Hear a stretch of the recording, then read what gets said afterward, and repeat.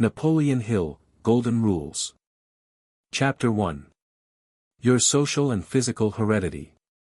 Your parents made you what you are, physically, but you can make yourself what you will, mentally. You and every other human being are the sum total of just two things, heredity and environment. You inherited certain physical tendencies and qualities from your parents.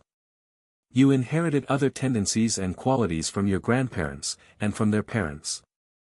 The size of your body, the color of your hair and eyes, the texture of your skin, and certain other physical qualities of this nature you inherited. Consequently, much of your physical makeup is a result of causes beyond your control. Those qualities which were wished upon you, through your physical heredity, are, for the most part, qualities which you cannot change very materially. However, it is another matter when you come to those qualities which you have developed out of your environment, or through what is called social heredity. You can change these qualities at will. Those which you developed before the age of 10 years will, of course, be much harder to modify or change because they are deeply set, and you will find it hard to exercise sufficient willpower to change them. Every sense impression which reaches your mind, from the moment of your birth, through any of the five senses, constitutes a part of your social heredity. The songs you sing or hear sung, the poems you read, the books you study, the sermons you listen to, the sights you see, all constitute a part of your social heredity. Probably the most influential sources from which you absorb the tendencies which constitute your personality are these: first, the teachings which you receive at home, by your parents; secondly, your teachings at church or Sunday school; thirdly, your teachings in public or private schools; fourthly, the daily newspapers and monthly magazines and your other reading. You believe as you do, regarding every subject, as a result of the sense impressions which have reached your mind. Your belief may be false or correct, according to the soundness or unsoundness, truth or falsity, of those sense impressions. If, in the process of your schooling, you have been taught how to think accurately, how to overcome prejudices which attach to race, creed, politics, and the like, how to see that nothing but facts impress themselves on your mind, how to keep away all sense impressions which do not arise out of truth, you are very fortunate, because you will be able to extract from your environment that which you can use to best advantage in developing your personality into exactly that which you want it to be. Physical heredity is something that cannot be altered to any very great extent, but social heredity can be changed, and the new ideas can be made to take the place of the old, the truth to take the place of falsehood. A small, weak body may be made to house a great mind by properly directing that mind through social heredity. On the other hand, a strong physical body may house a weak, inactive mind through the same cause. The mind is the sum total of all sense impressions which have reached the brain, therefore, you can see how important it is that these sense impressions arise out of truth, how important it is that they be kept free from prejudice, hatred, and the like. The mind resembles a fertile field. It will produce a crop according to the nature of the seed that is sown in it, through the sense impressions which reach it. By controlling four sources, the ideal of a nation or a people can be completely changed, or even supplanted by a new ideal, in one generation. These four sources are: 1. The home teachings, 2. The church teachings, 3. The public school teachings, and 4. The news, papers, magazines, and books. Through these four sources, any ideal, thought, or idea can be forced upon the child so indelibly that the results would be hard, if not impossible, to erase or change in afterlife. Summarizing, we believe it worthwhile to repeat, in a few words, the two chief points made, namely: first, any ideal or habit which is intended to become a permanent fixture in a human being must be planted in his or her mind in early childhood, through the principle of social heredity. An idea so planted becomes a permanent part of that person and remains with him or her throughout life, excepting in very rare instances, where stronger influences than those which planted the idea tend to counteract or erase it. This principle is called social heredity, because it constitutes the medium through which the dominating qualities of a person are planted and developed out of all those sense impressions which reach the mind out of one's environment, through the five senses, as separate and distinct from those physical qualities which are inherited from the parents. Second, One of the most important fundamental principles of psychology, through which the human mind functions, is the tendency of the mind to want that which is withheld, prohibited, or hard to acquire. The moment you remove an object out of reach of a person, that moment you set up in that person's mind a desire for that object. The moment you forbid a person to do a thing, that moment that person strongly desires to do the very thing it has been forbidden to do. The human mind resents being forced to do anything. Therefore, to plant an idea in a person's mind in such a way that it will remain there permanently, it must be so presented that the person welcomes it and readily accepts it. All competent salesmen are familiar with this principle, and practice the habit of so presenting the merits of their services, goods, or wares, that the prospective buyer is scarcely aware that the ideas he is forming are not originating in his own mind. These two principles are worthy of consideration by all who would become leaders in any worthwhile undertaking, because all successful leadership depends upon their use. Whether you are selling goods, practicing medicine or law, preaching sermons, writing books, teach school, or managing commerce and industry, you will find your ability greatly augmented by studying, understanding, and using these two principles through which the human mind may be reached. You are the sum total of just two factors, heredity and environment. You can't help how you were born, but you can build up your strong traits and overcome your weak ones. And you can change your environment, your thoughts, your purpose, your life aim. It's up to you. Do you want to? Then you can. Napoleon Hill, Golden Rules. 2. Autosuggestion. The term autosuggestion simply means self-suggestion, tie-in which one deliberately makes to oneself.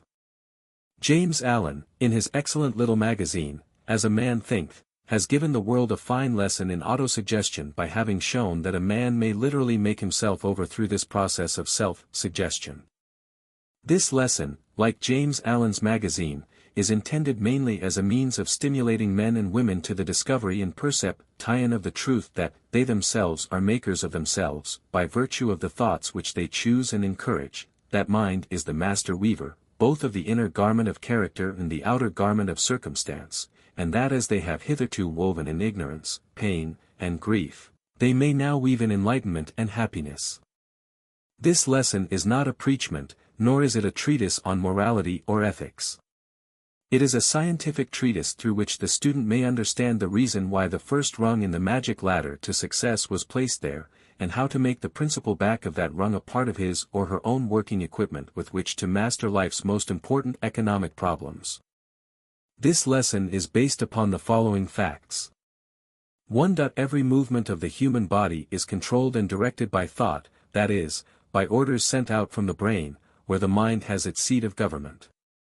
2. The mind is divided into two sections, one being called the conscious section, which directs our bodily activities while we are awake, and the other being called the subconscious section, which controls our bodily activity while we are asleep.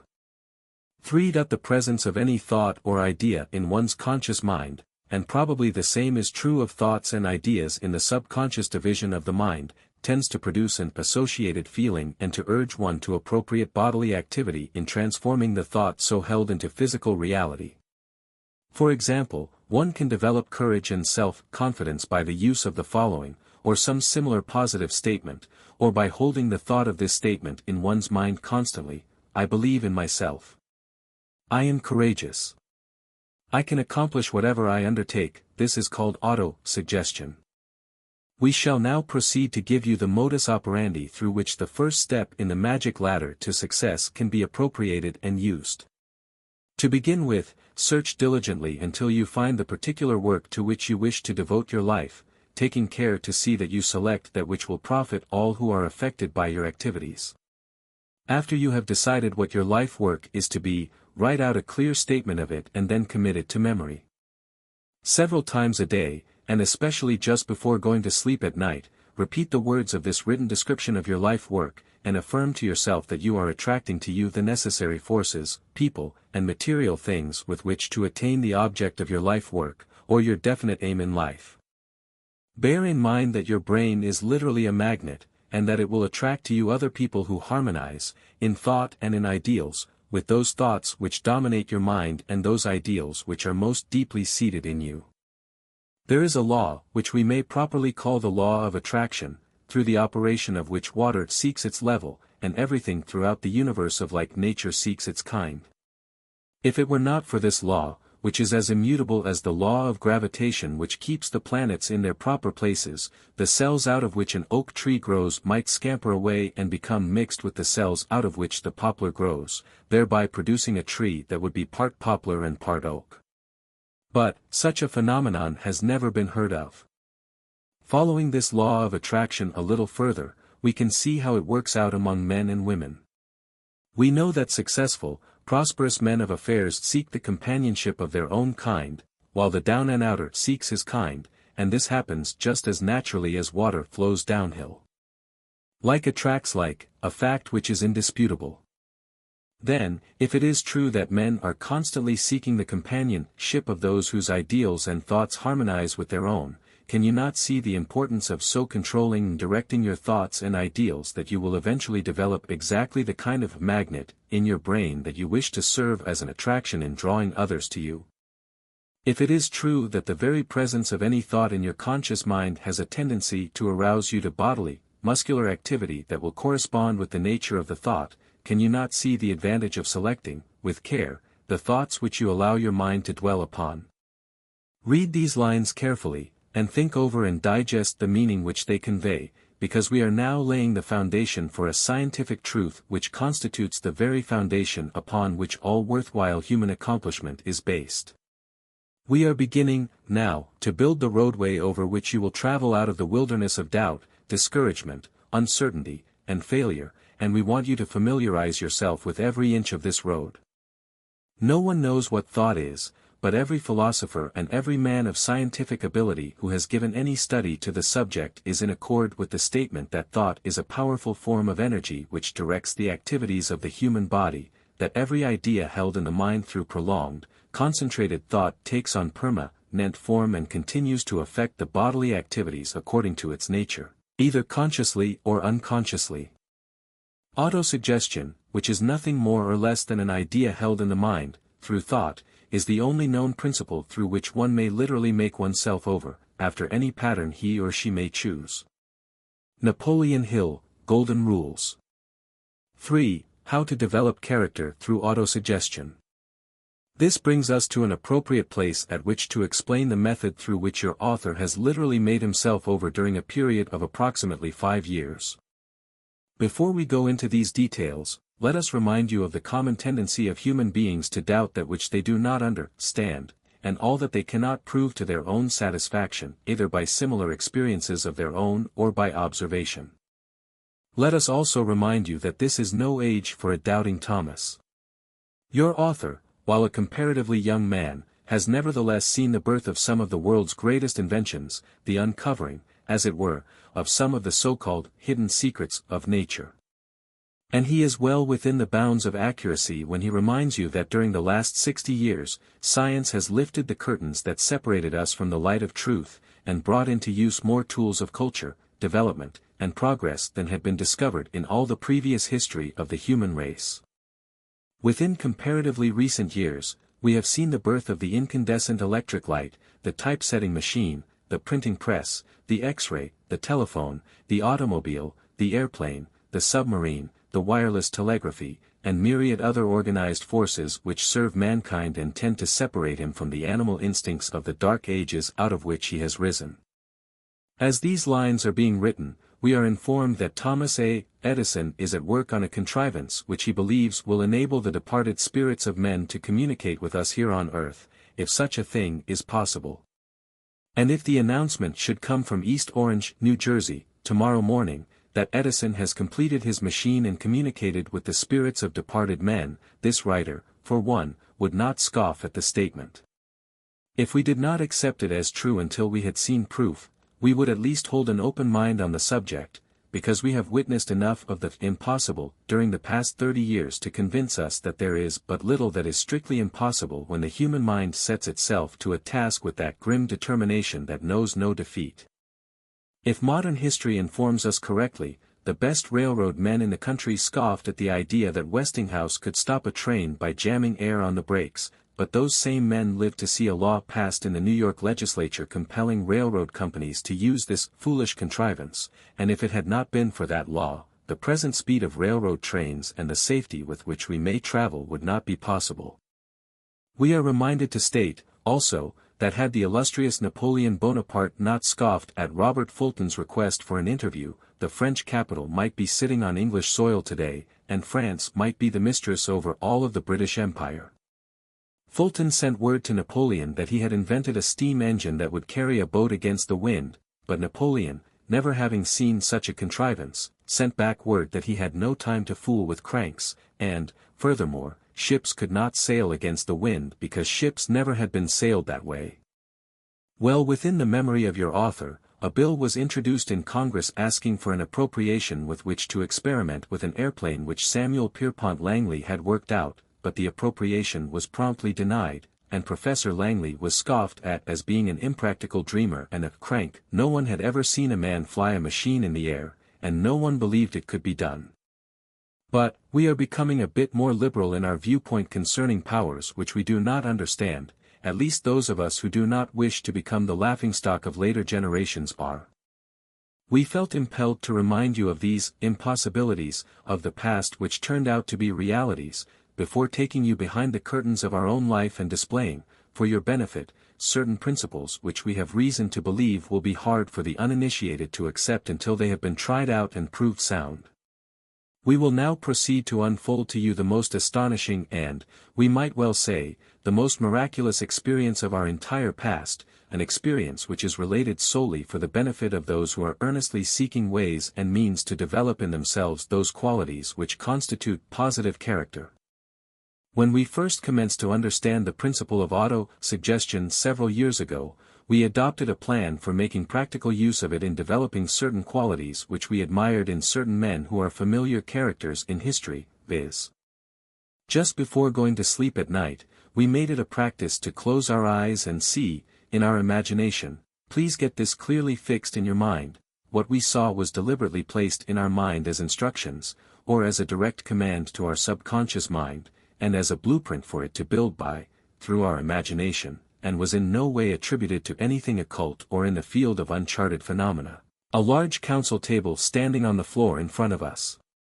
We then pictured, in our imagination, certain men seated around that table, those men from whose characters and lives we wished to appropriate certain qualities to be deliberately built into our own character, through the principle of autosuggestion. For example, some of the men whom we selected to take an imaginary place at the imaginary council table were Lincoln, Emerson, Socrates, Aristotle, Napoleon, Jefferson, Elbert Hubbard, the man from Galilee, and Henry Ward Beecher, the well-known English orator.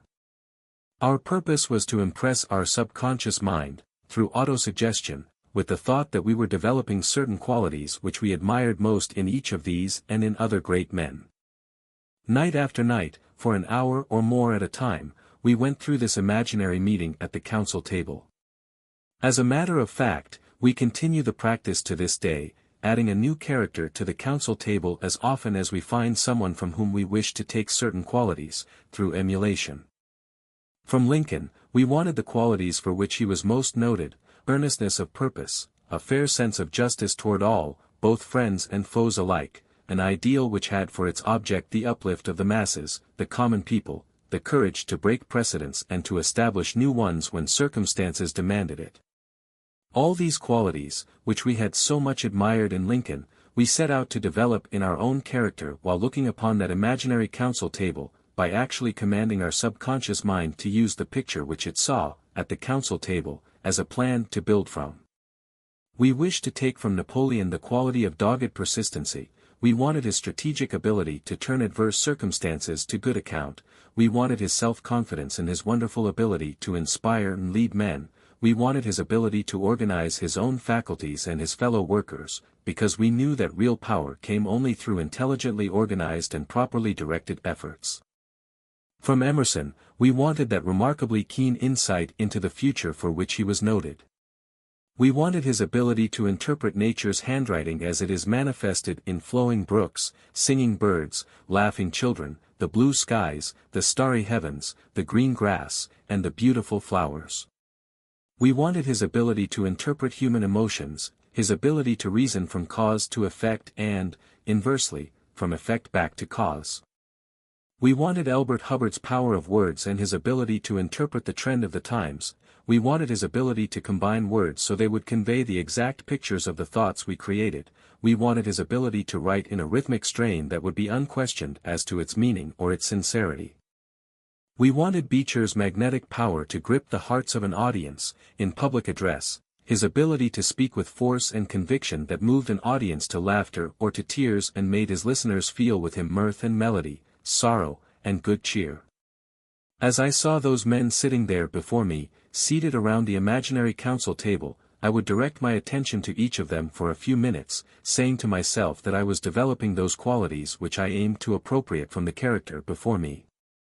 If you have tears of grief to shed for me, on account of my ignorance in going through this imaginary role of character building, get ready to shed them now. If you have words of condemnation to utter against my practice, utter them now. If you have a feeling of cynicism which seems to strive for expression in the nature of a scowling face, give expression to it now, because I am about to relate something which ought to, and probably will, cause you to stop, look, and reason. Up until the time that I began these imaginary council meetings, I had made many attempts at public speaking, all of which had been dismal failures. The very first speech I attempted to deliver after a week of this practice, I so impressed my audience that I was invited back for another talk on the same subject, and from that day until the time of the writing of these lines, I have been constantly improving. Last year, the demand for my services as a public speaker became so universal that I toured the greater portion of the United States, speaking before the leading clubs, civic organizations, schools, and specially arranged meetings. In the city of Pittsburgh, during the month of May, 1920, I delivered the Magic Ladder to Success before the Advertising Club. In my audience were some of the leading businessmen of the United States, officials from the Carnegie Steel Company, the H.J. Heinz Pickle Company, the Joseph Horn Department Store, and other great industries of the city. These men were analytical men. Many of them were college and university graduates. They were men who knew when they heard something that was sound. At the close of my address, they gave me what several members of the audience afterward told me was the greatest ovation ever given a speaker before that club.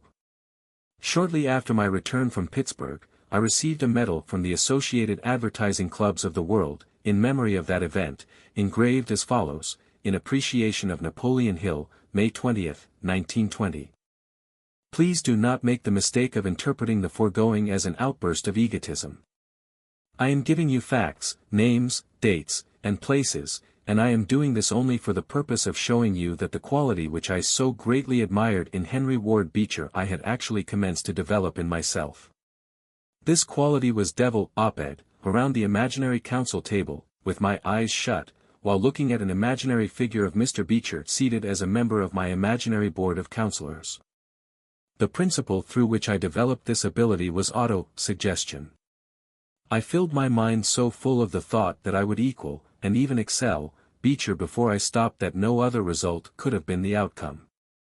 Nor is this the end of my narrative, a narrative which, by the way, the hundreds of thousands who know me now, located in nearly every city, town, and hamlet throughout the United States, can corroborate.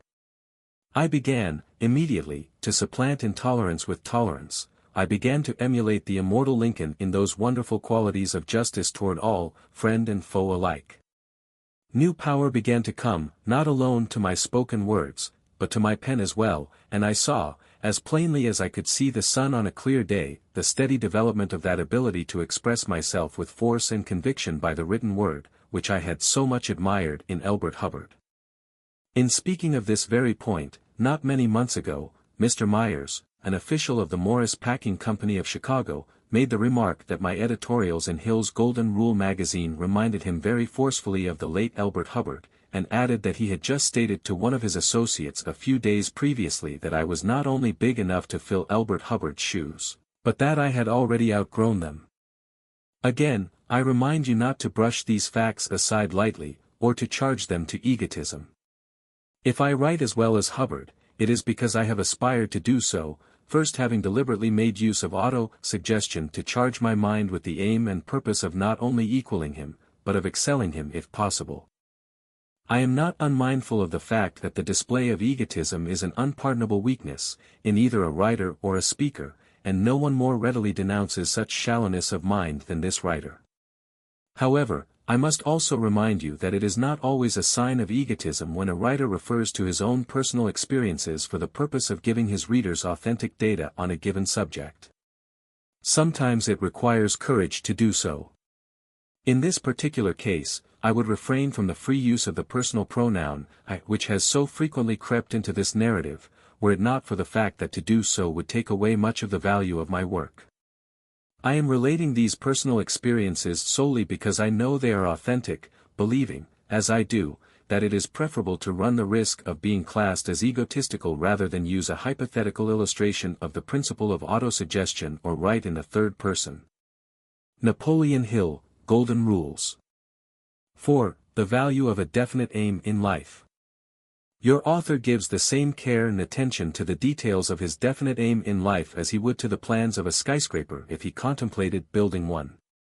Your achievement in life will be no more definite than were the plans by which you attained your objective. A little more than a year and a half prior to the writing of these lines, I revised my written statement of my definite aim in life, changing the paragraph headed Income to read as follows. I will earn $100,000 a year because I will need this sum to carry on the educational program which I have outlined for my School of Business Economics.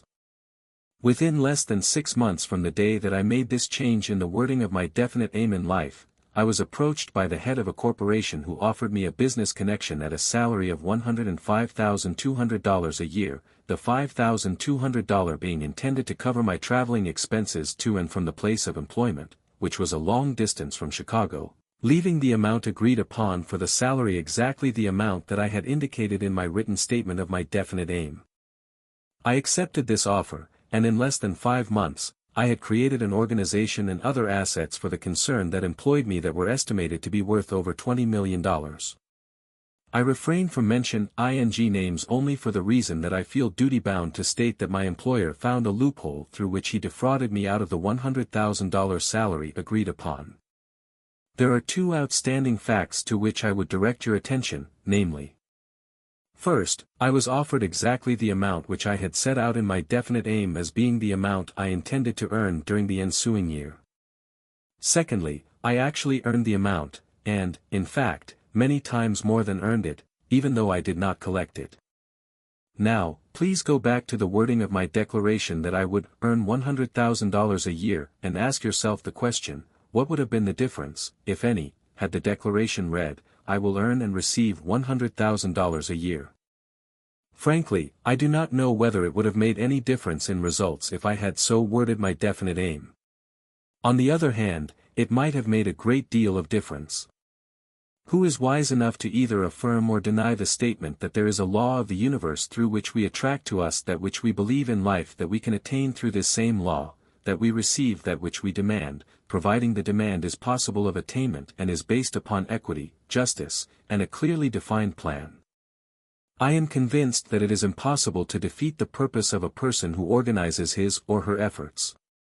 Out of such organization, your author has attained, with astounding speed, the position in life to which he aspired, and he knows anyone else can do the same. In my public addresses during the past 12 months, I suppose I have stated it as my opinion, at least 1,000 times, that the person who takes the time to build a definite plan that is sound and equitable, that benefits all whom it affects, and then develops the self-confidence to carry it through to completion cannot be defeated. I have never been accused of being overly credulous or superstitious.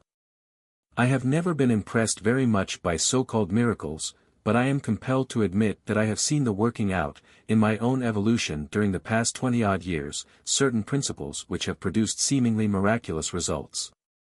I have watched the development and unfoldment of my own mind, and while I ordinarily am not very deeply impressed by any miracle, the cause of which I cannot trace, I must admit that much has happened in the development of my own mind which I cannot trace back to original cause. This much I do know, however, I know that my outward bodily action invariably harmonizes with and corresponds to the nature of the thoughts which dominate my mind, the thoughts which I permit to drift into my mind, or those which I deliberately place there with the intention of giving them domination over my bodily activities. My own experience has proved conclusively that character need not be a matter of chance. Character can be built to order just the same as a house can be built to correspond to a set of previously drawn-up plans. My own experience has proved conclusively that a man can rebuild his character in a remarkably short length of time, ranging all the way from a few weeks to a few years, depending upon the determination and the desire with which he goes at a task. Happiness is the only good. The place to be happy is here. The time to be happy is now. The way to be happy is to help make others so. Robert G. Ingersoll. A few months before I began these lessons on applied psychology, I had an experience which gained considerable attention among the interested parties here in the city of Chicago.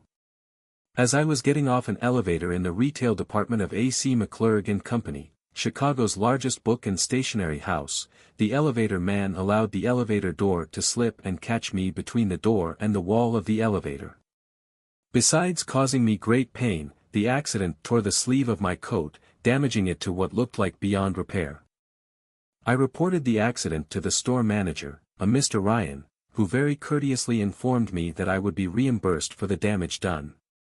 After a time, the insurance company sent out its agent, looked my coat over, and paid me $40 for the damage. After the settlement was made and all parties concerned were satisfied, I took the coat to my tailor, and he made such a neat repair that one could not tell where the coat was torn. The tailor's bill was $2. I had $38 that did not belong to me, yet the insurance company was satisfied, mainly, I suppose, because it got off by paying for less than half the cost of a new suit. A.C. McClurg and Company was satisfied because my damage had been made good by their insurance company, and the affair had cost them nothing. But I was not satisfied. There were many purposes for which I could use that $38. Legally, it belonged to me, I was in possession of it, and there was no one to ever question my right to it or the means by which I acquired it. Had the insurance company known that the suit could have been so neatly repaired, it probably would have demurred against paying such a large bill, but the question of how the repair would turn out was one that could not be determined in advance. I argued with my conscience for that $38, but it would not permit me to keep it, so I finally compromised by handing back half of the amount and keeping the other half, on the theory that I had lost considerable time in bringing about the adjustment, and also on the theory that the repair might show up the defective part of the garment later on. I had to stretch matters considerably in my own favor before I felt justified in keeping more than the actual cost of the repairs. When I handed back the money, the representative of McClurg and Company suggested that I just keep the money and forget it, to which I replied, "That's just the trouble, I would like to keep it, but I couldn't forget it." There was a sound reason why I handed back that $20. That reason had nothing to do with ethics or honesty. It had nothing to do with the rights of A.C. McClurg and Company or of the insurance company that was protecting McClurg and Company. In arriving at my decision to hand back the money, I never took into consideration either McClurg or the insurance company. They were entirely out of the transaction because they were satisfied. What I really took into consideration was my own character, knowing as I did that every transaction was influencing my moral fiber, and that character is nothing more or less than the sum total of one's habits and ethical conduct. I knew that I could no more afford to keep that $20 without first having earned the right to it than an apple merchant could afford to place a rotten apple in a barrel of sound ones prior to storing the barrel away for the winter. I gave back the $20 because I wanted to convince myself that no material could find its way into my character, with my knowledge, except that which I knew to be sound. I gave back the money because it offered a splendid opportunity for me to test myself and ascertain whether or not I possessed that brand of honesty which prompts a man to be honest for the sake of expedience, or that deeper, nobler, and more worthy brand which prompts a man to be honest that he may grow stronger and more able to render his fellow men service that grows out of a desire to be all that he tells the other man to be. I am convinced that if a man's plans are based upon sound economic principles, if they are fair and just to all whom they affect, and if the man, himself, can throw behind those plans the dynamic force of character and belief in self that grows out of the transactions which have always satisfied his own conscience, he will ride on to success, with and by the aid of a tremendous current of force which no power on earth can stop, nay, a force which but few can correctly interpret or understand. Power is organized knowledge that is controlled and directed to ends that are based upon justice and equity to all who are affected. There are two classes of human power. One is attained through the organization of the individual faculties, and the other is attained through the organization of individuals who work harmoniously to a common end. There can be no power except through intelligently directed organization. You cannot organize your individual faculties except through the use of the principle of autosuggestion, for the simple reason that you cannot vitalize or give dynamic force to your faculties, your emotions, your intellect, your reasoning powers, or your bodily functions, without collecting all of these together, correlating them, and working them into a plan. No plan, great or small, can be developed in your mind except through the principle of autosuggestion. The mind resembles a rich garden spot in that it will grow a crop of outward, physical, bodily activity which corresponds exactly to the nature of the thoughts that dominate the mind, whether those thoughts are deliberately placed there and held until they take root and grow, or merely drift in as so many stragglers, taking up their abode without invitation. There is no escape from the effects of one's dominating thoughts. There is no possibility of thinking of failure, poverty, and discouragement and at the same time enjoying success, wealth, and courage. You can choose that which holds the attention of your mind, therefore, you can control the development of your character, which, in turn, helps to determine the character of people whom you will attract to you. Your own mind is the magnet which attracts to you those with whom you associate most closely, the station in life you hold. Therefore, it is within your province to magnetize that mind only with thoughts that will attract the sort of people with whom you wish to associate and the station in life to which you are willing to attain. Autosuggestion is the very foundation upon which and through which an attractive personality is built, for the reason that character grows to resemble the dominating thoughts that help in the mind, and these, in turn, control the action of the body. When you make use of the principle of autosuggestion, you are painting a picture or drawing a plan for your subconscious mind to work by. After you learn how to properly concentrate or fix your attention on this process of plan building, you can reach your subconscious mind instantly, and it will put your plans into action. Beginners must repeat over and over again the outline of their plans before the subconscious mind will take over the plans and transform them into reality. Therefore, be not discouraged if you do not get results on the spur of the moment. Only those who have attained mastership can reach and direct their subconscious mind instantaneously. In closing this lesson, let me remind you that back of this principle of autosuggestion is one important thing which you must not overlook, and that is strong, deeply seated, highly emotional desire. Desire is the very beginning of mind operation. You can create in the physical reality practically anything you can desire with deep, vitalized emotion. Deep desire is the beginning of all human accomplishments. Auto-suggestion is merely the principle through which that desire is communicated to your subconscious mind. Probably you do not have to go outside of your own experience to prove that it is comparatively easy to acquire that which one strongly desires. Next time, we will take up the subject of suggestion and show how to use your dynamic, attractive personality after you have developed it through autosuggestion. Suggestion is the very foundation of all successful salesmanship. Napoleon Hill, Golden Rules. 5. Suggestion. In the previous lesson, we learned the meaning of auto-suggestion and the principles through which it may be used. Autosuggestion means self-suggestion. We now come to our next principle of psychology, which is as follows. Suggestion is a principle of psychology through the correct use of which we may influence, direct, and control the minds of others. It is the chief principle used in advertising and salesmanship. It is the principle through which Mark Antony swayed the Roman mob in that wonderful speech outlined in The Psychology of Salesmanship, by Napoleon Hill. Suggestion differs from autosuggestion in only one way: we use it to influence the minds of others, while we use autosuggestion in influencing our own minds. Suggestion is one of the most subtle and powerful principles of psychology. Science has proved that through the destructive use of this principle, life may be actually extinguished, while all manner of disease may be eliminated through its constructive use. On numerous occasions, I have demonstrated the remarkable power of suggestion in the following manner, before my classes in applied psychology. Taking a 2-ounce bottle labeled oil of peppermint, I make a brief explanation that I wish to demonstrate the power of smell. Then, holding the bottle in front of my class so all may see it, I explain that it contains oil of peppermint, and that a few drops of it poured on a handkerchief which I hold in my hand will penetrate the farthest end of the room in about 40 seconds.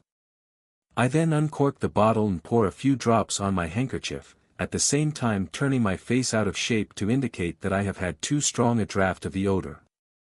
I then request the members of the class to hold up their hands as fast as they get the first whiff of the odor of the peppermint.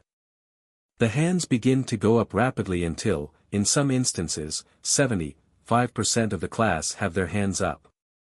I then take the bottle, drink the contents slowly and complacently, and explain that it contained pure water.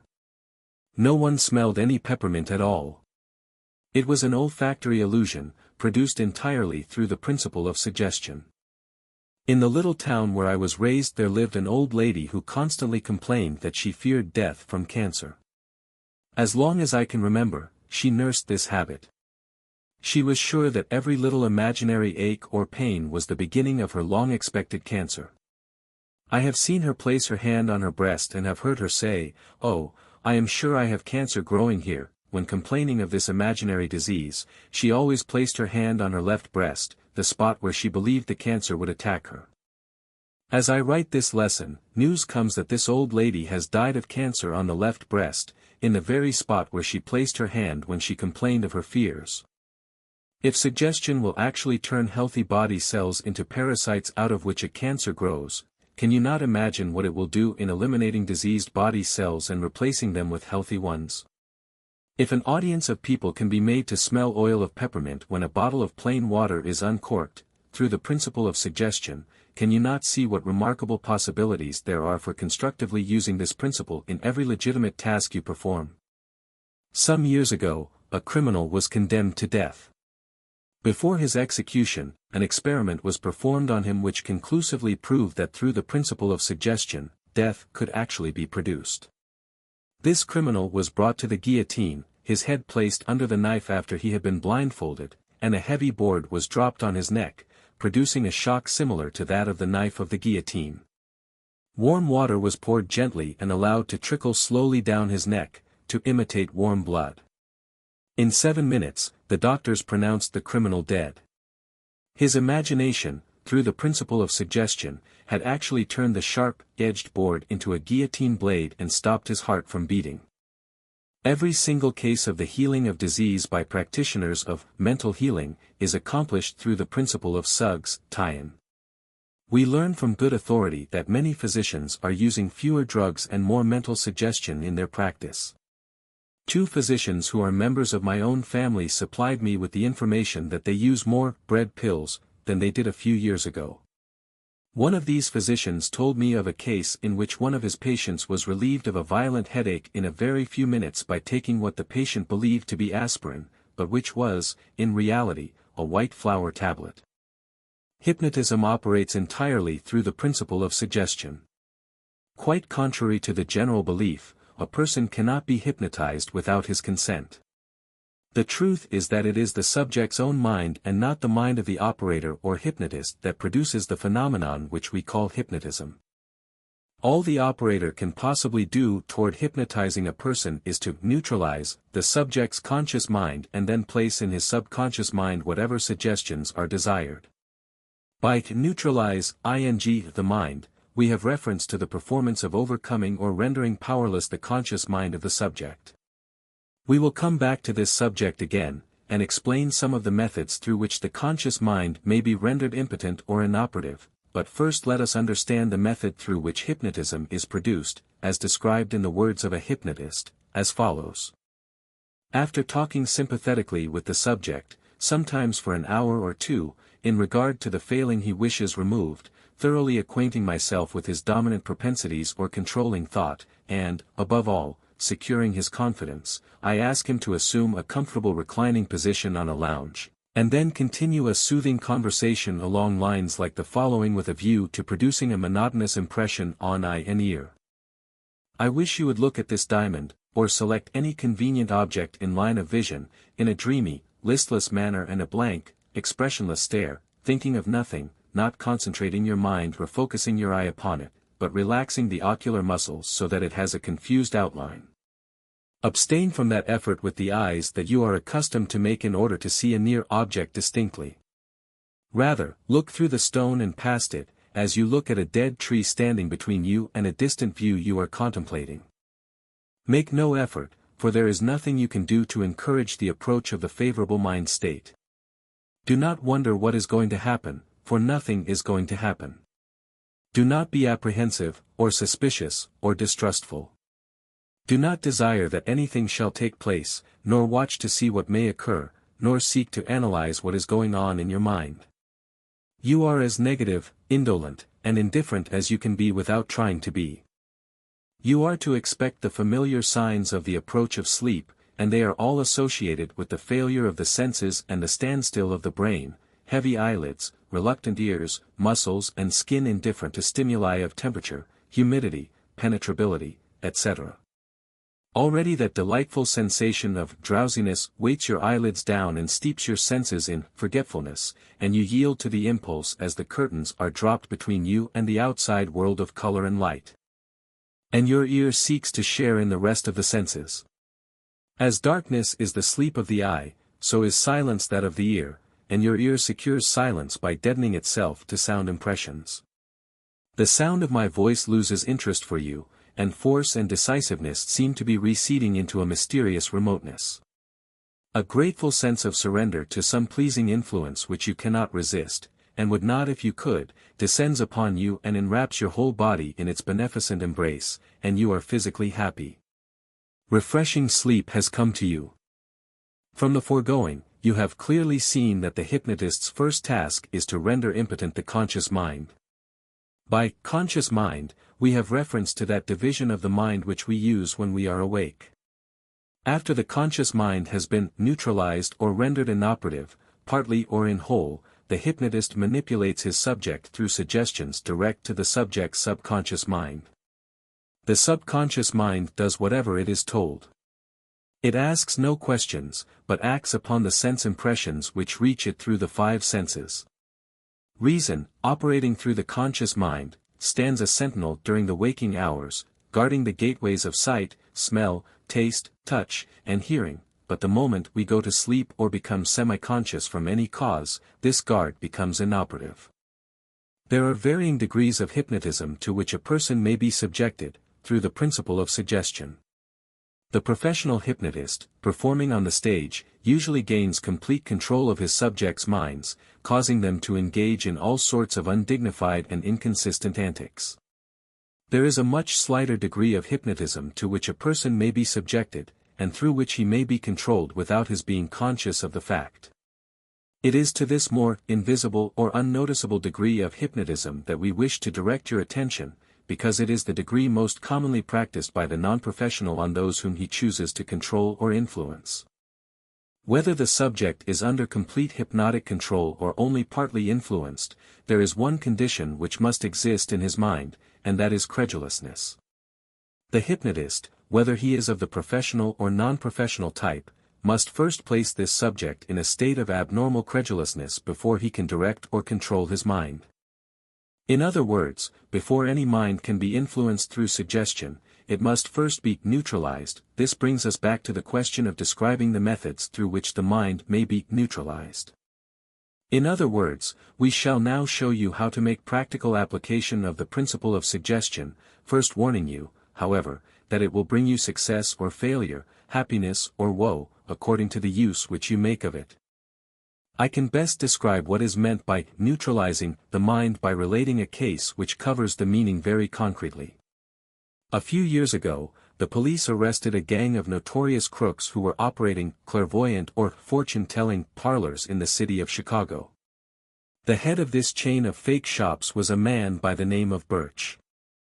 The scheme was to meet superstitious, credulous people of means who came to these shops to have their fortunes told and, by a series of mind manipulations which I will describe, to defraud them out of their money. The seeress, or woman in charge of one of these fake fortune-telling shops would learn the secrets of her patrons, the extent of their finances, of what their wealth consisted, and all other necessary data.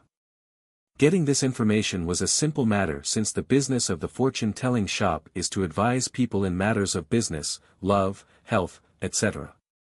Suitable victims were located in this manner and the information gathered and passed on to the head of the clairvoyant trust, Mr. Birch.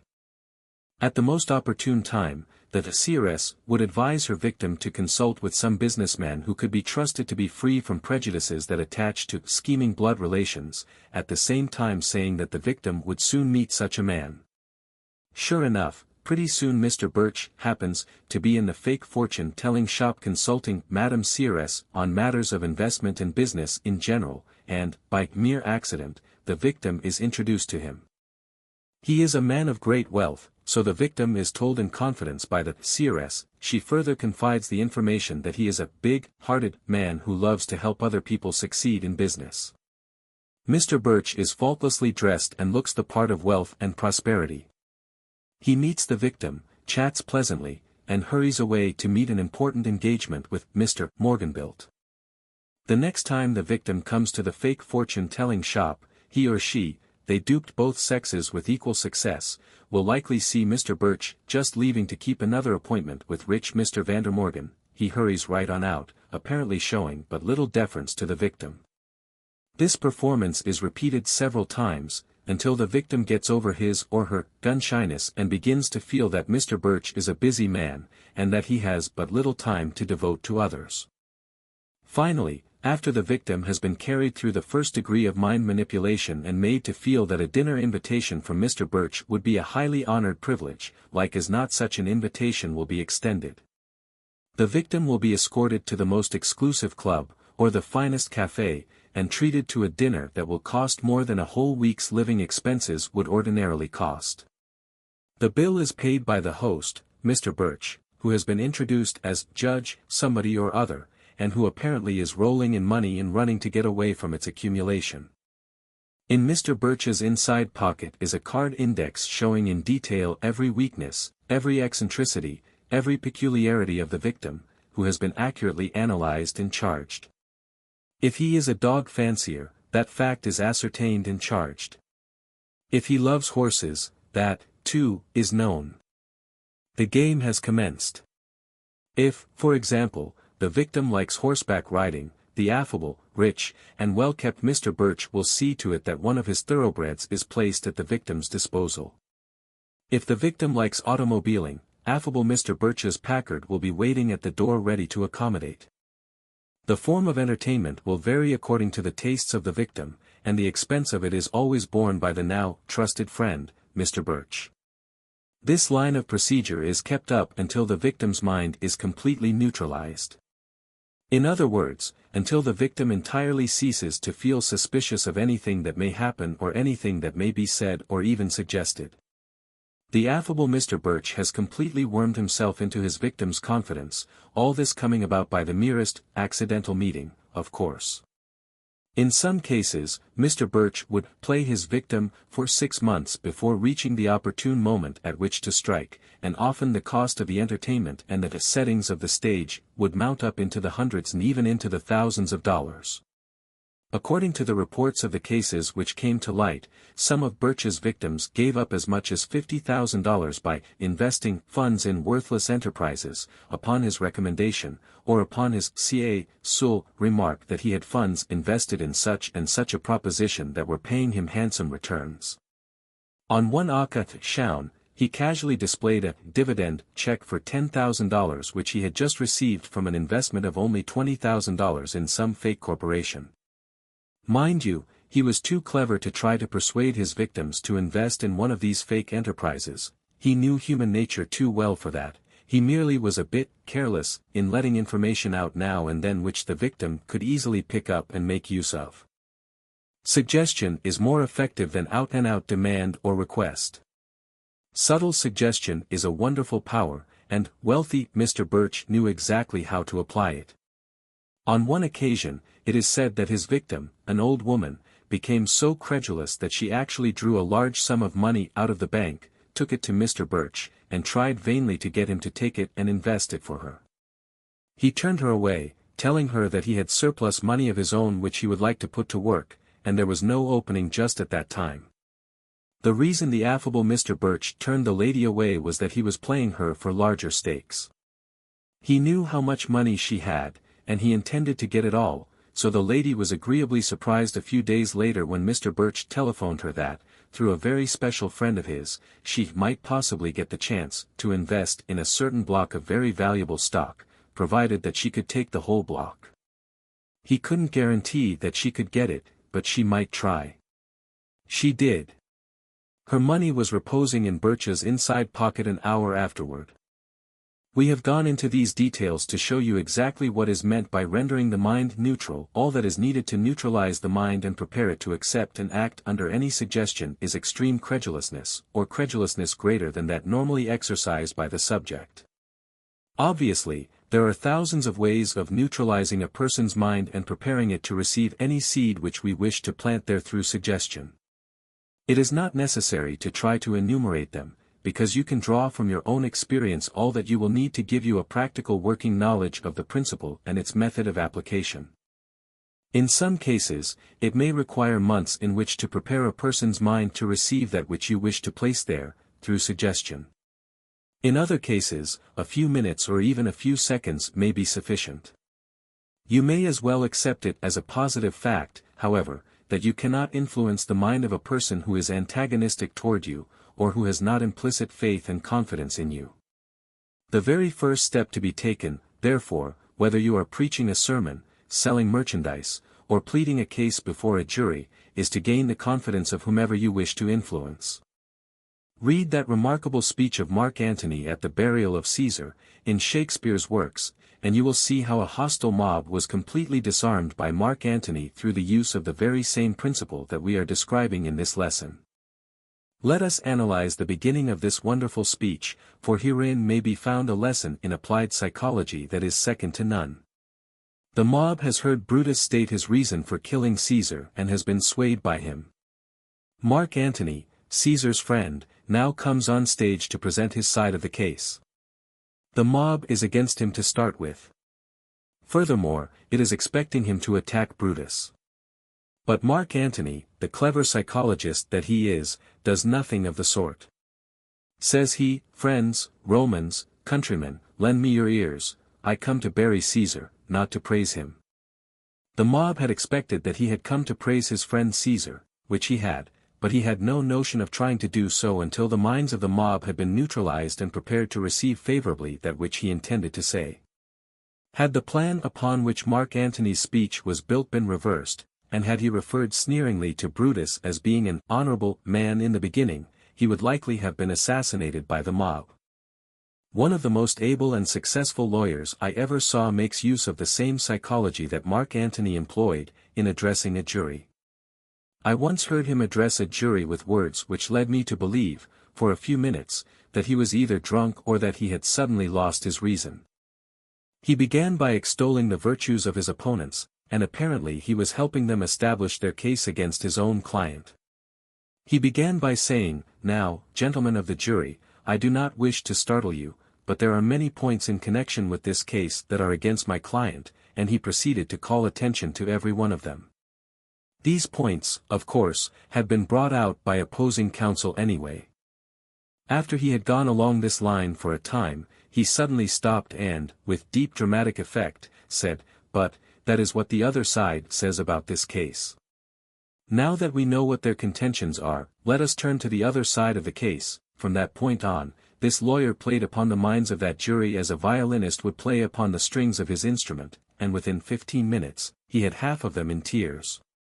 At the end of his speech, he dropped into his seat, apparently overcome with emotion.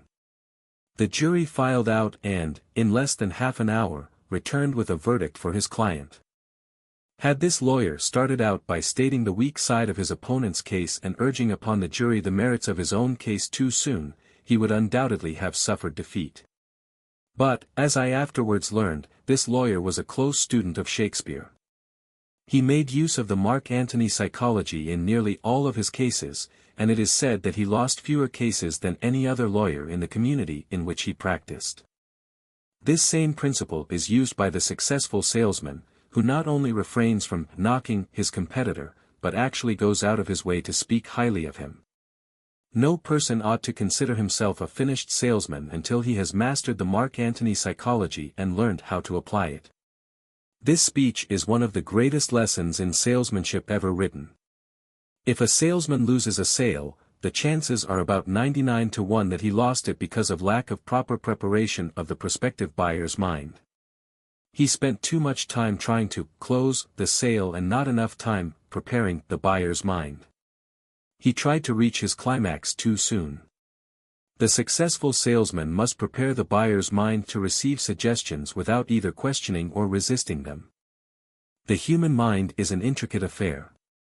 One of its characteristics is the fact that all impressions which reach the subconscious division are recorded in groups which harmonize and which are apparently closely related. When one of these impressions is called into the conscious mind, there is a tendency to recall all of the others with it.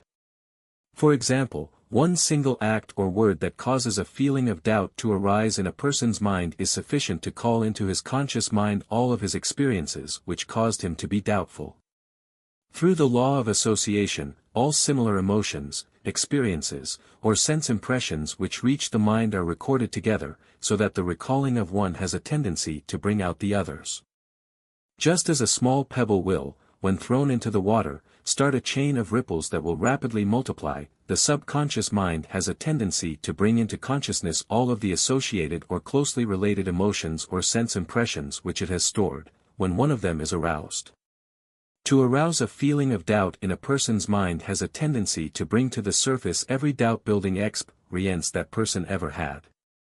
That is why successful salesmen endeavor to keep away from subjects that may arouse the buyer's chain of doubt impressions. The able salesman has long since learned that to knock a competitor may result in bringing to the buyer's conscious mind certain negative emotions which may make it impossible for the salesman to neutralize his mind. This principle applies to and controls every emotion and every sense impression that is lodged in the human mind. Take the feeling of fear, for example. The moment we permit one single emotion that is related to fear to reach the conscious mind, it calls with it all of its unsavory relations. A feeling of courage cannot claim the attention of our conscious mind while a feeling of fear is there. One must supplant the other. They cannot become roommates, because they do not harmonize. Every thought held in the conscious mind has a tendency to draw to it every other harmonious or related thought. You see, therefore, that those feelings, thoughts, and emotions which claim the attention of the conscious mind are backed by a regular army of supporting soldiers who stand ready to aid them in their work. Place in a man's mind, through the principle of suggestion, the ambition to succeed in any undertaking, and you will see that man's latent ability aroused and his powers automatically increased. Plant in your boy's mind, through the principle of suggestion, the ambition to become a successful lawyer, doctor, engineer, or businessman, and if you keep away all counter-influences, you will see that boy reach the desired goal. It is much easier to influence a child through suggestion than it is an adult, for the reason that in the mind of a child, there are not so many opposing influences to break down in the process of neutralizing the mind, and he is naturally more credulous than an older person. In the principle of suggestion lies the great roadway to success in the organization and management of men. The superintendent, foreman, manager, or president of an organization who fails to understand and use this principle is depriving himself of the most powerful force through which to influence his men. One of the most able and efficient managers that I ever knew was a man who never criticized one of his men. To the contrary, he constantly reminded them of how well they were doing. He made a practice of going among his men, stopping here and there to lay a hand on a man's shoulder and compliment him on the manner in which he was improving. It made no difference how poor a man's work was, this manager never reprimanded him. By constantly placing in the minds of his men, through the principle of suggestion, the thought that they are improving, they caught the suggestion and were promptly and effectively influenced by it. One day, this manager stopped by the workbench of a man whose record showed that his work was decreasing in quantity. The man was working on piecework. Laying his hand on this man's shoulder, he said, "Jim, I believe you are doing much better work than you were last week. You seem to be setting the other boys a lively pace. I'm glad to see this. Go to it, my boy, I'm with you to the end." This happened about 1 o'clock in the afternoon. That night, Jim's tally sheet showed that he had actually turned out 25% more work than he had done the day before. If any man doubts that wonders can be performed through the principle of suggestion, it is because he has not given enough time to the study of the principle to understand it. Have you not noticed that the friendly, enthusiastic, breezy, talkative, hail fellow well met type of person gets along better than the more sedate as a leader of men in any undertaking? Surely you must have noticed that the grouchy, sullen, non-communicative sort of person never succeeds in attracting people to him or in influencing them to do his bidding. The principle of suggestion is at work constantly whether we are aware of it or not. Through this principle, which is as immutable as the law of gravitation, we are constantly influencing those around us and causing them to absorb the spirit which we radiate and to reflect this spirit in everything they do.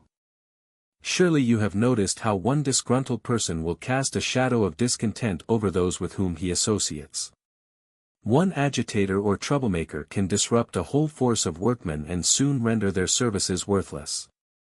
On the other hand, one cheerful, optimistic, loyal, and enthusiastic person will influence a whole organization and inoculate it with the spirit which he manifests. Whether we know it or not, we are constantly passing on to others our own emotions, feelings, and thoughts. In most instances, we are doing this unconsciously. In our next lesson, we shall show you how to make conscious use of this great principle of suggestion, through the law of retaliation. In the next lesson, we shall show you how to neutralize the mind and how to get people to work in complete harmony with you, through application of the principle of suggestion. In this lesson, you have learned something about one of the major principles of psychology, which is suggestion. You have learned that there are 2 steps to be taken in manipulating this principle, as follows. First, you must neutralize the subject's mind before you can influence it through thoughts which you wish to plant there, through suggestion. Second, to neutralize a mind, you must produce in it a state of credulousness greater than that normally maintained by the subject. Fortunate is the person who controls his egotism and his desire for self-expression to the extent that he is willing to pass his own ideas on to others without insisting on reminding them as to the source of those ideas.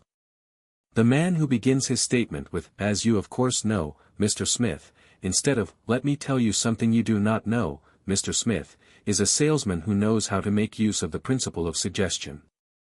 One of the cleverest and most able salesmen I ever knew was a man who rarely took credit for any information that he passed on to his prospective buyers. It was always, "As you of course already know, so and so." The very effort which some people make to impress us with their superior knowledge acts as a negative barrier that is hard to overcome in the process of rendering our minds neutral, instead of neutralizing our minds. Such people antagonize us and make impossible the operation of the principle of suggestion in influencing us. As a befitting climax for this lesson, I shall quote an article written by Dr. Henry R. Rose, entitled "The Mind Doctor at Work." This is the clearest elucidation on the subject of suggestion that I have ever seen, and fully substantiates all that I have discovered in my research on this subject. This article, within itself, constitutes the finest lesson on suggestion that I have ever seen. "If my wife dies, I will not believe there is a God." His wife was ill of pneumonia. This is the way he greeted me when I reached his home. She had sent for me. The doctor had told her she could not recover. She had called her husband and 2 sons to her bedside and bidden them goodbye. Then he asked that I, her minister, be sent for. I found the husband in the front room sobbing and the sons doing their best to brace him up. I went in to see his wife. She was breathing with difficulty, and the trained nurse told me she was very low. I soon found that Mrs. N had sent for me to look after her 2 sons after she was gone. Then I said to her, "You mustn't give up. You are not going to die. You have always been a strong and healthy woman, and I do not believe God wants you to die and leave your boys to me or anyone else." I talked to her along this line and then read the 103rd Psalm and made a prayer in which I prepared her to get well rather than to enter eternity. I told her to put her faith in God and throw her mind and will against every thought of dying. Then I left her, saying that I would come again after the church service. This was on a Sunday morning. I called that afternoon. Her husband met me with a smile. He said that the moment I had gone, his wife called him and the boys into the room and said, "Dear, Rose says that I am going to get well, and I am." She did get well. But what did it? 2 things, suggestion on my part and confidence on her part.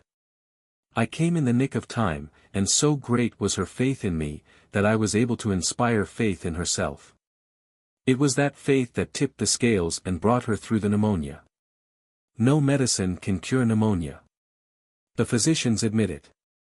There are cases of pneumonia that nothing can cure. We all sadly agree to that.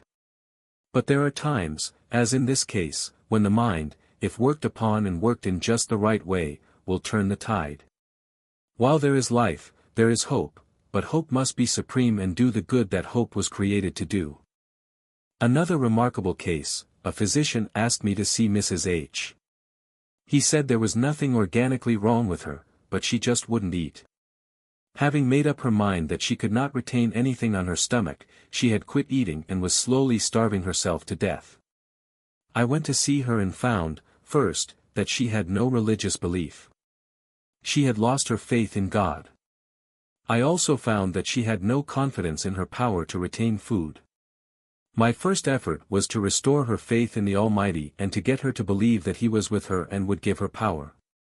Then I told her that she could eat anything. True, her confidence in me was great, and my statement impressed her. She began to eat from that day. She was out of her bed in 3 days, for the first time in weeks. She is a normal woman today. What did it? The same forces as in the preceding case, outside suggestion and inward confidence. There are times when the mind is sick, and it makes the body sick. At such times, it needs a stronger mind to heal it by giving it direction and especially by giving it confidence in itself. This is called suggestion. It is transmitting your confidence and power to another, and with such force as to make the other believe as you wish and do as you will. It need not be hypnotism. You can get wonderful results with the patient wide awake and perfectly rational. He must believe in you, and you must know the workings of the human mind in order to meet his arguments and questionings completely and banish them utterly from his thoughts. Each one of us can be healers of this sort and, thus, help our fellow men. It is now the duty of men and women to read some of the best books on the force of the mind and learn what amazing and glorious things the mind can do to keep people well or to restore their health. We see the terrible things that wrong thinking does to people, even going to such lengths as to make them positively insane.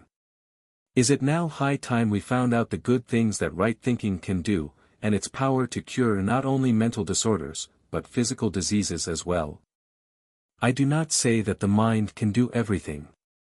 There is no reliable evidence that certain forms of real cancer have been cured by thinking or faith or any mental or religious process. If you would be cured of cancer, you must take it at the very beginning and treat it surgically. There is no other way, and I would feel myself a criminal if I led any reader to neglect the first symptoms of this awful malady by thinking to overcome them by mental suggestion. But the mind can do so much with so many types of human indisposition and disease that we ought to rely upon it more than we do. Napoleon during his campaign in Egypt went among his soldiers who were dying by the hundreds of the Black Plague. He touched one of them and lifted a second, to inspire the others not to be afraid, for the awful disease seemed to be spread as much by the imagination as in any other way. Goethe tells us that he himself went where there was malignant fever and never contracted it because he put forth his will. These giants among men knew something we are slowly beginning to find out, the power of autosuggestion. This means the influence we have upon ourselves by believing we cannot catch a disease or be sick. There is something about the operation of the automatic mind by which it rises above disease germs and bids defiance to them when we resolve not to let the thought of them frighten us, or when we go in and out among the sick, even the contagiously sick, without thinking anything about it. Imagination, certainly, will kill a man. There are authentic cases on record of men having actually died because they imagined they were cut with a knife across the jugular vein, when in reality, a piece of ice was used and water was allowed to drop so that they could hear it and imagine their blood was running out. They had been blindfolded before the experiment was begun. No matter how well you may be when you start for work in the morning, if everybody you meet should say to you, "How ill you look," it will not be long before you begin to feel ill, and if that thing keeps up all day, you will arrive home at night as limp as a rag and ready for a doctor. Such is the fatal power of imagination or autosuggestion. The first thing, then, is to remember what pranks your imagination can play upon you, and be on your guard. Do not allow yourself to think that awful things are the matter with you or are going to be the matter with you. If you do, you will suffer. Young medical students not infrequently think they have every disease they hear discussed or analyzed in the classroom. Some of them have imaginations so vivid that they actually come down with the disease. Yes, an imagined disease is perfectly possible and may be just as painful as a disease gotten in some other way. An imaginary pain is just as painful as any other kind of pain. No medicine can cure it. It must be removed by imagining it away. Dr. Schofield describes the case of a woman who had a tumor. They put her on the operating table and gave her anesthetics. Lo and behold, the tumor immediately disappeared. No operation was necessary. But when she came back to consciousness, the tumor returned. The physician then learned that she had been living with a relative who had a real tumor, and her imagination was so great that she had imagined this one upon herself. She was put on the operating table again, given anesthetics, and then she was strapped around the middle so that the tumor could not artificially return. When she revived, she was told that a successful operation had been performed, but that it would be necessary to wear the bandage for several days. She believed the doctor, and when the bandage was finally removed, the tumor did not return. No operation whatever had been performed. He had simply relieved her subconscious mind, and the imagination had nothing to work upon save the idea of health, and as she had never been really sick, of course she became normal. If what you think and brood upon can go so far as to produce an imitation tumor, do you not see how careful you should be never to imagine you have a disease of any kind? The very best way to cure your imagination is at night, just as you go to bed. In the night season, the automatic, subconscious, mind has everything its own way, and the thoughts you give it before your day's mind, conscious mind, goes to sleep will go on working it all through the night. This may seem a foolish statement, but prove it a true one by the following test. You want to get up at 7 o'clock in the morning or, say, some other hour than your regular one for rising. Now say to yourself on going to bed, "I must rise at 7 o'clock. Turn that thought over to your automatic mind with absolute confidence, and you will waken at 7 o'clock. This thing is done over and over again, and it is done because the subconscious self is awake all night, and when 7 o'clock comes, it taps you on the shoulder, so to speak, and wakes you up. But you must trust it. If you have the least doubt that you will not wake up, it is likely to interfere with the whole process. Faith in your automatic mechanism causes it to operate just as you direct it before you fall asleep. Here is a great secret, and it will help you overcome many a fault and deplorable habit. Tell yourself that you are through worrying, through drinking, through stammering, or whatever else you wish to quit, and then leave the job to the subconscious mind at night. Do this night after night, and mark, you will win. Summary. You have learned from this lesson that suggestion is the principle through which we may influence the minds and actions of others. We have learned that the mind will attract to it the object upon which it dwells most extensively. We have learned that the mind must be neutralized before it can be influenced by suggestion, and we have learned that before the mind can be neutralized, a state of credulousness greater than normal must exist. We have learned that hypnotism is nothing more than suggestion operating through a mind that has been neutralized. We have learned that suggestion will actually destroy body cells and develop disease, and that it will also restore body cells and destroy disease germs. We have learned that through the principle of suggestion, we can cause a large percentage of an audience to smell peppermint when, in reality, no such odor is within smelling distance. We have learned that confidence must be created in a person's mind before one can neutralize that mind. We have learned that human sympathy is a strong factor through which to build confidence, and that we can readily neutralize the mind of the person for whom we express full sympathy or love. We have learned that more desirable results can be obtained, through suggestion, by complimenting a workman and causing him to think well of himself than is possible through reprimand. We have learned the tremendous advantage of placing our ideas and thoughts in the minds of others in such a way as to make them feel that they are the originators. Napoleon Hill, Golden Rules. 6. The Law of Retaliation. This lesson brings us to a discussion of one of the most important major principles of psychology, the law of retaliation, as follows. The human mind resembles Mother Earth in that it will reproduce, in kind, that which is planted in it through the 5 physical senses. The preponderance of tendency upon the part of the mind is to retaliate in kind, reciprocating all acts of kindness and resenting all acts of injustice and unkindness. Whether acting through the principle of suggestion or autosuggestion, the mind directs muscular action that harmonizes with the sensory impressions it receives. Therefore, if you would have me retaliate in kind, you can do so by placing in my mind the sensory impressions or suggestions out of which you wish me to create the necessary appropriate muscular action. Injure or displease me, and like a flash, my mind will direct appropriate muscular action, retaliating in kind. In studying the law of retaliation, we are carried, to an extent, into what we might call the field of unknown mental phenomena, the field of physics. The phenomena discovered in this great field have not been reduced to a science, but again, let us bear in mind the fact that this shall not hinder us from making practical use of certain principles which we have discovered in this field, even though we cannot trace these principles back to first cause. One of these principles is that which we have stated above as our 4th general principle of psychology, namely, like attracts like. No scientist has ever satisfactorily explained this principle, but the fact still remains that it is a known principle. Therefore, just as we make intelligent use of electricity without knowing what it is, let us also make intelligent use of the principles of retaliation. It is an encouraging sign to see that modern writers are giving their attention more and more to the study of the law of retaliation. Some of them call it one thing, and some call it another, but all of them seem to agree on the chief fundamental of the principle as follows: like attracts like. The latest writer to turn her attention to this subject is Mrs. Woodrow Wilson. Her article follows. There seems to be a mental law to the effect that whatever generally occupies the mind is almost certain to take form in the objective. Each of us proves that in his own experience dozens of times. For instance, you may come across a word you are not familiar with.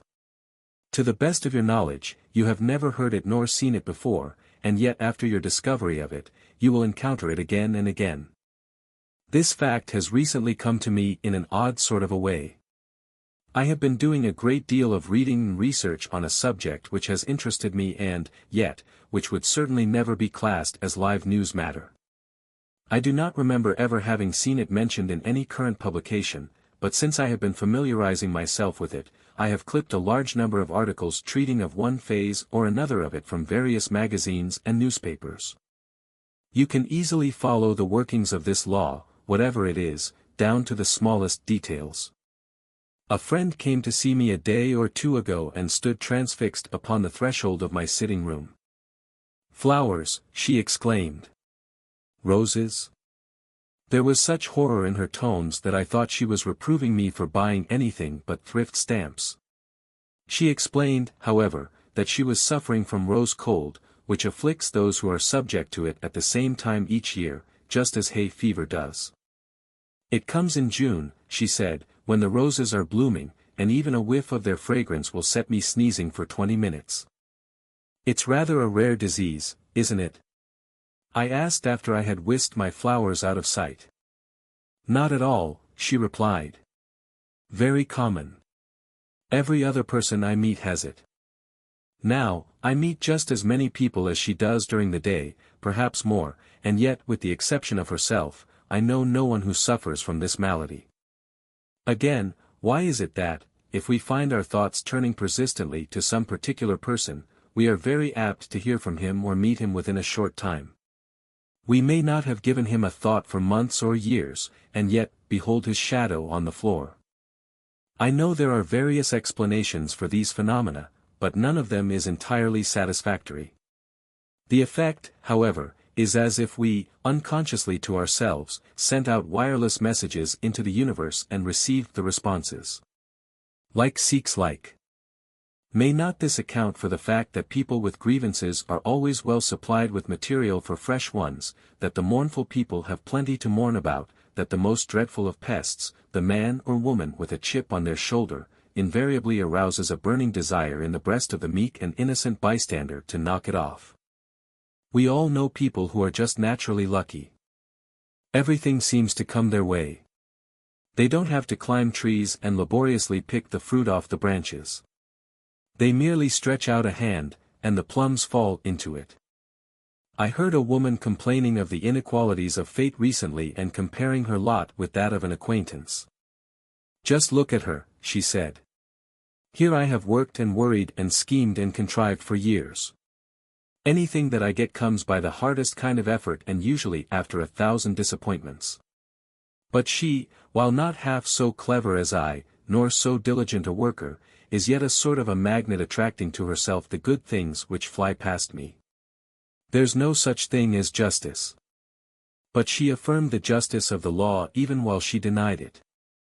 I know the lucky woman as well as I knew the unlucky one. The difference between the two was that one was always expecting the worst and preparing for it, and the other looked forward to agreeable and pleasant things. She took them as a matter of course and made them welcome. It was always the top o' the morning to her. There are days which are well known to all of us when everything goes wrong. There is certainly no malign power that is trying to thwart us and make us miserable, although it is often easier to believe so than to understand why one disturbing circumstance should follow another from early morn to dewy. One does not have to be a master of psychology to accept the truth of Mrs. Woodrow Wilson's article. It is a truth which we have all experienced, yet it is a truth to which most of us have attached little or no significance. It is in no spirit of irreverence that I place prayer, that mighty worker of miracles, in the great field of unknown phenomena. I am a firm believer in prayer. It has worked wonders for me, yet I know nothing whatsoever as to the first cause to which we appeal through prayer. I know this, however, that through consistent, persistent effort, prayer will break down all obstacles and force the seemingly unfathomable problems to give up their secrets. For 4 years, I prayed persistently for the truth that was wrapped up in what appeared to be an impenetrable secret in another's heart. The information I wanted was known to only one other person. The very nature of the information almost necessitated its being held inviolable forever. At about the end of the 4th year, I carried my prayers a step further than I had ever done before. I determined that I would shut my eyes and behold a picture of the exact information that I wanted. Strange as it may seem, I had hardly closed my eyes before the outlines of the picture began to trace themselves in my consciousness, and within 2 or 3 minutes, I had my answer. It seemed so strange to me that, at first, I believed what I had seen was nothing but a hallucination, but I did not have to wait long before I knew better. The next day, I met the person in whose heart the secret was locked, and I was told by that person that for 4 years some strange force had been tugging at her heartstrings, trying to induce her to tell me a story which she said she now wished to relate. In that story was the information that I wanted and for which I had prayed for 4 years. Some would tell us that divine power produced this remarkable result, while others would be inclined to explain it through mental telepathy.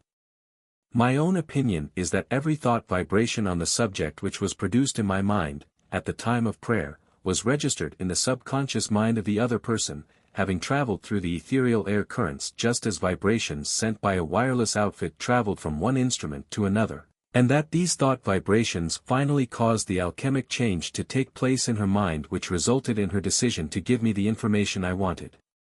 Mind you, I said that I believe this is what took place. As to the original cause which made possible the transmission of thought through the open air, I venture no suggestions. On another occasion, which is an extreme in the other direction, I accomplished a remarkable result through prayer in less than a minute and a half. An important business transaction was underway, I had made an offer, and it had been turned down coldly. The person to whom the offer was made stepped out of his office for not longer than a minute and a half. While he was gone, I sent out a message through what we call prayer, in which I asked for a reversal of his ultimatum. He came back in and announced, without my saying a word, that he had changed his mind and would accept my offer. Before getting away from the subject of unknown phenomena, permit me to once more remind you that this course of scientific instruction has no connection whatsoever with any religious faith, and whenever we refer, directly or indirectly, to any subject connected with religion, we do so for purpose of comparison only. Millions of people have found happiness and contentment through the great unknown phenomenon which we call prayer. I have no desire to cause anyone to change his or her belief in prayer. To the contrary, I would do all possible to strengthen that belief. Neither have I any intention whatsoever of reducing prayer to a purely scientific phenomenon.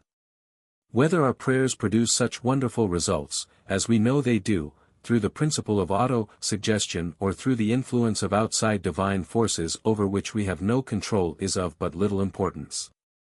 We are apt to pray with more faith and persistence by directing our prayers to the divine source, and this, within itself, would warrant our refraining from adopting the scientific principle of autosuggestion as an explanation of the great phenomenon of prayer. Late one afternoon, I was sitting at my desk waiting for Mrs. Hill to join me.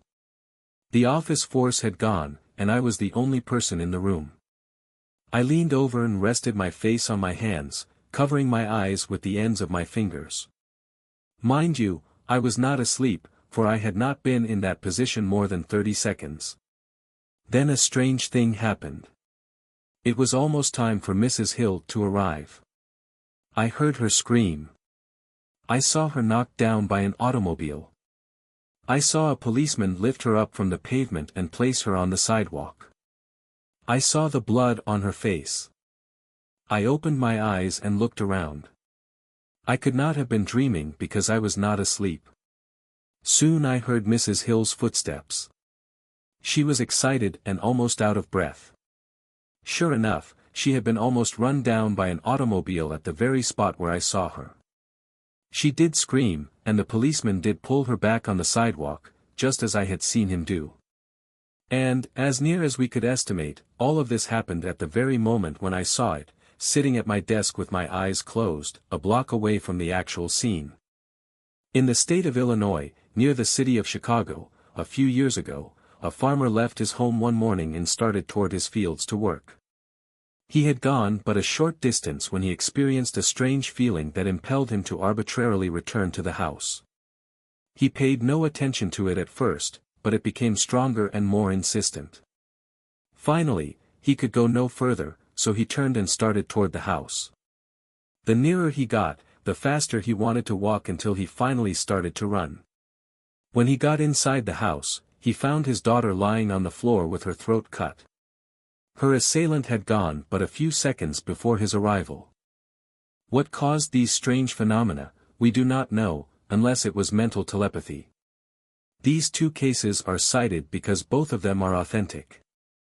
I could cite more than a dozen similar cases which would have a strong tendency to prove the existence of mental telepathy through which thoughts actually pass from one mind to another just as the vibration passes from one instrument to another through wireless telegraphy. Of course these minds must be harmoniously attuned to each other, just as the wireless instruments must be properly attuned, or the thoughts will not register. These examples of what we might term unknown phenomena are mentioned in connection with this lesson for the reason that we want you to stop and consider what the possibilities are for making practical use of the law of retaliation, which operates directly through the 5 physical senses. We do not have to depend upon unknown phenomena or mental telepathy, which are but slightly understood at this time, we can reach and influence the human mind directly through the law of retaliation and the principle of suggestion. Suggestion is the medium through which we reach the mind of another, and the law of retaliation is the principle through which we plant in that mind the seed that we wish to see take root and grow. You know what retaliate means. In the sense that we are using it here, it means to return like for like, and not merely to avenge or to seek revenge, as is commonly meant by the use of this word. If I do you an injury, you retaliate at first opportunity. If I say unjust things about you, you will retaliate in kind, even in greater measure. On the other hand, if I do you a favor, you will reciprocate even in greater measure if possible. Thus, we are following the impulse of our nature, through the law of retaliation. Through the proper use of this law, I can get you to do whatever I wish you to do. If I wish you to dislike me and to lend your influence toward damaging me, I can accomplish this result by inflicting upon you the sort of treatment that I want you to inflict upon me through retaliation. If I wish your respect, your friendship, and your cooperation, I can get these by extending to you my friendship and cooperation. On these statements, I know that we are together. You can compare these statements with your own experience, and you will see how beautifully they harmonize. How often have you heard the remark, "What a wonderful personality that person has"? How often have you met people whose personalities you coveted? The man who attracts you to him through his pleasing personality is merely making use of the law of harmonious attraction or the law of retaliation, both of which, when analyzed, mean that like attracts like. If you will study, understand, and make intelligent use of the law of retaliation, you will be an efficient and successful salesman. When you have mastered this simple law and learned how to use it, you will have learned all that can be learned about salesmanship. The first, and probably the most important, step to be taken in mastering this law is to cultivate complete self-control. You must learn to take all sorts of punishment and abuse without retaliating in kind. This self-control is a part of the price you must pay for mastery of the law of retaliation. When an angry person starts in to vilify and abuse you, justly or unjustly, just remember that if you retaliate in a like manner, you are being drawn down to that person's mental level, therefore, that person is dominating you. On the other hand, if you refuse to become angry, if you retain your self-composure and remain calm and serene, you retain all your ordinary faculties through which to reason. You take the other fellow by surprise. You retaliate with a weapon with the use of which he is unfamiliar, consequently, you easily dominate him. Like attracts like. There's no denying this. Literally speaking, every person with whom you come in contact is a mental looking glass in which you may see a perfect reflection of your own mental attitude. As an example of direct application of the law of retaliation, let us cite an experience that I recently had with my two small boys, Napoleon Jr. and James. We were on our way to the park to feed the birds and squirrels. Napoleon Jr. had bought a bag of peanuts, and James had bought a box of Cracker Jack. James took a notion to sample the peanuts. Without asking permission, he reached over and made a grab for the bag. He missed, and Napoleon Jr. retaliated with his left fist, which landed rather briskly on James' jaw. I said to James, "Now, see here, son, you didn't go about getting those peanuts in the right manner. Let me show you how to get them." It all happened so quickly that I hadn't the slightest idea when I spoke what I was going to suggest to James, but I sparred for time to analyze the occurrence and work out a better way, if possible, than that adopted by him.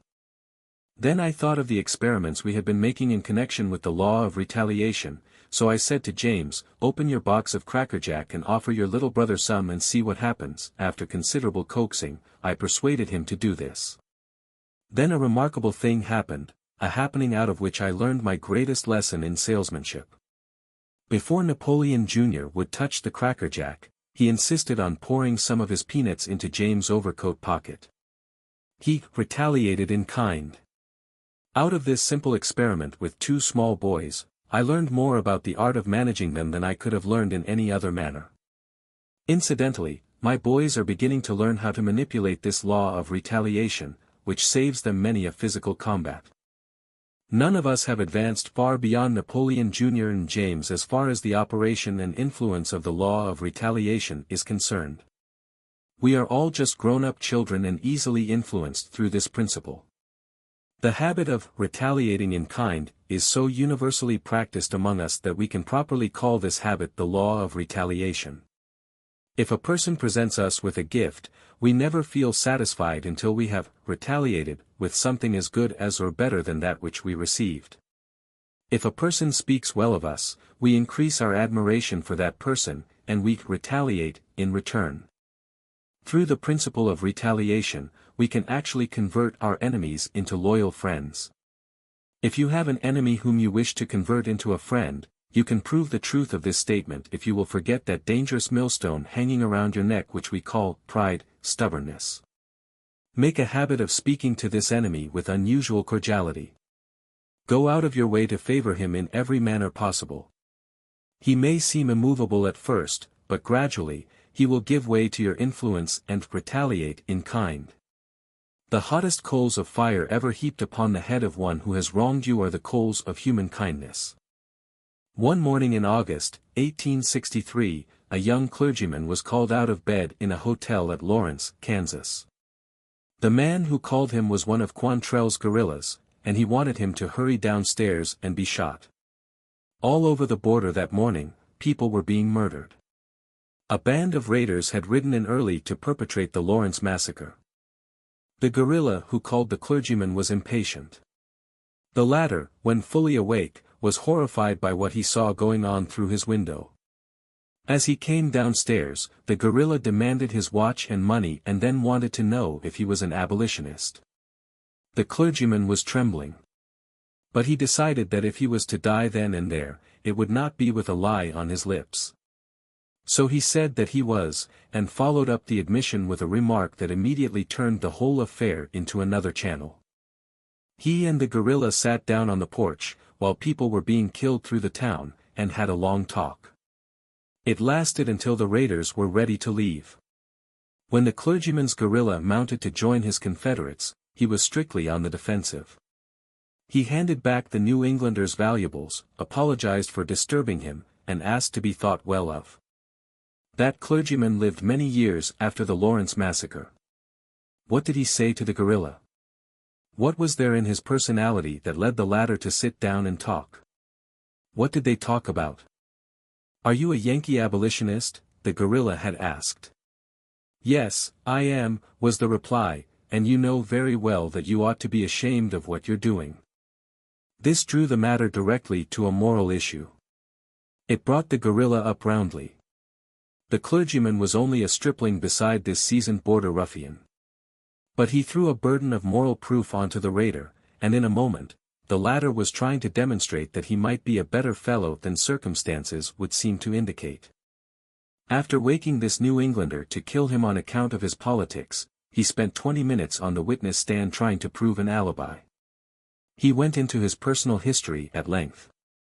He explained matters from the time when he had been a tough little kid who wouldn't say his prayers, and became quite sentimental in recalling how one thing had led to another, and that to something worse, until, well, here he was, and, a mite bad business to be in, pardner.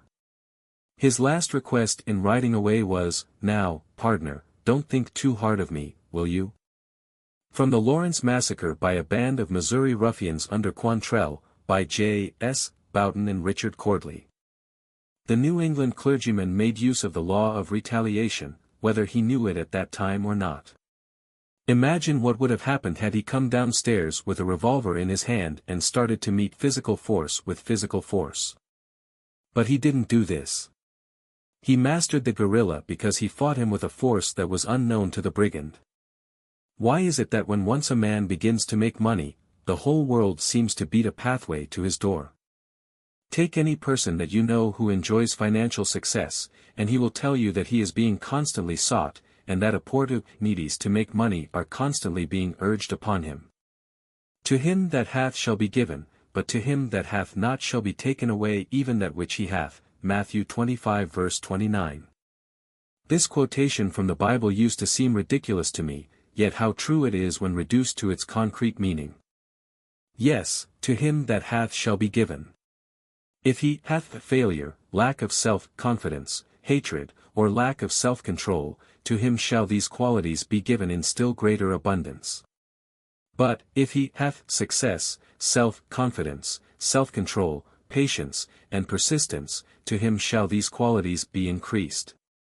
Sometimes it may be necessary to meet force with force until we overpower our opponent or adversary, but while he is down is a splendid time to complete the retaliation by taking him by the hand and showing him a better way to settle disputes.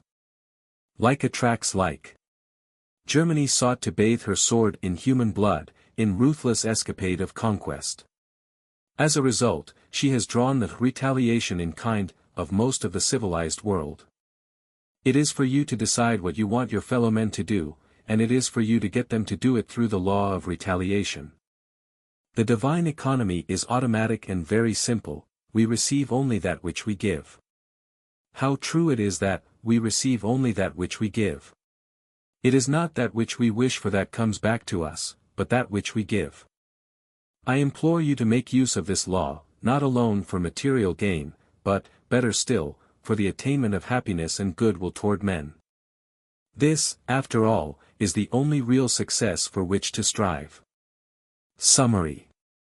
In this lesson, we have learned a great principle, probably the most important major principle of psychology. We have learned that our thoughts and actions toward others resemble an electric magnet which attracts to us the same sort of thought and the same sort of action that we, ourselves, create. We have learned that like attracts like, whether in thought or in expression of thought through bodily action. We have learned that the human mind responds in kind to whatever thought impressions it receives. We have learned that the human mind resembles Mother Earth in that it will reproduce a crop of muscular action which corresponds, in kind, to the sensory impressions planted in it. We have learned that kindness begets kindness, and unkindness and injustice beget unkindness and injustice. We have learned that our actions toward others, whether of kindness or unkindness, justice or injustice, come back to us in even larger measure. We have learned that the human mind responds in kind to all sensory impressions it receives, therefore, we know what we must do to influence any desired action upon the part of another. We have learned that pride and stubbornness must be brushed away before we can make use of the law of retaliation in a constructive way. We have not learned what the law of retaliation is, but we have learned how it works and what it will do, therefore, it only remains for us to make intelligent use of this great principle. Pills for Pessimists, J. W. Wigglesworth, D.N. The devil worry spoils more digestions than whiskey. Fussing, fuming, fearing, and apprehending what? Usually nothing. They are all pure and simple evidences of ignorance or bodily distortion. Your body is influenced by your mind. Your mind is influenced by your body. An untrained mind worries. A sick body stimulates worry. A worrier's thoughts run riot. They roll in, one crowding the other out of order and arrangement. It's uncontrolled thinking. Worriers are like ships on the angry ocean, tossed here and there without any self-control. The worrier is either physically disorganized, or he proves his lack of confidence in God by worrying. Worry is cowardice if your body is all right. And besides, I am an old man and have worried much over things that never happened. Fear freezes us up and puts our functions into cold storage. You stop when you fear. You chill your vitals and stand like a frozen being. What is fear? Just, I'm afraid. You must face the music of life. Your future is not today, but today makes your future. Fretting and fearing make a fitting future for themselves. If you want to be sick, want to devitalize and destroy your body, then fear and worry about things. It's a sure method of making a diseased future. Let this soak in. Hate is ungodly and ruins our bodies and minds. Beauty is skin deep, they say.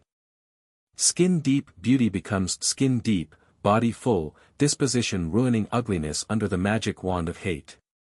Hate is a low-down, degrading, uncivilized, detestable thing. The woman in the gutter, in the lowest walks of life, is a queen beside the hater. You can't be good. You can't be reasonable. You can't think. You can't eat. Hate and your body will show its mark, so will your future. You can't do good. You can't be sane, and be jealous. You should consider your mind sacred. If you desecrate it with jealousy, you are ugly, unstable mentally, and an undesirable member of society. These four, worry, fear, hate, and jealousy, are the ravages of good health. Your body and mind must both be right to be healthy. An unhealthy body makes an unhealthy mind. An unhealthy mind makes an unhealthy body. A real doctor must take these things into consideration. Good thoughts lead to health, wealth, and happiness. Bad thoughts lead to sickness, poverty, and hell. Look into the mirror and smile at yourself. Napoleon Hill, Golden Rules. 7. The power of your mind. Human mind is a composite of many qualities and tendencies. It consists of likes and dislikes, optimism and pessimism, hatred and love, constructiveness and destructiveness, kindness and cruelty. The mind is made up of all these qualities and more. It is a blending of them all, some minds showing one of these qualities dominating and other minds showing others dominating. Learn how to use that wonderful mind of yours. The dominating qualities are largely determined by one's environment, training, and associates, and particularly by one's own thoughts. Any thought held constantly in the mind, or any thought dwelt upon through concentration and brought into the conscious mind often, attracts to it those qualities of the human mind which it most resembles. A thought is like a seed planted in the ground in that it brings back a crop after its kind, multiplies, and grows. Therefore, it is dangerous to allow the mind to hold any thought which is destructive. Such thoughts must sooner or later seek release through physical action. Through the principle of autosuggestion, that is, thoughts held in the mind and concentrated upon, any thought will soon begin to crystallize into action. If the principle of autosuggestion were generally understood and taught in the public schools, it would change the whole moral and economic standards of the world inside of 20 years. Through this principle, the human mind can rid itself of its destructive tendencies by constantly dwelling upon its constructive tendencies. The qualities of the human mind need the sunlight of nourishment and use to keep them alive. Throughout the universe, there is a law of nourishment and use which applies to everything that lives and grows. This law has decreed that every living thing which is neither nourished nor used must die, and this applies to the qualities of the human mind which we have mentioned. The only way to develop any quality of the mind is to concentrate upon it, think about it, and use it. Evil tendencies of the mind can be blotted out by starving them to death through disuse. What would it be worth to the young, plastic mind of the child to understand this principle and commence to make use of it early in life, beginning with kindergarten? The principle of autosuggestion is one of the fundamental major laws of applied psychology. Through a proper understanding of this principle and with the cooperation of the writers, philosophers, schoolteachers, and preachers, the whole tendency of the human mind can be directed toward constructive effort inside of 20 years or less. What are you going to do about it? May it not be a good plan, as far as you are concerned individually, to wait for someone to start a movement for general education along this line, but commence now to make use of this principle for the benefit of you and yours? Your children may not be fortunate enough to receive this training in school, but there is nothing to hinder you from giving it to them in your home. You may have been unfortunate in that you never had an opportunity to study and understand the principle of autosuggestion when you were going to school, but there is nothing to hinder you from studying, understanding, and applying to your own efforts this principle from now on. Learn something about that wonderful machine which we call the human mind. It is your real source of power. If you are ever to free yourself of petty worries and financial want, it will be through the efforts of that wonderful mind of yours. Your editor is still a young man, yet he has positive evidence in many thousands of cases of the transformation of both men and women from failure to success in remarkably short periods of time, ranging all the way from a few hours to a few months. The magazine you hold in your hands is concrete evidence of the soundness of the argument that the individual can control his economic destiny, because it is a success which was built out of 15 years of failure. You can turn your past failure into success if you will understand and intelligently apply the principles of applied psychology. You can get to wherever you wish to go in life. You can find happiness instantly, once you master this principle, and you can build financial success as rapidly as you comply with the established practices and principles of economics. There is nothing that savors of occultism in the human mind. It functions in harmony with the physical and economic laws and principles. You do not need the assistance of any person on earth in the manipulation of your own mind, so it will function as you want it to.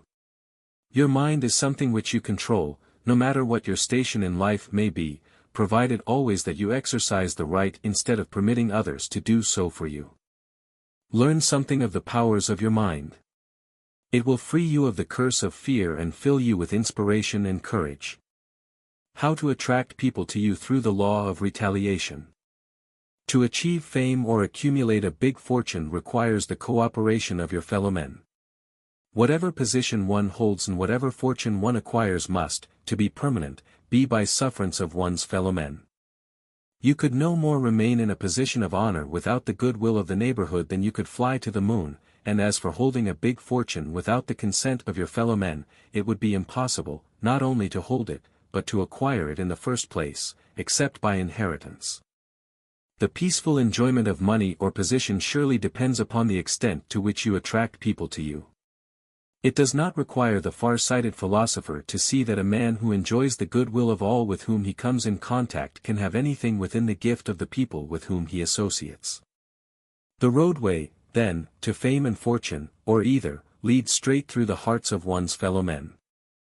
There may be other ways of gaining the goodwill of one's fellow men except through the operation of the law of retaliation, but if there is, this writer has never discovered it. Through the law of retaliation, you can induce people to send back to you that which you give to them.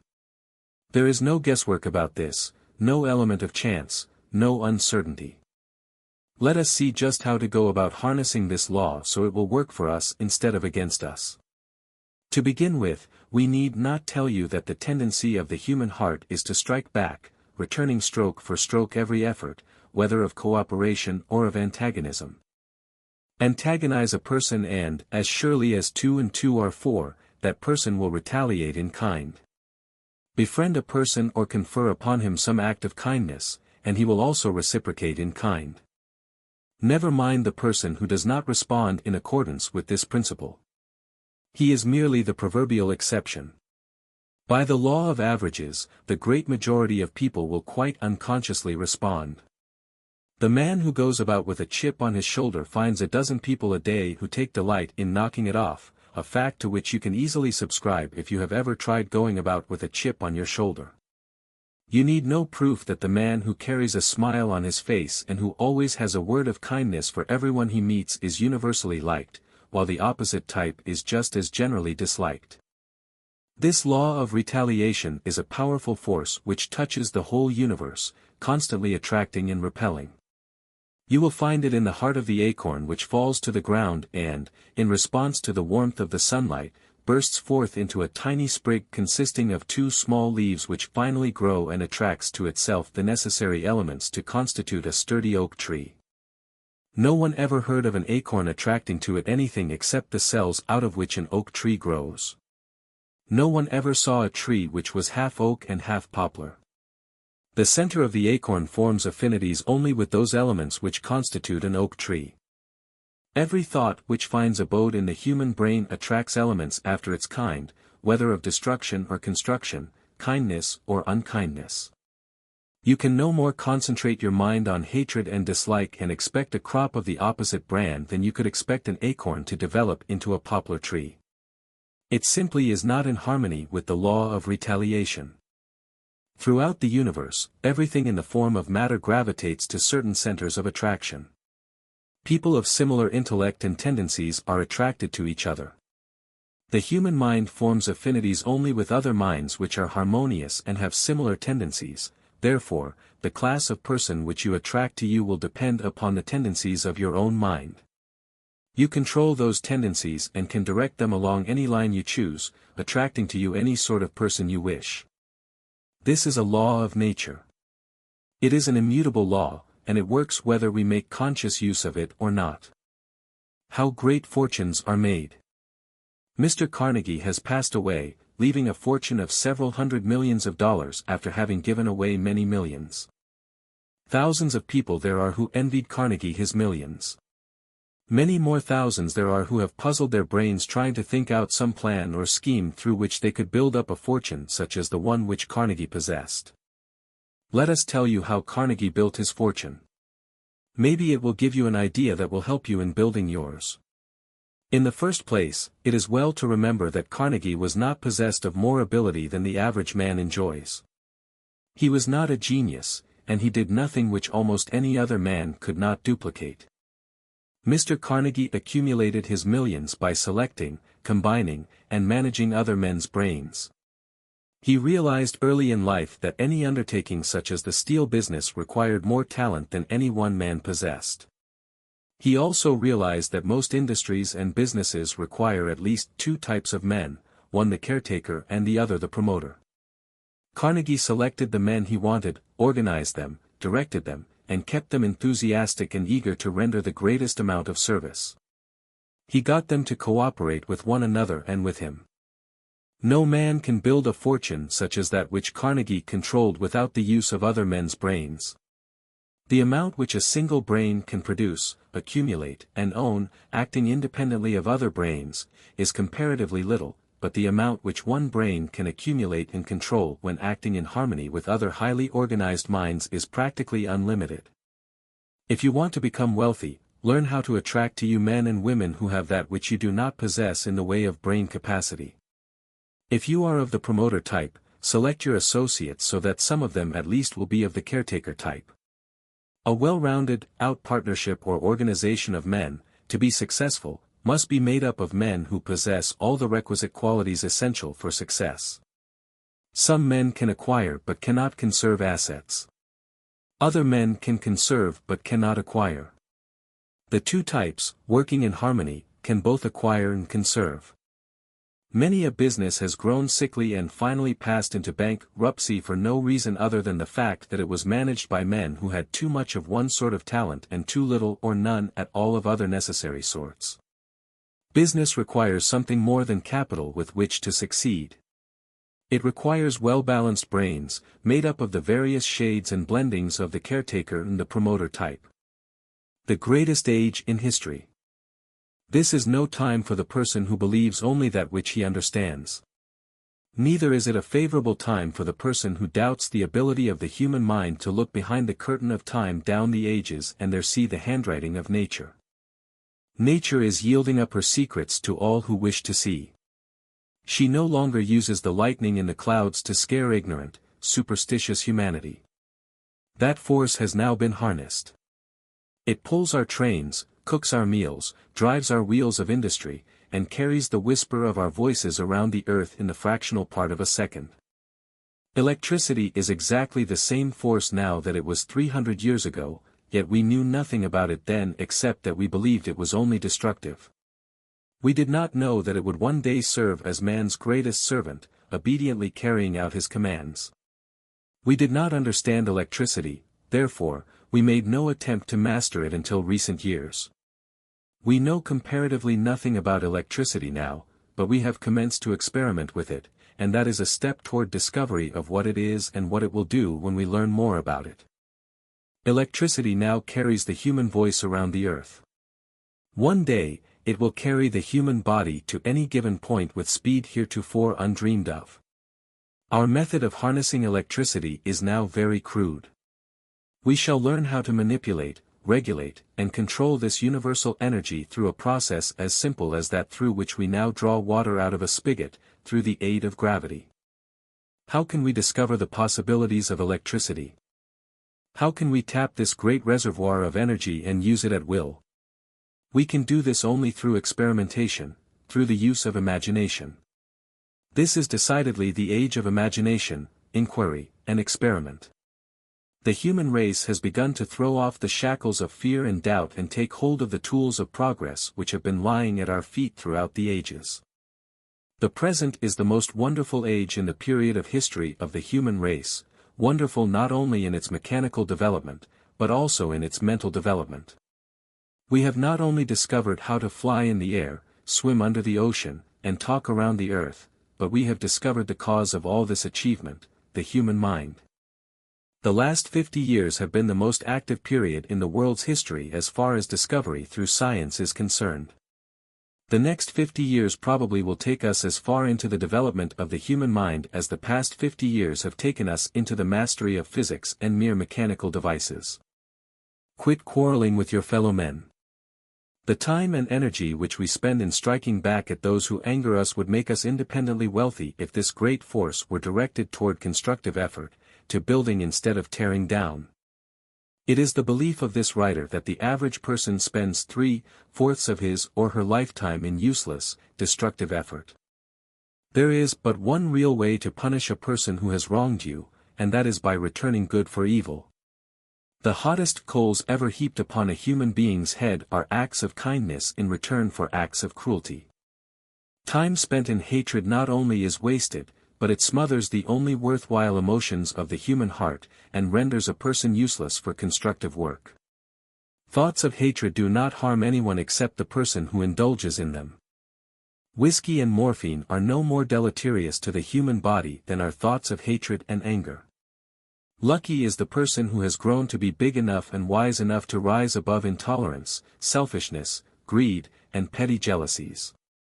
These are the things which blot out the better impulses of the human soul and open the human heart to violence.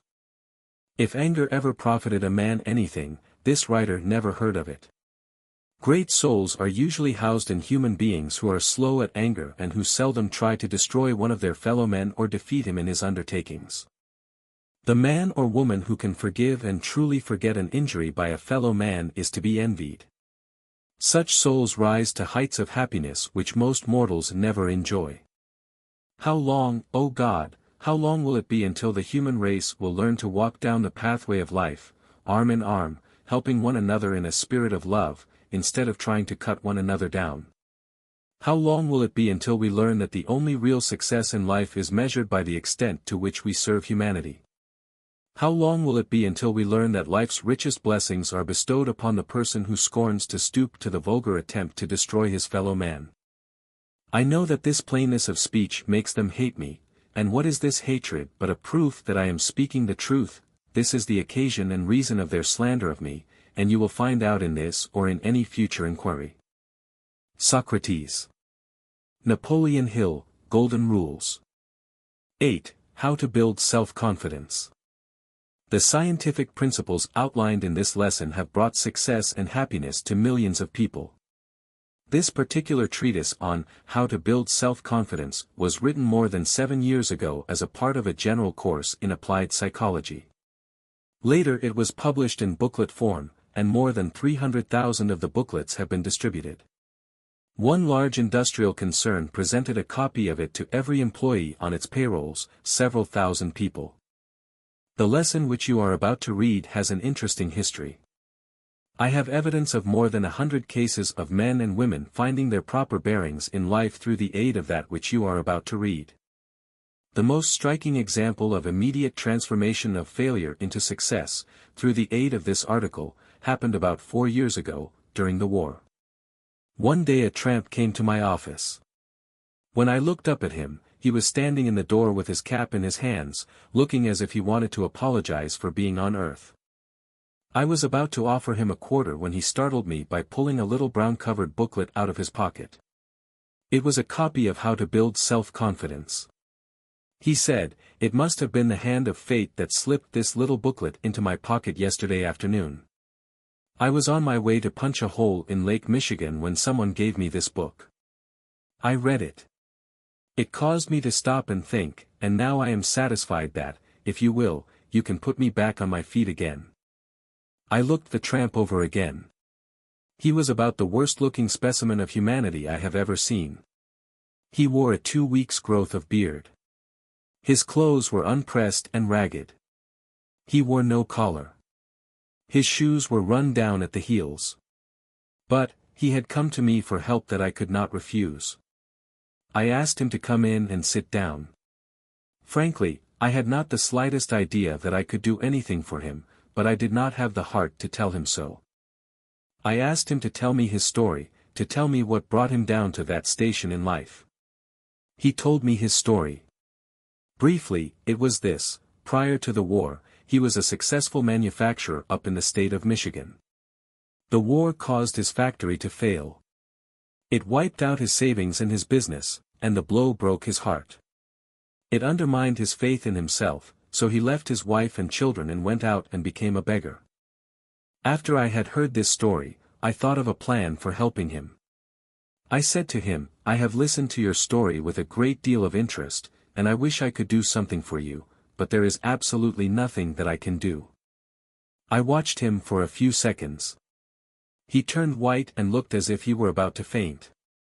Then I said, "But, there is a man in this building to whom I will introduce you, and that man can put you back on your feet in less than 6 months if you will rely upon him." He stopped me and said, "For God's sake, leave me to him." I took him out into my laboratory and stood him in front of what looked to be a curtain over a door.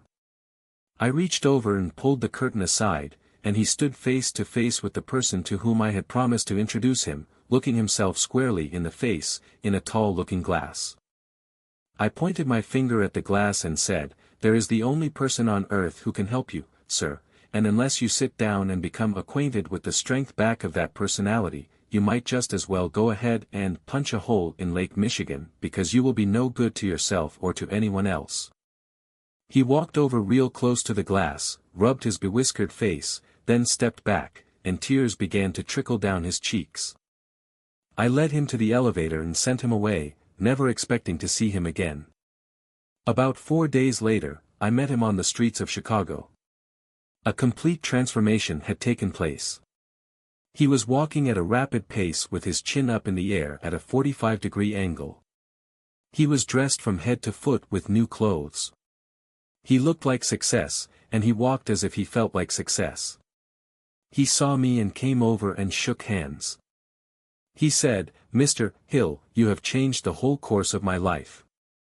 You have saved me from myself by introducing me to myself, to my real self, the one I did not know before, and one of these days, I am coming back to see you again. When I do, I am going to be a successful man. I am going to bring you a check. Your name will be filled in at the top, and my name will be filled in at the bottom. The amount will be left blank, for you to fill in, because you have marked the biggest turning point in my life." He turned and disappeared in the crowded streets of Chicago. As I watched him go, I wondered if I would ever see him again.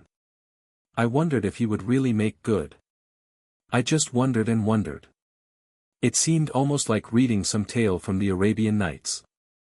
Which brings me to the end of my introductory remarks, and to an appropriate place to say that this man has come back to see me again. He made good. If I mentioned his name in these columns, you would recognize it immediately, because he has attained phenomenal success and placed himself at the head of a business that is known from coast to coast. I am trying to get him to tell his own story in these columns, that others may profit by his example.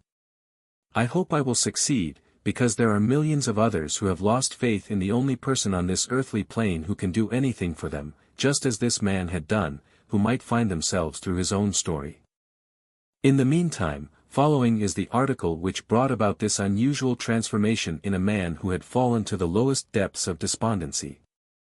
This can prove to be the most valuable book you ever read.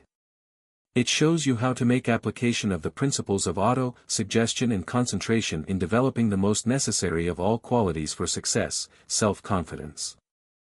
There are 2 great objects for which all humanity seems to be striving. One is to attain happiness, and the other is to accumulate material wealth, money. You will begin to see the importance of developing self-confidence when you stop to realize that neither of these 2 chief objects of life can be achieved without it. Try as hard as you wish, and you cannot be happy unless you believe in yourself. Work with all the strength at your command, and you cannot accumulate more than barely enough to live on unless you believe in yourself. The one and only person in all this world through whose efforts you can be supremely happy under all circumstances, and through whose labor you can accumulate all the material wealth that you can use legitimately, is yourself. When you come into a full realization of this great truth, new, vibrant feeling of inspiration will seize you, and you will become conscious of a tremendous amount of vitality and power which you did not know that you possessed before. You will accomplish more because you will dare to undertake more. You will realize, possibly for the first time in your life, that you possess the ability to accomplish anything that you wish to accomplish. You will realize how little your success in any undertaking will depend upon others and how much it will depend upon you. We recommend that you purchase a copy of Emerson's essays and read Self-Reliance. It will fill you with new inspirations, enthusiasm, and determination. Then, after you have read the essay on self-reliance, read the one on compensation. In these two essays, you will find some remarkably helpful truths.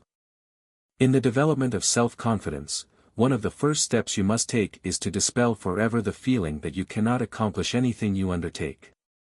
Fear is the chief negative that stands between you and self-confidence, but we shall show you how to scientifically eliminate fear and develop courage in its place. Reposing in your brain is a sleeping genius which can never be aroused except through the exercise of self-confidence. When it is once aroused, you will be amazed at what you can accomplish. You will surprise all who knew you before your transformation took place. You will brush aside all obstacles and sweep on to victory, backed by an invisible force which recognizes no obstacles. A careful analysis of the successful men of the world shows that the dominating quality which they all possessed was self-confidence. The purpose of this chart is to show you how you may, through the principles of autosuggestion and concentration, place any thought or desire in your conscious mind and hold it there until it becomes crystallized into reality. These principles are scientific and accurate. They have been tested thousands of times by leading scientists of the world.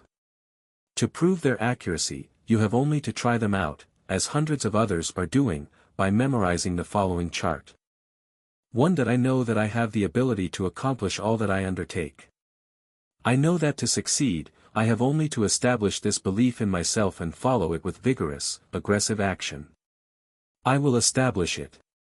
2. That I realize that my thoughts eventually reproduce themselves in material form and substance and become real in the physical state.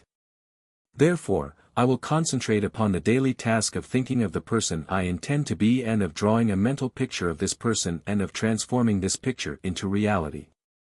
Here describe in detail your chief aim or the life work you have selected.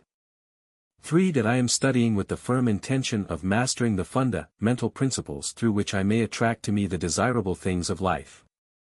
Through this study, I am becoming more self-reliant and more cheerful. I am developing more sympathy for my fellow men, and I am becoming stronger, both mentally and physically. I am learning to smile the smile that plays upon the heart as well as upon the lips. 4. I am mastering and overpowering the habit of starting something that I do not finish. From this time forward, I will first plan all that I wish to do, making a clear mental picture of it, and then I will let nothing interfere with my plans until I have developed them into realities. 5. That I have clearly mapped out and planned the work that I intend to follow for the ensuing 5 years. I have set a price upon my services for each of the 5 years, a price that I intend to command through strict application of the principle of efficient, satisfactory service. 6. That I fully realize that genuine success will come only through strict application of the Golden Rule principles.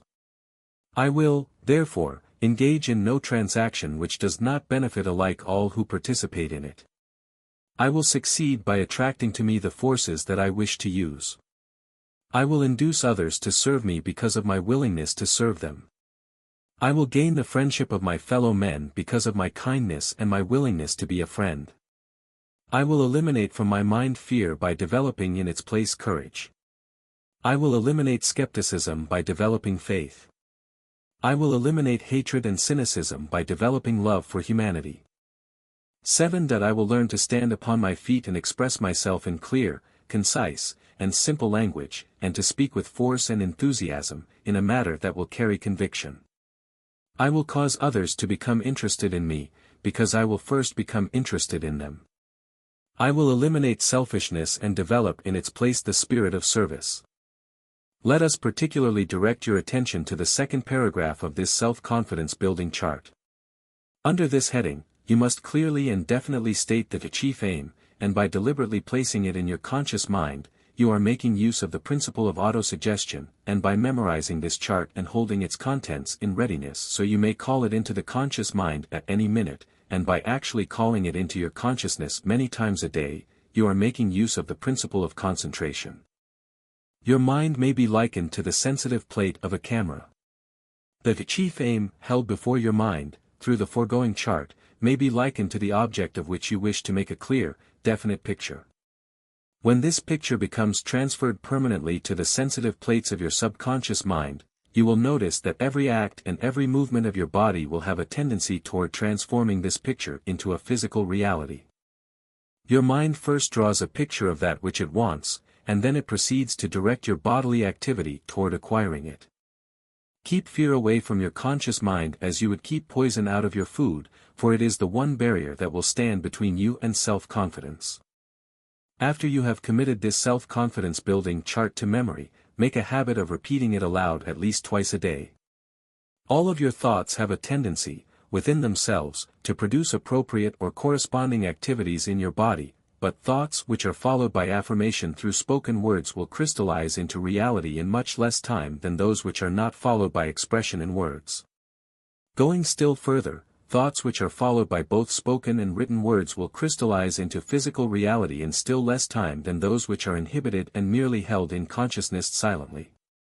Therefore, we not only strongly recommend that you will memorize this self-confidence building chart, but we also suggest that you write it out and repeat it aloud at least twice a day for at least 2 weeks. By following these suggestions, you will have taken 3 decided steps toward realizing your goal. First, you will have created it in thought. Second, you will have caused this to produce bodily action tending toward its ultimate transformation into reality, through the muscular action of the vocal organs in speaking aloud. Third, you will have caused this thought to actually begin the process of transformation into physical reality through the muscular action of your hand in writing it out on paper. These 3 steps would complete your task entirely in many lines of work, for example, in architecture. The architect first thinks, paints a clear picture of his building on the sensitive plates of his mind, then transfers this picture to paper with his hand, and lo! His work is completed. We recommend that you stand before a looking glass where you can see yourself as you repeat the words of the self-confidence building chart. Look yourself squarely in the eyes as though you were some other person, and talk with vehemence. If there is any feeling of lack of courage, shake your fist in the face of that person you see in the glass and arouse him to a feeling of reaction. Make him want to say something, make him want to do something. Soon you will actually see the lines on your face begin to change from an expression of weakness to one of strength. You will commence to see strength and beauty in that face which you never saw before, and this wonderful transformation will be quite as noticeable to others. You need not follow the exact wording of the self-confidence building chart, but select words which more appropriately express your desire. As a matter of fact, you may write an entirely new chart if you prefer. The wording is immaterial as long as it clearly defines the picture which you intend to transform into reality. Look upon this chart as being a blueprint or detailed description of the person you intend to be. Record in the blueprint every emotion which you wish to feel, every act which you wish to perform, and a clear description of yourself as you wish others to see you. Remember that this chart is your working plan, and that in time, a very short time at that, you are going to resemble this plan in every detail. Let this chart become your daily prayer, if you are religiously inclined, and repeat it as such. If you believe in prayer, as you undoubtedly do, you cannot doubt for one moment that your desires, as expressed through the chart, will be fully realized. Do you not see what a remarkable position of strength you will be placed in by repeating this chart as a prayer? Do you not see with wonderful clearness just what the added quality of faith will do toward quickly and surely transforming your affirmations into physical realities? Do you not see great possibilities of this method of using the power of the infinite for the achievement of your desires? It makes no difference what your religion may be, this method of self-development in no way conflicts with it. People of all religions recognize prayer as the central power around which their creeds are built. If prayer has the endorsement of all religions, it must be worthy of employment in the achievement of legitimate ends. Surely the development of self-confidence is a legitimate and worthy end. We may not be able to explain the wonderful phenomenon of prayer, but that should not prevent us from making every possible legitimate use of it. To make use of it in the transformation of the written words of the chart into physical reality surely is a legitimate use, because the purpose of this chart is the development of man, the greatest and most wonderful handiwork of God. What could be more worthy purpose than that of freeing the human mind from the greatest of all curses, fear? And, what is the self-confidence building chart for except to eliminate fear and build courage in its place? By making use of this chart in the manner indicated, do you not see how one is placed in the anomalous position of being compelled to develop self-confidence or doubt the power of prayer and aspiration? Do you not see what a powerful impetus is given to your undertaking by the added quality of faith which attaches to prayer? You need not confine your chart to the development of self-confidence exclusively. Add to it any other quality that you wish to develop, happiness for example, and it will bring you what you order. To deny this is to deny the power of prayer itself. You are now in possession of the great pass key that will unlock the door to whatever you wish yourself to be. Call this great key whatever you wish. Consider it in the light of a purely scientific force if you choose, or look upon it as a divine power, belonging to the great mass of unknown phenomena which mankind has not yet fathomed. The result in either case will be the same, success. If prayer is good for anything at all, surely it may be used as a medium through which to develop in the human mind the greatest of all blessings, happiness. You will never enjoy greater happiness than that which you will experience through the development of self-confidence. Through this method of self-confidence building, your Creator stands sponsor for your success. Do you not see what a tremendous advantage you are giving yourself through this procedure? Do you not see how impossible it will be for you to fail? Do you not see how prayer itself becomes your chief ally? Faith is the foundation upon which civilization rests. Nothing seems impossible when built upon faith as the cornerstone to your self-confidence building. Make use of it, and your building cannot fall. You will overcome all obstacles, and tear down all resistance in accomplishing your purposes, through this simple plan. Let no prejudices stand in the way of your using this plan. To doubt that it will bring you that which you desire is the equivalent of doubting prayer. The great curse of the ages is fear or lack of self-confidence. With this evil removed, you will see yourself being rapidly transformed into a person of strength and initiative. You will see yourself breaking out of the ranks of that great mass which we call followers, and moving up into the front row of that select few which we call leaders. Leadership only comes through supreme belief in self, and you know how to develop that belief. Remember this as my parting shot at you, that you can be anything that you deeply and emotionally desire to be.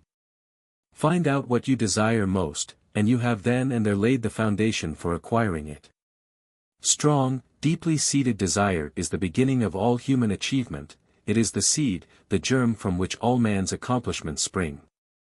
Emotionalize or vitalize your whole being with any well-fixed, definite desire, and immediately your personality becomes a magnet that will attract to you the object of that desire. To doubt is to remain in ignorance. Napoleon Hill, Golden Rules. 9. Environment and Habit. This lesson brings us to the next general principle of psychology, which we will state as follows. Environment. The human mind has a decided tendency to absorb the environment with which we are surrounded, and to cause bodily activity which harmonizes with and is appropriate to that environment. The mind feeds on and grows to resemble the sense impressions which it absorbs from the environment in which we live. The mind resembles a chameleon in that it changes its color to correspond to its environment. None but the strongest minds will resist the tendency to absorb the surrounding environment. Habit. Habit grows out of environment, out of doing the same thing in the same way repeatedly, out of thinking the same thoughts over and over, and when once formed, it resembles cement which has set in the molds and is hard to break. The force of education is so great that we may mold the minds and manners of the young into what shape we please and give the impressions of such habits as shall ever afterward remain. Bishop Francis Atterbury, 1663–1732. The human mind draws the material out of which thought and action are built from the surrounding environment, and habit crystallizes these into permanent fixtures of our personality and stores them away in our subconscious minds. Habit may be likened to the grooves on a phonograph record, while the human mind may be likened to the needle point that fits into that groove. When any habit has been well formed, by repetition of thought or action, the mind has a tendency to attach itself to and follow that habit as closely as the phonograph needle follows the groove in the wax record.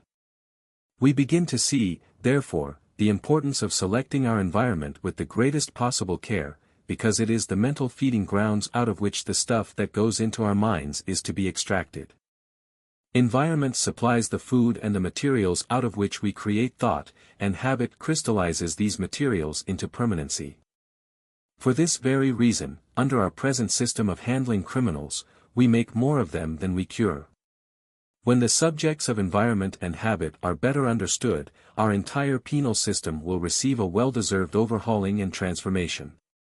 We will stop penning men together, like so many cattle, all branded with the stripe of disgrace that ever reminds them that they are criminals. We will place offenders in a clean atmosphere where every part of the environment will suggest to them that they are being transformed into useful human beings instead of placing them where they are constantly reminded that they are offenders of society. In this age of advancement and human intelligence, the prison ought to be considered a hospital in which perverted and deranged mentalities are nursed back to normal. The old idea of punishment for crime ought to be replaced by the new and more advanced idea of cure for crime. The law of retaliation, suggestion, autosuggestion, and the other principles covered by this course will each play its part in doing away with punishment and adopting cure as a means of transforming criminals back to normal. The honor system, as adopted in a limited way in many of our penal institutions, is a step in the right direction. The parole system is another step forward. The time is rapidly approaching when every offender of the laws of society will be sent, not to dark, repellent, dirty, and filthy prison cells, but directly to the laboratory of the mental hospital where the mind as well as the body of the unfortunate one will receive attention and proper treatment. This reform in prison methods is going to be one of the great reforms of the present age. And, psychology is going to be the medium through which this reform will operate. In fact, after psychology becomes one of the regularly taught subjects in our public schools, the criminal tendencies which the growing child absorbs from its environment will be effectively counterbalanced, through the principles of psychology. But we must not digress too far from the subjects of our lesson, habit and environment. Let us learn more about the characteristics of habit from the following words of Edward E. Beals, one of the world's leading psychologists. Habit. Habit is a force which is generally recognized by the average thinking person, but which is commonly viewed in its adverse aspect to the exclusion of its favorable phase. It has been well said that all men are the creatures of habit, and that habit is a cable, we weave a thread of it each day, and it becomes so strong that we cannot break it. But the above quotations only serve to emphasize that side of the question in which men are shown as the slaves of habit, suffering from its confining bonds. There is another side to the question, and that side shall be considered in this chapter. If it be true that habit becomes a cruel tyrant, ruling and compelling men against their will, desire, and inclination, and this is true in many cases, the question naturally arises in the thinking mind whether this mighty force cannot be harnessed and controlled in the service of man, just as have other forces of nature. If this result can be accomplished, then man may master habit and set it to work, instead of being a slave to it and serving it faithfully, though complaining.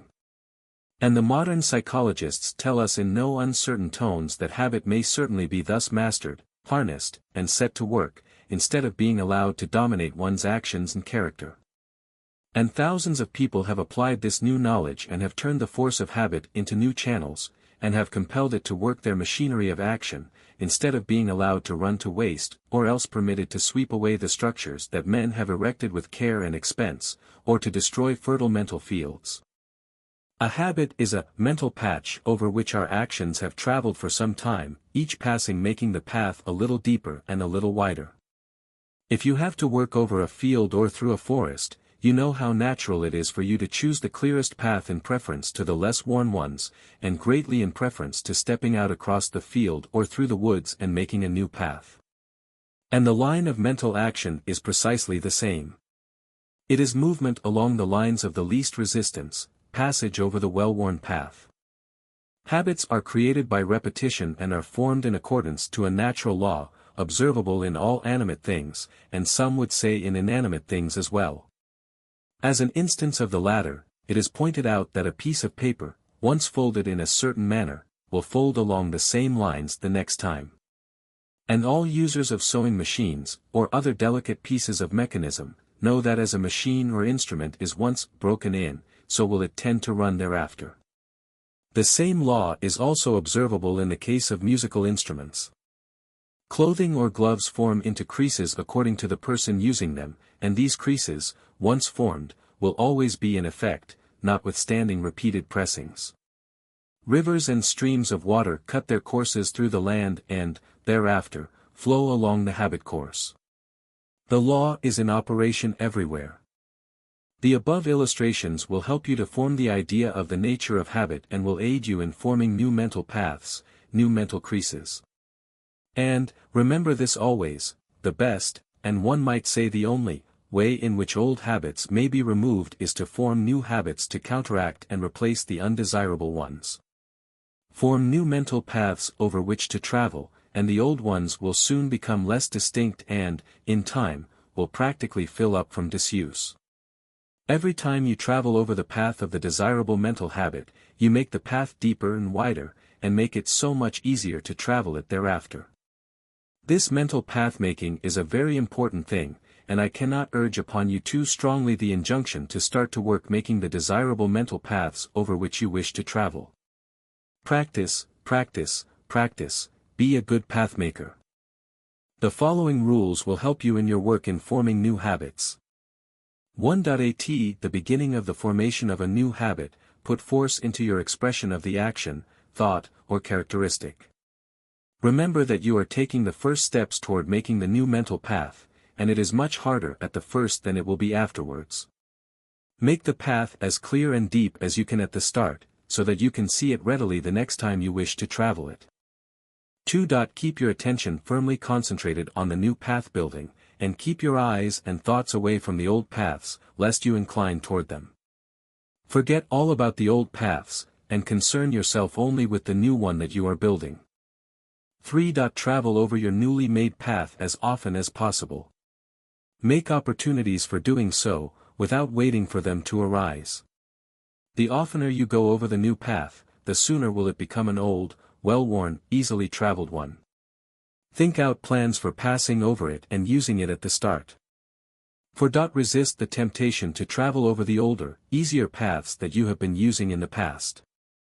Every time you resist a temptation, the stronger do you become, and the easier will it be for you to do so the next time. But every time you yield to the temptation, the easier does it become to yield again, and the more difficult does it become to resist the next time. You will have a fight on at the start, and this is the critical time. Prove your determination, persistency, and willpower now, right here at the start. 5. Be sure that you have mapped out the proper path, plan it out well, and see where it will lead you to, then go ahead without fear and without allowing yourself to doubt. Place your hand upon the plow, and look not backward.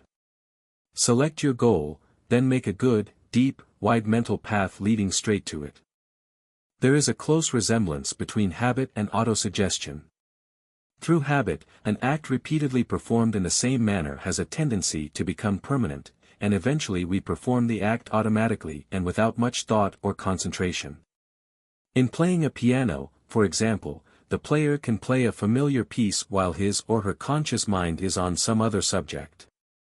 Through autosuggestion, as we have already learned from previous lessons, a thought, idea, ambition, or desire held constantly in the mind eventually claims the greater portion of the conscious mind and, accordingly, causes appropriate muscular action of the body to the end that the idea so held may be transformed into physical reality.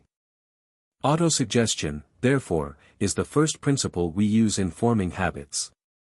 We form habits through the principle of autosuggestion, and we can destroy habits through the same principle. All that you need to do in forming or eliminating any habit is to make use of the principle of autosuggestion with persistence. A mere fleeting wish is not autosuggestion at all.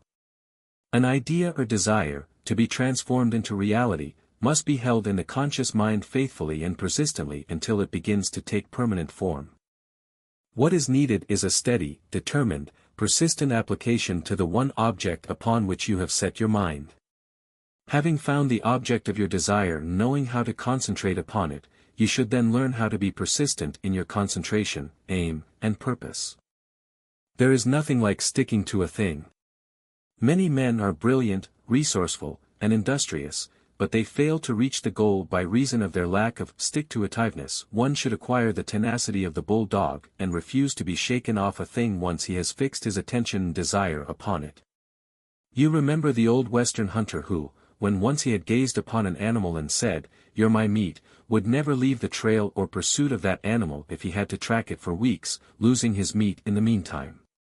Such a man would, in time, acquire such a faculty of persistence that the animals feel like Davy Crockett's coon who cried out, "Don't shoot, mister, I'll come down without it." You know the dogged persistence inherent in some men that strikes us as an irresistible force when we meet them and come into conflict with their persistent determination. We are apt to call this the will, but it is our old friend persistence, that faculty of holding the will firmly up against objects, just as the workman holds the chisel against the object on the wheel, never taking off the pressure of the tool until the desired result is obtained. No matter how strong a will a man may have, if he has not learned the art of persistent application of it, he fails to obtain the best results.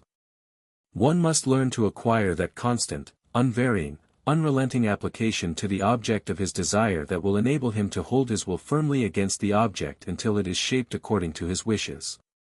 Not only today and tomorrow, but every day until the end. Sir Thomas Fowell Buxton has said, "The longer I live, the more certain I am that the great difference between men, between the feeble and the powerful, the great and the insignificant, is energy, invincible determination, a purpose once fixed, and then death or victory. That quality will do anything that can be done in this world, and no talents, no circumstances, no opportunities, will make a two-legged creature a man without it."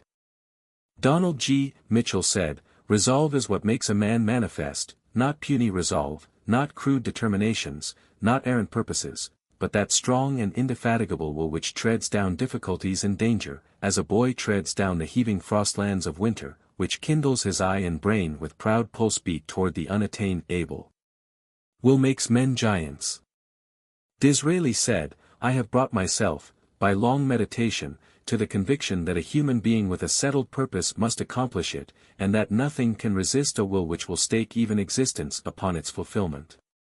Sir John Simpson said, "A passionate desire and an unwearied will can perform impossibilities, or what may seem to be such to the cold and feeble." And John Foster adds his testimony when he says, "It is wonderful how even the casualties of life seem to bow to a spirit that will not bow to them, and yield to observe a design which they may, in their first apparent tendency, threaten to frustrate, when a firm, decisive spirit is recognized. It is curious to see how the space clears around a man and leaves him room and freedom." Abraham Lincoln said of General Grant, "The great thing about him is cool persistency of purpose. He is not easily excited, and he has got the grip of a bulldog. When he once gets his teeth in, nothing can shake him off." Now, you may object that the above quotations relate to the will, rather than to persistence. But if you stop to consider a moment, you will see that they relate to the persistent will, and that the will without persistence could accomplish none of these things claimed for it. The will is the hard chisel, but persistence is the mechanism that holds the chisel in its place, firmly pressing it up against the object to be shaped, and keeping it from slipping or relaxing its pressure. You cannot closely read the above quotations from these great authorities without feeling a tightness of your lips and setting of your jaw, the outward marks of the persistent, dogged will. If you lack persistence, you should begin to train yourself in the direction of acquiring the habit of sticking to things. This practice will establish a new habit of the mind, and will also tend to cause the appropriate brain cells to develop and, thus, give to you as a permanent characteristic the desired quality that you are seeking to develop. Fix your mind upon your daily tasks, studies, occupation, or hobbies, and hold your attention firmly upon them by tie-in, until you find yourself getting into the habit of resisting, side-tracking or distracting influences. It is all a matter of practice and habit. Carry in your mind the idea of the chisel held firmly against the object it is shaping, as given in this lesson. It will help you so much. And read this over and over again, every day or so, until your mind will take up the idea and make it its own. By so doing, you will tend to arouse the desire for persistence, and the rest will follow naturally, as the fruit follows the budding and flowering of the tree. Persistence may be compared to the drop of water which finally wears away the hardest stone. When the final chapter of your life work is written, you will find that your persistence, or lack of it, has played a mighty part for your success or failure. In hundreds of thousands of cases, the talents of men could be matched, one against the other, with the result that there would be no noticeable difference in their ability to accomplish a desired end. One has as much education as the other. One has as much latent ability as the other. They go forth into the world with equal chances of winning the goal for which they aim, but one succeeds and the other fails. Accurate analysis will show that the one succeeded because of persistence, while the other failed because he lacked persistence. Persistence, autosuggestion, and habit are a trio of words, the meaning of which no one can afford to overlook. Persistence is the strong cord which binds autosuggestion and habit together until they merge into one and become a permanent reality. The chief strategic value of the German propaganda lies in the fact that it breaks down the spirit of those against whom it is directed. In other words, it breaks down the persistence. The Prussian who was sent to destroy the author of these lessons and render his educational work unimportant made extensive use of this principle of destroying his persistence by breaking his spirit. Silently and subtly, this trained agent of the Kaiser set about turning the author's friends and business associates against him. Well did he know the necessity of destroying the power of persistence. To crush the spirit and break down the persistence of those who stand in his way is a strong factor in the German propagandist's work. To destroy the morale, in other words, the persistence, of an army is of strategic importance of great value. Destroy the morale of an army, and you have defeated that army. The same rule applies to a smaller group of individuals, or to one person. We can only develop persistence through absolute self-confidence. This is why we have laid so much stress upon the value of the lesson on self-confidence, and why we have commended that lesson to you as being the most important lesson of applied psychology. There is a central idea around which that lesson is built, which shows you exactly how to use whatever latent ability you have, and how to supplement this with whatever faith you have in the infinite. Go back to that lesson and ponder over it. Behind those simple lines, you will find the secret of achievement, the key to the mysteries of an indomitable willpower. Stripped and shorn of all technicalities, you will find in that lesson, that subtle something which will vitalize your brain and send that radiant glow through your whole body that will cause you to want to grab your hat, go out, and do something. The greatest service that any teacher can perform for you is to cause you to arouse that sleeping genius inside of your brain and inspire it with the ambition to accomplish some worthy undertaking. It is not that which education or schooling puts in your head that will benefit you, but that which is aroused in you and put to work. Persistence on your part will eventually arouse that indescribable something, whatever it is, and when it is once aroused, you will sweep all obstacles before you and swiftly ride on to the achievement of your desired goal, on the wings of this newly found power which you had within you all the time, but didn't know it. And when you once discover this irresistible power which sleeps in your brain this very minute, no one on earth can again dominate you or use you as a piece of putty.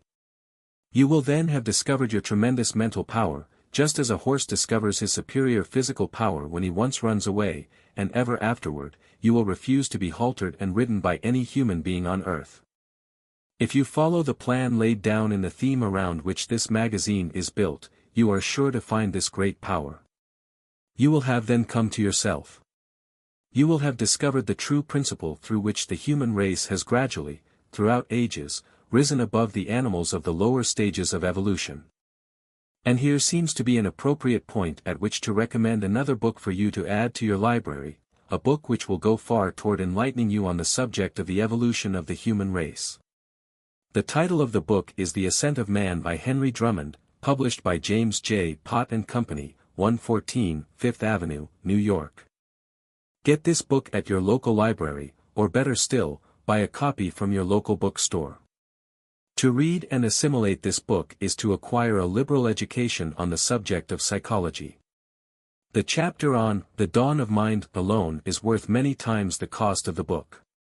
We recommend this and other books which we will mention later on because they have a close relationship to the subject of environment, which we now come back to. Environment. As we have already said, we absorb sense impressions from our surrounding environment. Environment, in the sense that we here use it, covers a very broad field.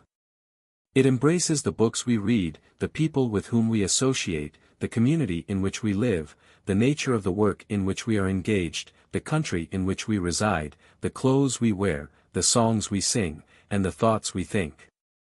The purpose of our discussion of the subject of environment is to show its direct relationship to the personality we are developing in ourselves, and the importance of creating an environment out of which we can develop the chief aim on which we have set our hearts. The mind feeds upon that which we supply it through our environment, therefore, let us select our environment with the direct object of supplying the mind with suitable material out of which to carry on its work of realizing our chief aim. If your environment is not to your liking, change it. The first step to be taken is to create in your own mind an exact picture of the environment in which you believe you could do your best work, and from which you would probably draw those emotional feelings and qualities that would tend to urge you on toward your desired goal. The first step you must take in every accomplishment is the creation, in the mind, of an exact outline or picture of that which you intend to build in reality. This is something you cannot afford to forget. This great truth applies to the building of a desirable environment just the same as it does to everything else that you desire to create. Your daily associates constitute the most important and influential part of your environment for either your progress or your retrogression. It will be of much benefit to you to select, as your associates, people who are in sympathy with your aims and ideals, and whose mental attitude inspires you with enthusiasm, determination, and ambition. If, perchance, you have on your list of associates a person who never sees anything except the negative side of life, a person who is always complaining and whining, a person who talks about failure and the shortcomings of humanity, erase such a person from your list, as soon as you possibly can. Every word uttered within your hearing, every sight that reaches your eyes, and every sense impression that you receive in any other manner influences your thought as surely as the sun rises in the east and sets in the west. This being true, can you not see how important it is to control, as far as possible, the sense impressions which reach your mind? Can you not see the importance also of controlling, as far as possible, the environment in which you live? Can you not see the importance of reading books that deal with subjects which have a direct bearing on your chief aim? Can you not see the importance of talking with people who are in sympathy with you and your aims, people who will encourage you and urge you on to greater effort? Through the principle of suggestion, every word uttered within your hearing and every sight within the gaze of your eyes is influencing your action. You are either consciously or unconsciously absorbing, assimilating, and making a part of yourself the ideas, thoughts, and acts of those with whom you associate. Constant association with evil minds will, in time, mold your own mind in conformity with that of the evil one. This is the chief reason why we should avoid bad company. The fact that association with disreputable people will bring you into disrepute in the minds of others is, within itself, sufficient reason for your avoiding such associates, but the more important reason why you should do this is the fact that you are constantly absorbing the ideas of your associates and making them a part of your own. We are living in what we call the environment of a 20th century civilization. The leading scientists of the world are agreed that nature has been millions of years creating, through the process of evolution, our present civilized environment as it is represented by the present state of intellectual and physical development of man. We have only to stop and consider what environment will do, in less than a score of years, that which it took nature, in her process of evolution, thousands of years to accomplish, to see the powerful influence of environment. A savage baby, reared by its savage parents, remains a savage, but that same baby, if reared by a refined, civilized family, throws off its savage tendencies, and all but a few of its savage instincts, absorbing its civilized environment in one generation. On the other hand, the race descends as rapidly as it ascends, through the influence of environment. In war, for example, refined men, who, under ordinary circumstances, would shudder at the thought of killing a human being, become enthusiastic slayers, actually taking delight in the act. It requires but a few months of preparation in a war environment to take a man backward in evolution to where we found the Indians when we took control of North America, as far as his willingness to kill is concerned. The clothes you wear influence you, thereby, they form a part of your environment. Soiled or shabby clothes depress you and lower your self-confidence, while clean, modest, and refined clothes give you a sort of inner feeling of courage that causes you to quicken your step as you walk. We need not tell you what a difference there is in the way you feel in your work clothes and your Sunday clothes, for you have noticed this difference many a time. In the one, you want to shrink away from people who are better dressed than you, and in the other, you meet people on an equal basis, with courage and self-confidence. Therefore, not only do others judge us by our clothes at first meeting, but we judge ourselves to a large extent by our clothes. As evidence of this, witness the feeling of discomfort and depression that we experience if our underclothing is soiled, even though our other garments are in perfect trim and of the latest design, and our underclothes cannot be seen. Women spend relatively more for underclothing than they do for outer garments, and even though the underclothing cannot be seen by anyone except themselves, they will spend days and even weeks of laborious toil on fancy stitching and laces for the underclothes. This seems to have considerable bearing on our subject when we stop to consider that women have far more pride, if not in fact more mental courage, than men possess. The extra frills and the additional touch of art which women add to their clothes plays its part, and a mighty strong part at that, in accounting for the superior briskness of a woman's step, her superior agility, and her traditional grace of movement. While we are on the subject of clothes, I want to relate an experience I once had which brought home to me very forcefully the tremendous part which clothes play in one's mental courage or lack of it. I was once invited into the laboratory of a well-known teacher of physical culture. While I was there, he persuaded me to take off my clothes and accept, gratis, a simple treatment. After the treatment was over, I was ushered into his presence by an attendant, in a well-appointed office, wearing nothing except the pair of trunks in which I had taken my treatment. On the opposite side of a large mahogany desk sat my friend, the teacher of physical culture, attired in a neat formal business suit. The contrast between him and me was so great and so unavoidably noticeable that it embarrassed me. I felt a great deal like I imagine the nearsighted man felt who once made the mistake of stepping out of his dressing room into a crowded ballroom, thinking that he was going into a closet where his clothes were. It was no mere accident that I was ushered into the presence of this teacher in scanty attire. He was a practical psychologist, and he well knew the effect it would have on a prospective purchaser of his course in physical culture to be placed at such a disadvantage. The reception had been staged, in other words, and the chief actor who was very efficiently directing the play was the man on the other side of the desk who had on proper clothes. With this setting, this teacher canvassed me to purchase his course, which I did.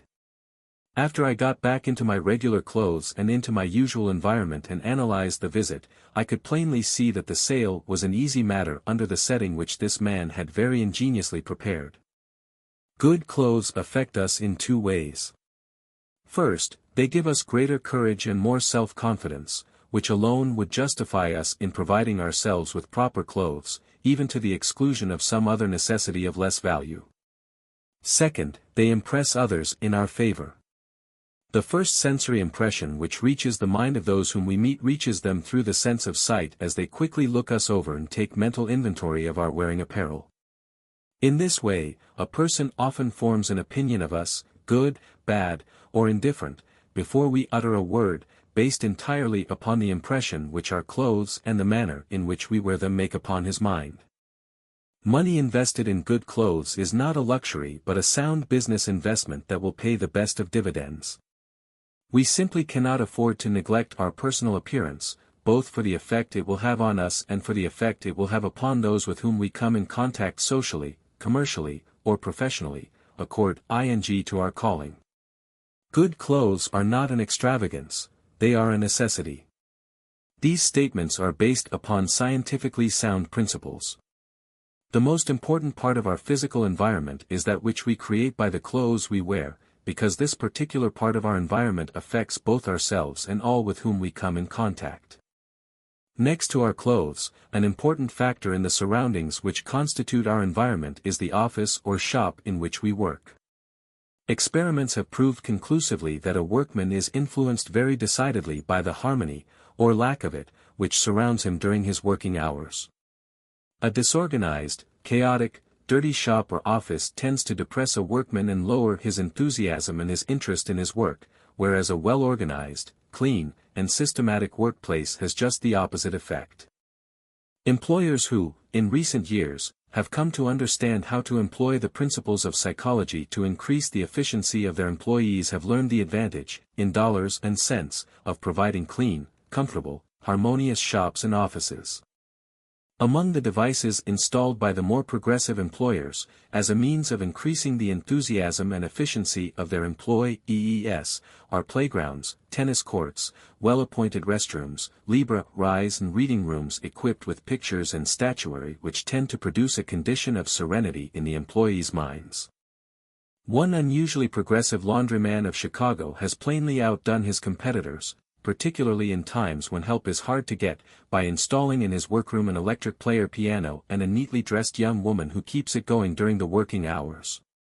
His ironing room is located on the street floor, and the neat appearance of his women workers, dressed in white uniforms, caps and aprons, together with their bright, cheerful faces, is one of his best advertisements, to say nothing of the increased work which each woman performs under these harmonious surroundings. Contrast this scene with the appearance of the average laundry, where the women are uncouth in appearance and the workroom disorganized and presenting an appearance of a rag picker's shop, and you will readily see the advantage of the more progressive system, an advantage that takes into consideration both increased profits to the employer and greater comfort of the employee. The time is not far ahead when some sort of music will be considered a necessity in every shop where men and women are working with their hands. Music produces harmony and enthusiasm, both of which are essential if the maximum efficiency is obtained by the workman. A man cannot be highly efficient unless he loves his work and his environment, his working surroundings. With the right selection of music, a workman's production could be increased from 10 to 50%, without fatiguing him in the least. During war times, when most of the workers of America are engaged in the manufacture of war materials of one sort and another, think of the inspiration, the increased strokes a man could strike, the greater number of steps he could make if he were keeping time with Over There, or with some other soul-stirring music, such as Dixie or Yankee Doodle. Under such conditions, a man could easily double his production in many lines of work and still feel less fatigued at night. If you doubt that music makes one oblivious to time and effort, just study people who are dancing or roller skating to a tune of good music. A person will dance or skate until 12 o'clock at night, after having performed a hard day's work at the shop or office, and still feel perfectly fresh for the next day's work, if supplied with good music. We stop to wonder sometimes why it is that more employers do not learn a lesson from the dancer or the skater and make use of the same psychology, to stimulate the workers' efforts in shop or office, that carries the dancers and skaters through hours of the hardest sort of physical labor without any way of fatiguing them. The more competent of the efficiency engineers have not been slow to grasp the importance of making use of this psychology in laying out plans for working conditions in shops and offices. Whenever increased human efficiency takes place at all, it begins in the human mind. Men produce greater results because they want to do so. Now, the problem is to find ways and means, devices and equipment, environment and surroundings, atmosphere and working conditions with which to make men and women want to do more work and better work. Environment is the first thing the really efficient efficiency counselor takes cognizance of. A man cannot be a competent efficiency counselor without being also a psychologist.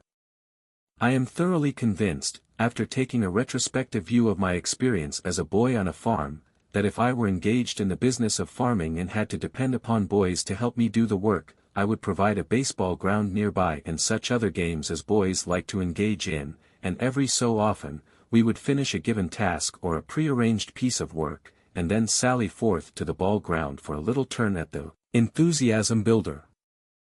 With this incentive with which to look forward, a boy, and most of us are only boys grown tall, would produce more work and experience less fatigue than he would without it. That old axiom, all work and no play makes Jack a dull boy, is more than an axiom, it is a scientific truth with teeth in it. Somewhere, sometime, some foreman, superintendent, or man, eager of men, or perhaps some individual workman, will read this lesson and see the practical value of entertaining men while they work and of providing them with a pleasing, harmonious environment. Not only will he see the practical value of the idea, but better still, he will put it into use and make it carry him into prominent leadership. Perhaps you are that man or woman. If you have faithfully put into practice the suggestions laid down in the lesson on self-confidence building, you are undoubtedly headed in the direction of leadership. What you now need is some big idea with which to complete the journey. It may be that on these pages you will find that idea. One big idea is all that any person really needs or can make use of in this life. Too many of us go through life with plenty of little ideas clinging to us, but with no really big idea. When you find your big idea, more likely than not, you will find it in some sort of service that will be of constructive help to your fellow men. It may be the idea of lowering the cost to the consumer of some necessity of life, or, it may be the idea of helping men and women to discover the wonderful power of the human mind and how to make use of it, or, it may be the idea of helping men and women to be more cheerful and happy in their work by creating some plan for improving their working environment. If it doesn't promise some of these results, you may be reasonably sure that it is not a big idea. Throughout the industrial and commercial world, there is a prevailing spirit of unrest among the workmen.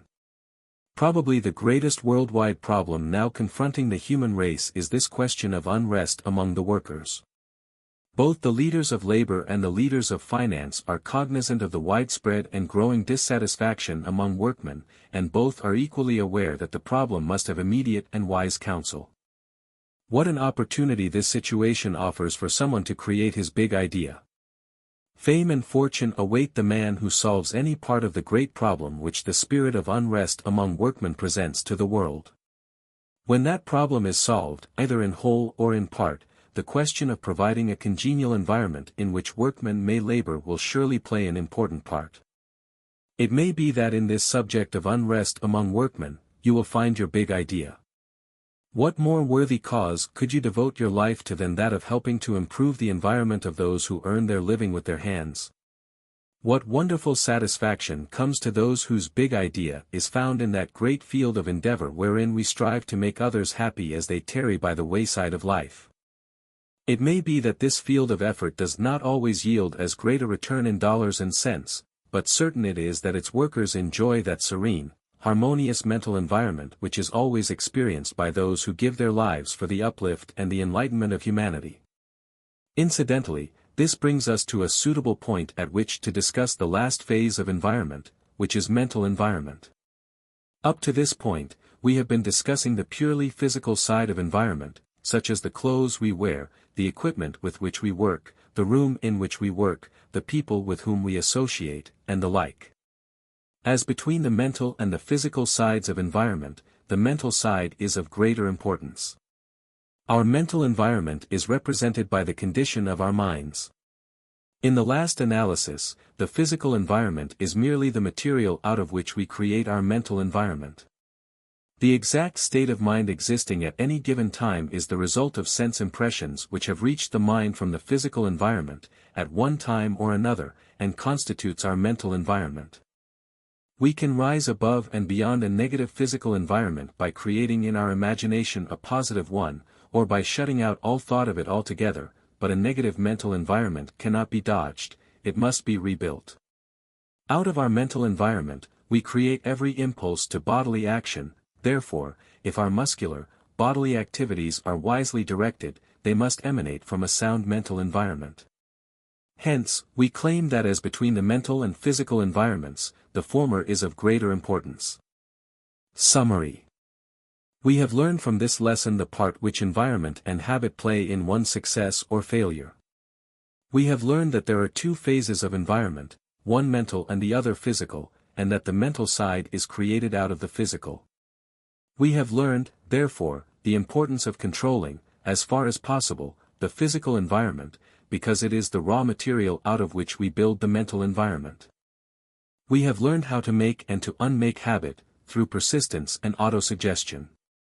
We have learned that both auto-suggestion and concentration play an important part in the creation of any habit. We have learned that the tendency of the human mind is to absorb its surrounding environment and to pattern after it its impulses to muscular, bodily action. We have learned, therefore, that environment is the raw material out of which we are shaping our ideas and our characters. We have learned that so forceful is the environment in which we live that a sound mind may absorb criminal tendencies by improper association with criminal minds, through inadequate penal institutions, etc. We have learned that the clothes we wear constitute an important part of our physical environment, and that they influence us as well as those with whom we come in contact, either negatively or positively, according to their appropriateness. We have learned the importance of providing workmen with a pleasing, harmonious physical environment and of the increased efficiency that may be produced by so doing. The Easy Road, GSW. How many seek the gladness that love and friendship lend, forgetting to be friendly, while asking for a friend? How many seek position and highest tasks to do, and strive to rule the many while faithless to the few? How many fix their vision on mountains lost in light, yet scorn the weary climbing that leads them to the height? And choosing false conditions, how many then complain, because life's laws are changeless and truth and justice reign? Because, as to Muhammad, life teaches to each one, that all may seek the mountain, that mountain comes to none. To every sincere, inquiring mind, nature declares, tell me what you want.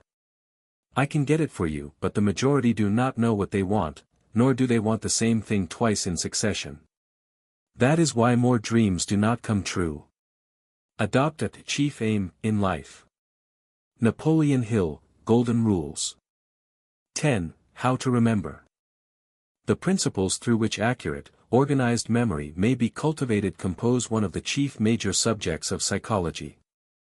What a wonderful gift is that of a perfect memory, the ability to recall both names and faces of people whom we have met, and of sense impressions which have reached our subconscious minds through what we call experience. We need not try to convince you that a reliable memory is an asset, because you already know this. Let us hasten, then, to a discussion of the three chief principles of memory, which are briefly defined as follows. 1. Retention, the receiving of the sense impression through one or more of the five senses and the recording of this impression in the subconscious mind. This process may be likened to the recording of a picture on the sensitized plate of a camera. 2. Recall, the reviving again of those sense impressions which have been recorded in the subconscious mind, and bringing them into the conscious mind.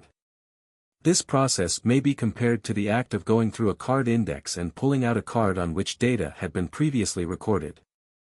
3. Recognition, the ability to recognize a sense impression when it is called into the conscious mind, and to identify it as being a duplicate of the original. This enables us to distinguish between memory and imagination. How to make effective use of these three principles. First, make the first impression vivid by concentrating your attention upon it to the finest detail. Just as the photographer takes care to give an exposure proper time to record on the sensitized plate of the camera, so must we give the subconscious mind time to properly record any sense impression which we wish to be able to recall with readiness. Second, associate that which you wish to remember with some object, name, or place with which you are quite familiar and which you can recall at any time without effort as, for example, your hometown, your mother, your close friend, etc. Third, repeat that which you wish to remember a number of times, at the same time concentrating your mind upon it. The great failing of not being able to remember names, which most of us have, is due entirely to the fact that we do not properly record the name in the first place. When you are introduced to a person whose name you wish to be able to recall instantly, stop and repeat his or her name 2 or 3 times, first making sure that you understood the name correctly. An accurate memory is something which you can acquire in exactly the same manner that the photographer acquires accuracy in his art, namely, by properly exposing the negative so that all of the features, outlines, lights, and shades of the object photographed are recorded on the sensitized plates of your subconscious mind. There are many exclusive courses on the subject of memory training, some of which have been padded out in considerable length. All you need, however, is to grasp the fundamental principles through which the memory functions, and soon you can develop an accurate memory. To do this, you need not follow any formula too closely, but rather invent your own method. Some remarkably accurate memories have been developed through the use of the principle of concentra, tie-in alone.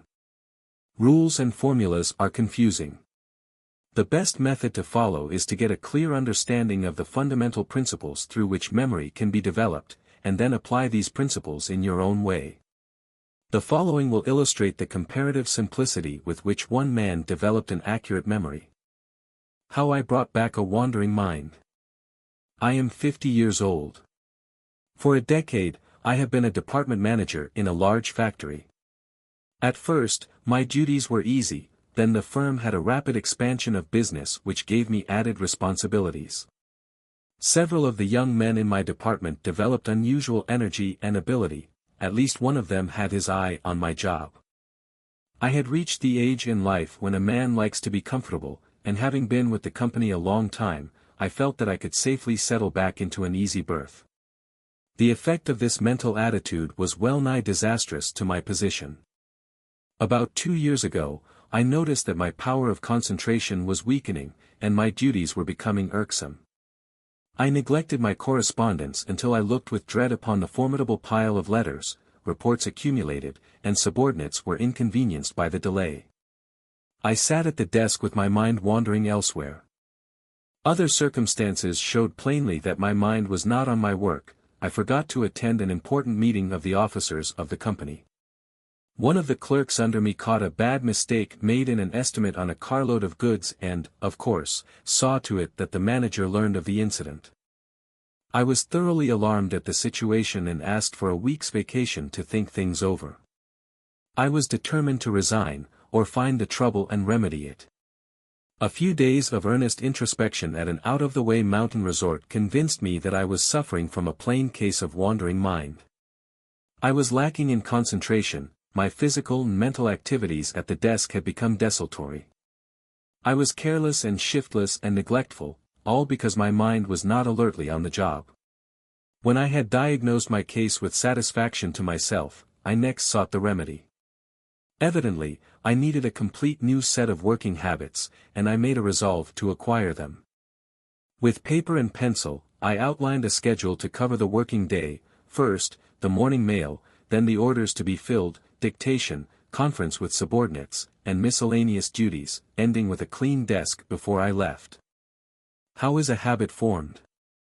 I asked myself mentally. By repetition, came back the answer. But I have been doing these things over and over thousands of times, the other fellow in me protested. True, but not in orderly, concentrated fashion, replied the echo. I returned to the office with mind in leash, but restless, and placed my new working schedule into force at once. I performed the same duties with the same zest and, as nearly as possible, at the same time every day. When my mind started to slip away, I quickly brought it back. From a mental stimulus, created by willpower, I progressed in habit building. Day after day, I practiced concentration of thought. When I found repetition becoming comfortable, then I knew that I had won. Please keep constantly in mind the fact that this is a course in applied psychology, and that its chief purpose is to give you a good grasp of those qualities through which you may attain success in all of your undertakings. We shall make no attempt in this course to adhere to the old methods of pedagogy. You have started out to acquire information concerning the human mind and to ascertain the relationship between the mind and your business of succeeding in your life work. You want practical, applied psychology instead of theoretical psychology. You want to understand the relationship between the principles of psychology and the business of earning a living and of being happy while you are doing it. We feel it our duty to you, therefore, to go outside of our psychological laboratory for data with which to illustrate the principles of psychology. We feel it our duty to you to show you just how the principles covered by this course have actually worked out in a practical business world. In doing this, we feel at liberty to draw upon the experiences of men who have used these principles, and to pass on to you the results. In quoting the following story, we are passing on to you a remarkable example of the advantage of an accurate memory as well as some very simple methods through which to cultivate such a memory. A great businessman with a wonderful memory. America has a man with a wonderful memory, developed by close observation, lively imagination, and indomitable industry and perseverance. The geography of every country is lined in his mind as cleanly as the streets of his native town in Connecticut. He carries in his mind a moving picture of the whole earth. The cartoonist could fittingly portray him by substituting the globe for his head. He is neither a ship owner nor a captain, yet he has a practical knowledge of a shipping business comparable with that of any living ship owner or skipper. He is neither a customs official nor a professional tariff expert, yet he carries in his head information in great detail on national and international tariffs and customs duties. In the great organization of which he is president, there are 270,000 employees, yes, 270,000, or more than the population of St. Paul or Louisville or Denver or Atlanta. He sits at his desk in New York and talks with the operating and commercial officials identified with this vast industry, one-third across the continent, making suggestions and recommendations having to do with the multitudinous details of the largest industrial organization in the world. His list of engagements to see people at times averages from 40 to 50 every day, or between 1,200 and 1,500 every month, aside from which he contrives to carry on an extensive correspondence. He is familiar with every minute phase of his concern's manufacturing and selling business, a business that is running at a rate of $3 million a day, or not very far from $1 billion a year. James A. Farrell's wonderful memory. Questioned once on the witness stand as to what ingredients enter into wine products, he replied, between 200 and 300. Shall I name them? Again asked, how many competitors has the American Bridge Company, one of your subsidiaries, he replied, 368, and occupied one morning giving their locations, capacities, and character of work produced by them. Asked, among thousands of other questions, whether the shipping facilities to certain parts of South America were good or bad, he immediately replied, 158 vessels left here for the River Plate last year, sufficient for the volume of tonnage offered. This living gazetteer of the world, this walking atlas, this international encyclopedia, this commercial wizard, this industrial phenomenon, is James A. Farrell, ex-laborer, now President of the United States Steel Corporation. For 10 days, Mr. Farrell sat in the witness chair during the government suit against the Steel Corporation and, without consulting books, papers, or data of any kind, answered every question fired at him. Not once did he have to reply, I don't know. He appeared to know everything, and to remember everything. Here, for example, is his reply, made wholly without any notes or memoranda, to the question, can you remember what percentage of the business of each of the subsidiaries of the Steel Corporation was foreign in 1910 and in 1912?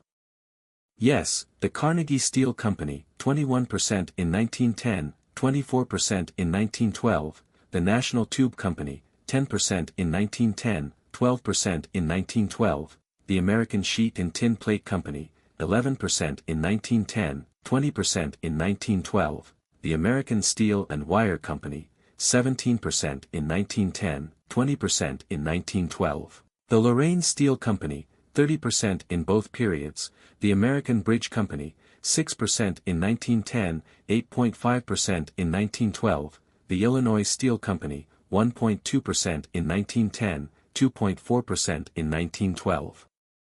The judge and everybody gasped. "That man's mind is a self-working cash register and adding machine combined," remarked one of the attorneys. Mr. Farrell's uncanny knowledge of steel making and steel selling. He worked years in the mills in many departments of the industry and years on the road as salesman, his unparalleled knowledge of shipping and of overseas countries. He first went voyaging with his father, who was captain of a Maine-built ship, when 12, and has since traveled in many lands. His familiarity with foreign tariffs and trade conditions all over the world, all this he has turned into profitable account for himself. And still more for his country by increasing his company's export sales of iron and steel products from less than $3 million a dozen years ago to over $100 million during the last year, an achievement in international trade not matched by any other American of the past or the present. The steel president talks about acquiring a good memory. To cultivate a good memory, according to Mr. Farrell, at first requires effort, great effort. In time, it becomes easy and natural to remember things. To retain things in your mind becomes a habit. Sir Arthur Conan Doyle, in his writing, propounded the right idea. You must concentrate. You must not carry any useless mental baggage. You must concentrate on the things in which you are interested and expunge from your memory everything you are not interested in. There must be not only a spring cleaning, but a daily cleaning of your memory, so to speak, in order to make room for fresh stores of helpful information. James J. Hill, who had perhaps one of the most remarkable memories of any man in the country, used to say that it is easy to remember things in which one is interested. Anyone wishing to acquire comprehensive knowledge of his business, or of any specific subject, must not try to store his mind with endless details about other things. For example, I have tried to learn all I could about the steel business in its mining, manufacturing, selling, and transportation branches, but to enable me to carry business information in my head, I have not attempted to retain in my mind minute detailed data about politics or baseball. Absorb what to you is essential, that is, everything pertaining to your field of endeavor. Abolish from your mind non-essential, extraneous subjects. No human brain has cells enough to store up all the facts about all subjects under the sun. Don't clog your brain cells with impedimenta. Feed them only with vital material, with things that will enhance your usefulness in your sphere of activity by increasing and improving your stock of needful information. How can a young man start in to improve his memory? I asked. A tip to young businessmen. The best foundation on which to build a strong memory is to cultivate a capacity for work. Good habits also contribute to a good memory, careless habits tend to distract and spoil the memory. A clear head is necessary to a keen memory. It is essentially true of the mind that it grows on what it feeds. Youth is the time when the mind and memory are most sensitive, most retentive, and most plastic. It is especially important, therefore, to begin the proper training of the mind at an early age. It is as difficult to dislodge cumbersome, useless things from the mind as it is to acquire new and better supplies of knowledge. What was done badly has to be undone, often at considerable cost. As with most worthwhile things in this world, a good memory calls for the paying of a price. Any youth or man who desires to train his memory must be prepared to pay the cost. He must be prepared to forego an endless round of even harmless pleasures. He must not hope to shine continually and conspicuously in social or society circles during his formative years. He must study while others play. His reading must be limited very largely to books and magazines and papers which will help him to acquire facts and a better understanding of whatever business or subjects he is determined to master. He must utilize most of his spare time and not idle it away. Although I worked 12 hours a day when I started as a laborer in a wire mill when I was only 15 years old, I studied very hard after finishing the whole round of the clock daily in the mill. I tried to learn all I could about the making of wire, and I managed to qualify as a mechanic in a little over a year. I interested myself not only in the making of wire and in the general manufacturing of iron and steel, but I had a fondness for selling things, and I did my best to learn all about the duties of a salesman. When I did become a salesman, I found my experience in the mill and my knowledge of the manufacturing end of the business a most valuable asset when I went to call on buyers. At school, I found it easy to learn geography. My father and grandfather were both seafaring men, and maybe this helped to turn my attention to other parts of the world and to broaden my vision. It was natural that I should consider the possibilities of foreign outlets for steel products, so that before I became a foreign sales manager, I had studied the subject very earnestly. Being interested, I could remember what I read and learned. Today, I suppose I do know a fair amount about foreign markets for steel and transportation facilities, how to reach these markets. The opening up of foreign markets for American products has entailed, of course, a great deal of detail work. But having accustomed my memory to retaining details, the work has appealed to me and has not been so very difficult to handle. It is recognized throughout the steel industry that Jim Farrell has no peer as a master of detail. His oral replies to the government's lawyers made their heads swim. They could not stump him, try as they might. John D. Rockefeller used to impress upon his aides that, next to knowing one's own business, the most important thing to know was what the other fellow was doing. Mr. Farrell abundantly demonstrated that he not only knew what his own corporation and every other company in the United States was doing, but he was as familiar with iron and steel activities in other countries as with the process of manufacturing wire. The importance of knowing all about your job. Some executives declare, airily, that they never bother about details, that they do not know anything about them and leave their handling entirely to subordinates. I was anxious to get from Mr. Farrell his view of the importance of a knowledge of details and having them properly attended to. My question struck a responsive chord.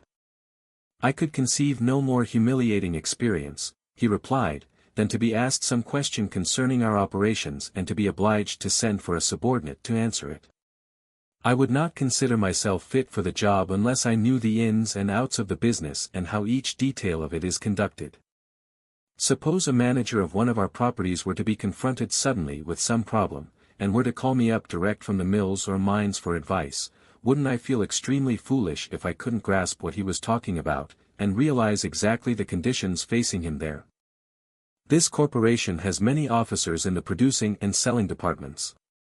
Not only do I meet and talk with many of them periodically in my office here, or during my frequent visits to our different properties, but I take pains to give their communications proper attention. If you were manager of an important enterprise and wrote a letter to the owner about something of importance, you would not like to receive a perfunctory reply from John Smith, one of his secretaries. In the same way, if the president or other officer of a subsidiary refers anything to me for my particular consideration, I would reduce the value and dampen the enthusiasm of that man were I to turn the matter over to John Smith. We have reprinted this whole story because it is full of inspiration that will be of help to you. It is the equivalent of a good course in memory training, but it is more, much more than this. It is an ambition builder that will be sure to cause you to want to accomplish something that is worthwhile. One of the chief objects of this course is to arouse in you that vital spark which we refer to by various names, such as determination, ambition, etc., and cause it to develop into a flame of enthusiasm that will carry you on to a greater achievement of some sort. You are sure to find, somewhere in this magazine, the loose ends of the threads of life which lead to your desired goal. You are sure to get hold of at least one big idea that you can nourish and develop into a finished product that will bring you success and happiness. Just which one of these chapters you will find this idea in, or whether you will find it in more than one, we cannot say. You may find this idea in a single word or a single sentence. We wish that we might point out to you the exact chapter, the paragraph, and the sentence in which this idea is to be found, but this is impossible, because some will find it in one place, while others will find it somewhere else. You will have to find it for yourself, and when you do, you will readily recognize it. We know that it is here, because this magazine covers all of the principles through which the human mind works, and the human mind is first cause for all that any person ever accomplished or ever will accomplish. Through this course in applied psychology, you have gone back to the first cause of all the power that man has or can use in any sort of achievement. You are at the fountainhead from which all human achievements are drawn. It makes no difference what life work you have selected, or what work you intend to follow, you will have to make use of the principles which are covered by this course. Therefore, in the study of the course, you are preparing yourself for success in whatever field of endeavor the future may find you engaged in. We want you to get this viewpoint, because it will help you to search diligently and with intense interest for the end of the thread which, when unwound, will lead you to your desired station in life. As a befitting close for this chapter on memory, we quote the following from the work on applied psychology by Dr. Warren Hilton, author of Applied Psychology, 12-volume set, and founder of the Society of Applied Psychology. A scientific memory system for business success. We recall things by their associates. When you set your mind to remember any particular fact, your conscious effort should be not vaguely to will that it should be impressed and retained, but analytically and deliberately to connect it with one or more other facts already in your mind. The student who crams for an examination makes no permanent addition to his knowledge. There can be no recall without association, and cramming allows no time to form associations. If you find it difficult to remember a fact or a name, do not waste your energies in willing it to return. Try to recall some other fact or name associated with the first in time or place or otherwise, and lo! When you least expect it, it will pop into your thoughts. If your memory is good in most respects, but poor in a particular line, it is because you do not interest yourself in that line and, therefore, have no material for association. Blind Tom's memory was a blank on most subjects, but he was a walking encyclopedia on music. To improve your memory, you must increase the number and variety of your mental associations. Many ingenious methods, scientifically correct, have been devised to aid in the remembering of particular facts. These methods are based wholly on the principle that is most easily recalled which is associated in our mind with the most complex and elaborate groupings of related ideas. The same principle is at the basis of all efficient pedagogy. The competent teacher endeavors by some association of ideas to link every new fact with those facts which the pupil already has acquired. In the pursuit of this method, the teacher will compare all that is far off and foreign to something that is near home, making the unknown plain by the sample of the known, and connecting all the instruction with the personal experience of the pupil. If the teacher is to explain the distance of the sun from the earth, let him ask, if anyone here in the sun fired off a cannon straight at you, what should you do? Get out of the way, would be the answer. No need of that, the teacher might reply, you may quietly go to sleep in your room and get up again, you may wait till your confirmation day, you may learn a trade, and grow as old as I am, then only will the cannonball be getting near, then you may jump to one side. See, so great as that is the sun's distance. We shall now show you how to apply this principle in improving your memory and in making a more complete use of your really vast store of knowledge. Rule 1. Make systematic use of your sense organs. Do you find it difficult to remember names? It is because you do not link them in your mind with enough associations.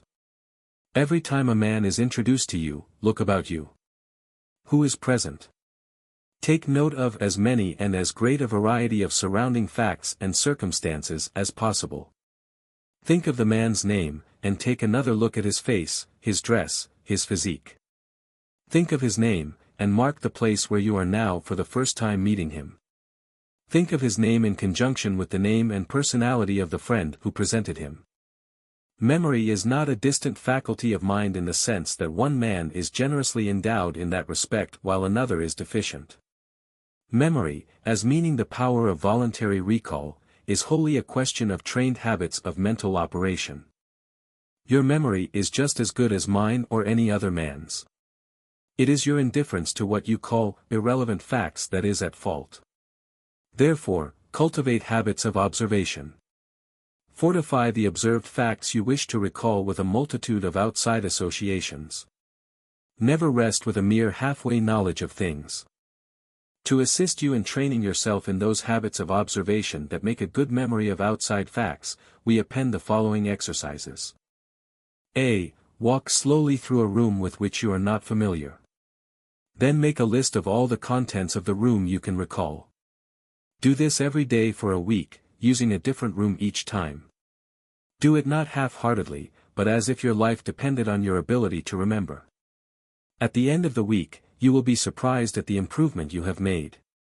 B. As you walk along the street, observe all that occurs in a space of 1 block, things heard as well as things seen.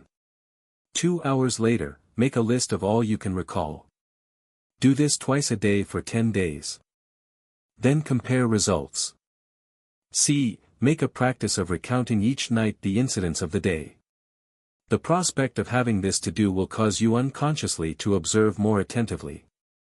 This is the method by which Thurlow Weed acquired his phenomenal memory. As a young man with political ambitions, he had been much troubled by his inability to recall names and faces. So he began the practice each night of telling his wife the most minute details that had occurred during the day. He kept this up for 50 years, and it so trained his powers for observation that he became as well known for his unfailing memory as for his political adroitness. D. Glance once at an outline map of some state. Put it out of sight and draw one as nearly like it as you can. Then compare it with the original. Do this frequently. E. Have someone read you a sentence out of a magazine, and you then repeat it. Do this daily, gradually increasing the length of the quotation from short sentences to whole paragraphs. Try to find out what is the extreme limit of your ability in this respect compared with that of other members of your family. Rule 2. Fix ideas by their associates. There are other things to be remembered besides facts of outside observation. You are not one whose life is passed entirely in a physical world. You live also within. Your mind is unceasingly at work with the materials of the past, painting the pictures of the future. You are called upon to scheme, to devise, to invent, to compose, and to foresee. If all this mental work is not wasted energy, you must be able to recall its conclusions when occasion requires. A happy thought comes to you, will you remember it tomorrow when the hour of action arrives? There is but one way to be sure, and that is by making a study of the whole associative mental process. Review the train of ideas by which you reached your conclusion. Carry the thought on in mind to its legitimate conclusion. See yourself acting upon it. Mark its relations to other persons. Note all the details of the mental picture.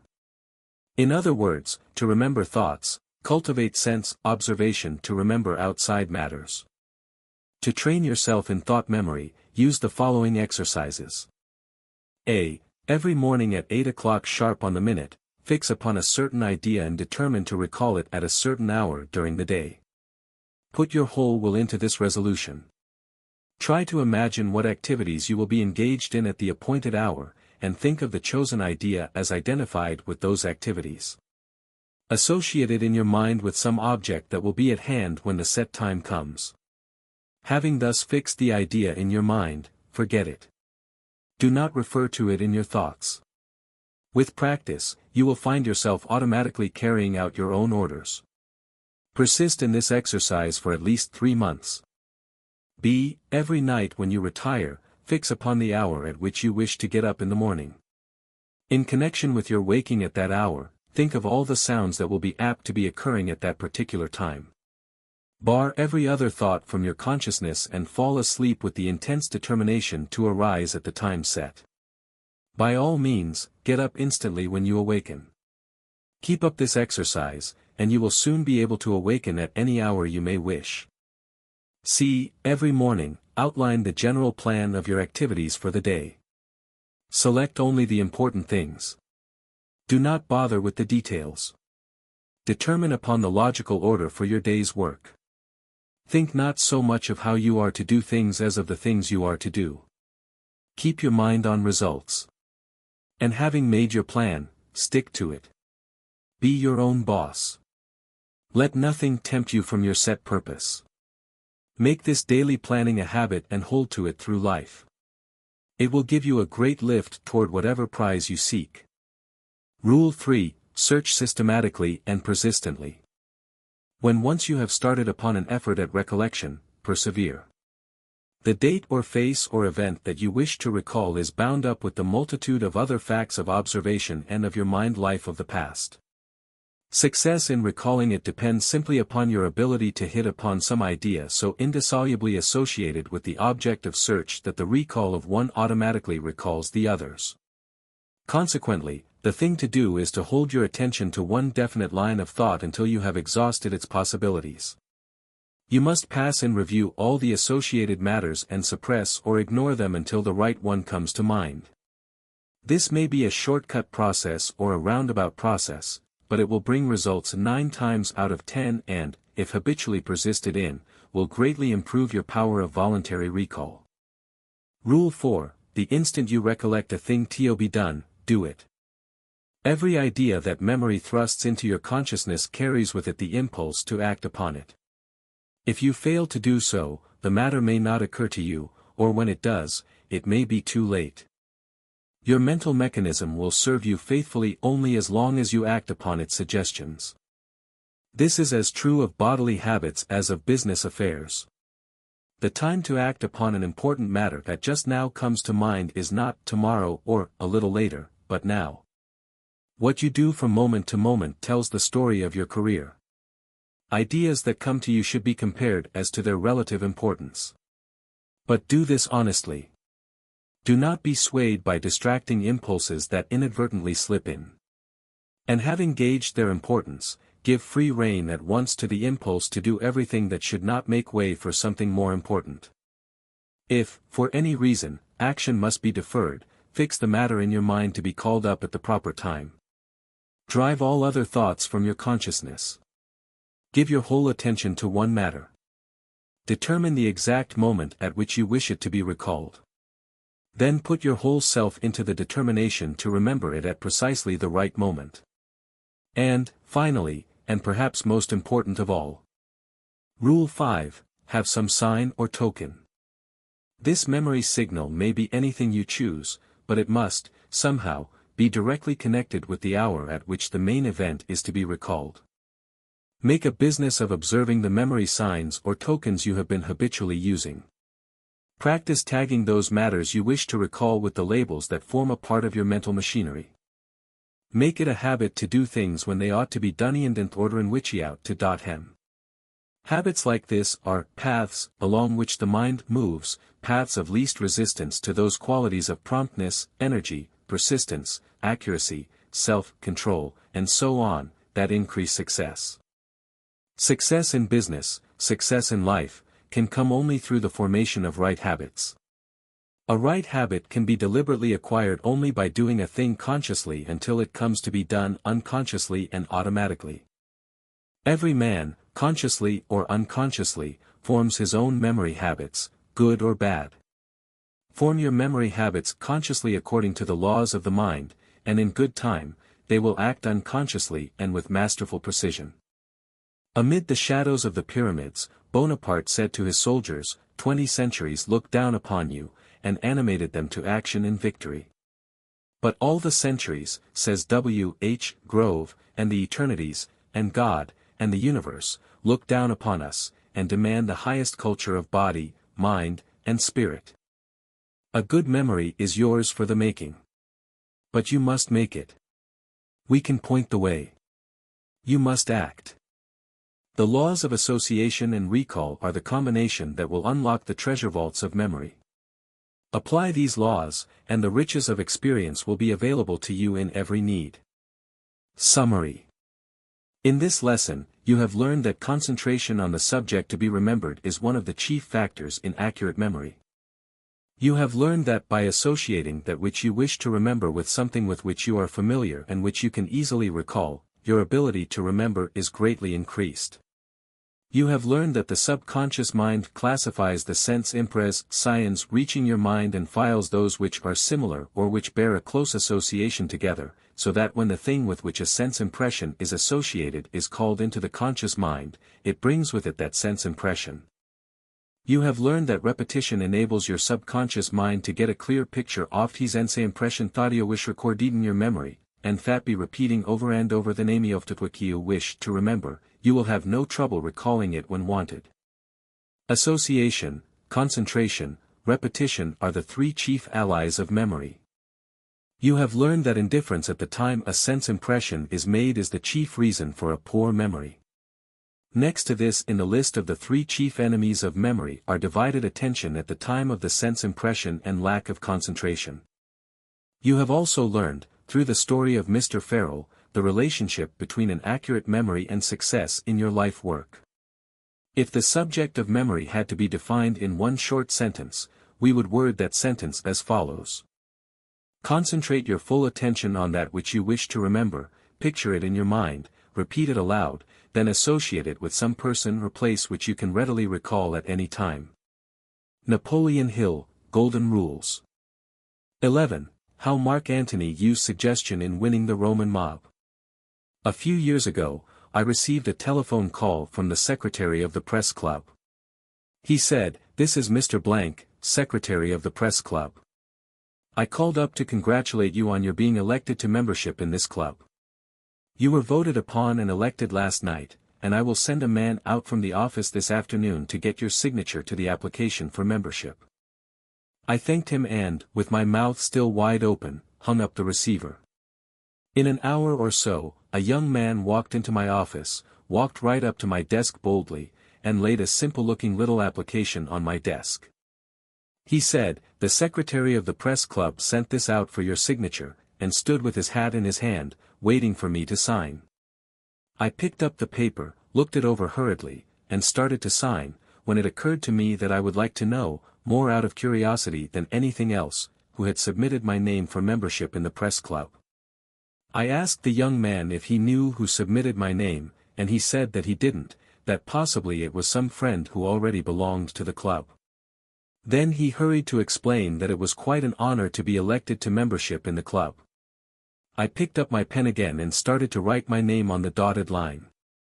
The application was printed on cheap paper, and the pen stuck in the paper, causing me to hesitate for a moment and start to write in a new place. The hesitation gave me time to think some more about who submitted my name for membership, so I stopped, laid down the pen, and asked the young man to telephone the secretary and find out who it was. He did so, but got word back that the secretary didn't know who submitted my name. Here suspicion entered for the first time, so I told the young man that I believed I would not sign just then. At the same time, I read the application over again. It called for a membership fee of $150. Those figures looked 10 times as big as they had looked a minute or so before that telephone conversation. I was beginning to get cold feet. I was beginning to feel that I was about to be sold something. Up to this point, I had felt that I was getting into a very select club, through the thoughtfulness of some good friend. Frankly, my vanity had overcome my better business judgment. But now I was beginning to wake up and smell a mouse. Then the young man spoke up and said, "Why, you probably fail to appreciate how hard it is to get into the press club. No one can get in until he has been elected by vote. You have been paid an honor that you cannot afford to reject." Those words sank deep.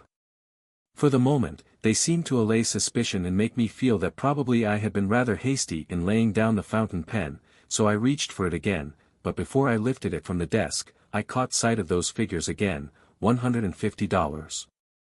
They looked still bigger, so I pushed the application back to the young man and said, "No, I must think this over for a few days," and I ushered him to the door. The next day, I was telling one of my friends that I had been elected to membership in the press club. I showed plainly by the expression on my face that I felt rather proud of the honor. Then he laughed. I had never heard him laugh so loudly in my life. He said, "Look here, if you really want to join the press club, I can get you a membership for $50. Frankly, I don't believe you want to belong to it, but if you do, I can save you $100. Then he continued, "It may also interest you to know that the club is making a drive for membership just now, therefore, you needn't feel so chesty about having been elected to membership." I began to grow small. I remember the feeling distinctly. I will never forget it. Down, down, down I went in the scale of intelligence, until I can remember how I had to look straight up to see my friend, even though I was as tall as he. Then I saw the joke. I took my friend to the cigar counter and bought him a box of the best Havanas I could purchase. "What are these for?" he asked, in surprise. And I replied, "In payment for the best lesson in salesmanship that I ever had or ever will have." You now have the story, which I have told to every member of our class in advertising and salesmanship. It hurts my pride to tell this story, but it is so valuable to a student of applied psychology that I simply could not pass by the opportunity to tell it. My vanity had almost cost me $150. The only thing that saved me was the poor grade of paper on which the press club application was printed. If the pen hadn't stuck, I would have been. That was a real case of letting me buy. Instead of selling me, I was doing all the buying. No one asked me to join the club. I was virtually ready, not only to join and part with $150 in cash, but to thank someone for giving me the opportunity. Here was the weak part of their sales plan: they lost my confidence when they failed to tell me who submitted my name for membership. The man who planned that sales plan was almost a master salesman. He fell down in just that one slight detail. It would have been all right had they said to me that the club had been watching my business progress and had decided that I would be a good man for membership, but when they refused to assure me on this point, I lost confidence and they lost the signature on the little dotted line. I need not analyze this story for you. The psychology back of it is so plain that a schoolboy can understand it. Use this psychology yourself. As to just how you may do this will depend upon the problem in hand. It will depend upon the buyer and the commodity which you have to sell. This same principle of psychology was used by Mark Antony in his wonderful oration, which you will read presently. In this oration, you will see how adroitly he appealed to the vanity of the Roman mob. Did he start out by trying to sell them on his viewpoint? No, not he. He was too clever a salesman for that. Study his oration carefully. Get the big thought back of it. See how Mark Antony, figuratively speaking, floated with the stream and not against it, until he came to a point of vantage where he could turn its course in the direction that he wanted it to go. It is necessary to handle 1,000 tons of clay and dross in order to obtain a milligram of radium. The process of separation is a long, tedious, and expensive one, but that is the only way to secure radium. That is one reason why radium is so expensive. To get at a seemingly simple truth, we must sometimes go through masses of evidence, sorting out the usable from the unusable, but it must be done if we want the radium. There is a simple truth in connection with applied psychology which is the very warp and woof of all successful salesmanship. Therefore, when you get through reading this lecture, if you feel that I have taken you through the radium refining process to get at this great truth, I know you will also be fair enough to admit that the time spent in the search has been well worthwhile. I will not tell you what this great truth is, now. I want you to have the benefit of finding it yourself. In bringing out this great principle, I am going to make use of Shakespeare's remarkable oration which he put into the mouth of Mark Antony, in his reply to Brutus, over the dead body of Caesar. Nothing which I have ever read portrays one of the underlying principles of applied psychology as well as this oration. The same psychological laws and principles used by Antony in his oration over the body of Caesar will bring as great a measure of success, and as effectually win the day now as it did before the fall of Brutus. As I proceed with the text of the oration, I shall inject between the lines certain comments for the purpose of bringing out more clearly the comparison I wish to make. Argument of the scene. Caesar has been killed, and Brutus has just finished his address to the populace, setting forth his reasons for Caesar's removal. These reasons have been accepted, and the mob believed in him. Brutus was probably the most admired and most beloved man in all Rome at that time. Hence, his simple statement was accepted with equally simple faith. Here, Shakespeare introduces both sides of the question, first through Brutus, and then through Antony. Brutus, having presented his side, and satisfied that he has won the day, closes his speech and rests his case. But he had not fully convinced his audience. The Roman mob was not well sold. Overconfident, he yielded the platform to Antony too soon. Nevertheless, the mob was with him and against anyone who had aught to say derogatory to him. Antony appears upon the scene, with the mob at least partly antagonistic to him and suspicious, lest he be against Brutus. His first step is to pacify them and get their minds in a receptive condition, to neutralize their minds, for, without this, he cannot make any headway. He must also avoid all appearance of knocking the other side. These are essentials in convincing an audience or an individual. Your audience must be presumed to be open to conviction, and you should not knock. Antony, for Brutus' sake, I am beholding to you, goes into pulpit. Fourth citizen, what does he say of Brutus? Third citizen, he says, for Brutus' sake, he finds himself beholding to us all. Fourth citizen, 'twere best he speak no harm of Brutus here. First citizen, this Caesar was a tyrant. Third citizen, nay, that's certain, we are blessed that Rome is rid of him. Second citizen, peace. Let us hear what Antony can say.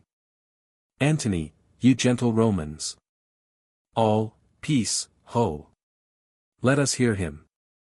At this point, the average amateur usually tears this oration to tatters by strutting to the front of the stage, throwing out his chest, and in a tone twice too large for his body, shouting, friends, Romans, countrymen. Had Antony addressed the mob in this wise, the history of Rome would not be what it is today. For the purpose of pacifying their inflamed minds, he begins. Antony, friends, Romans, countrymen, lend me your ears, I come to bury Caesar, not to praise him, conciliation. The evil that men do lives after them, the good is oft interred with their bones, so let it be with Caesar.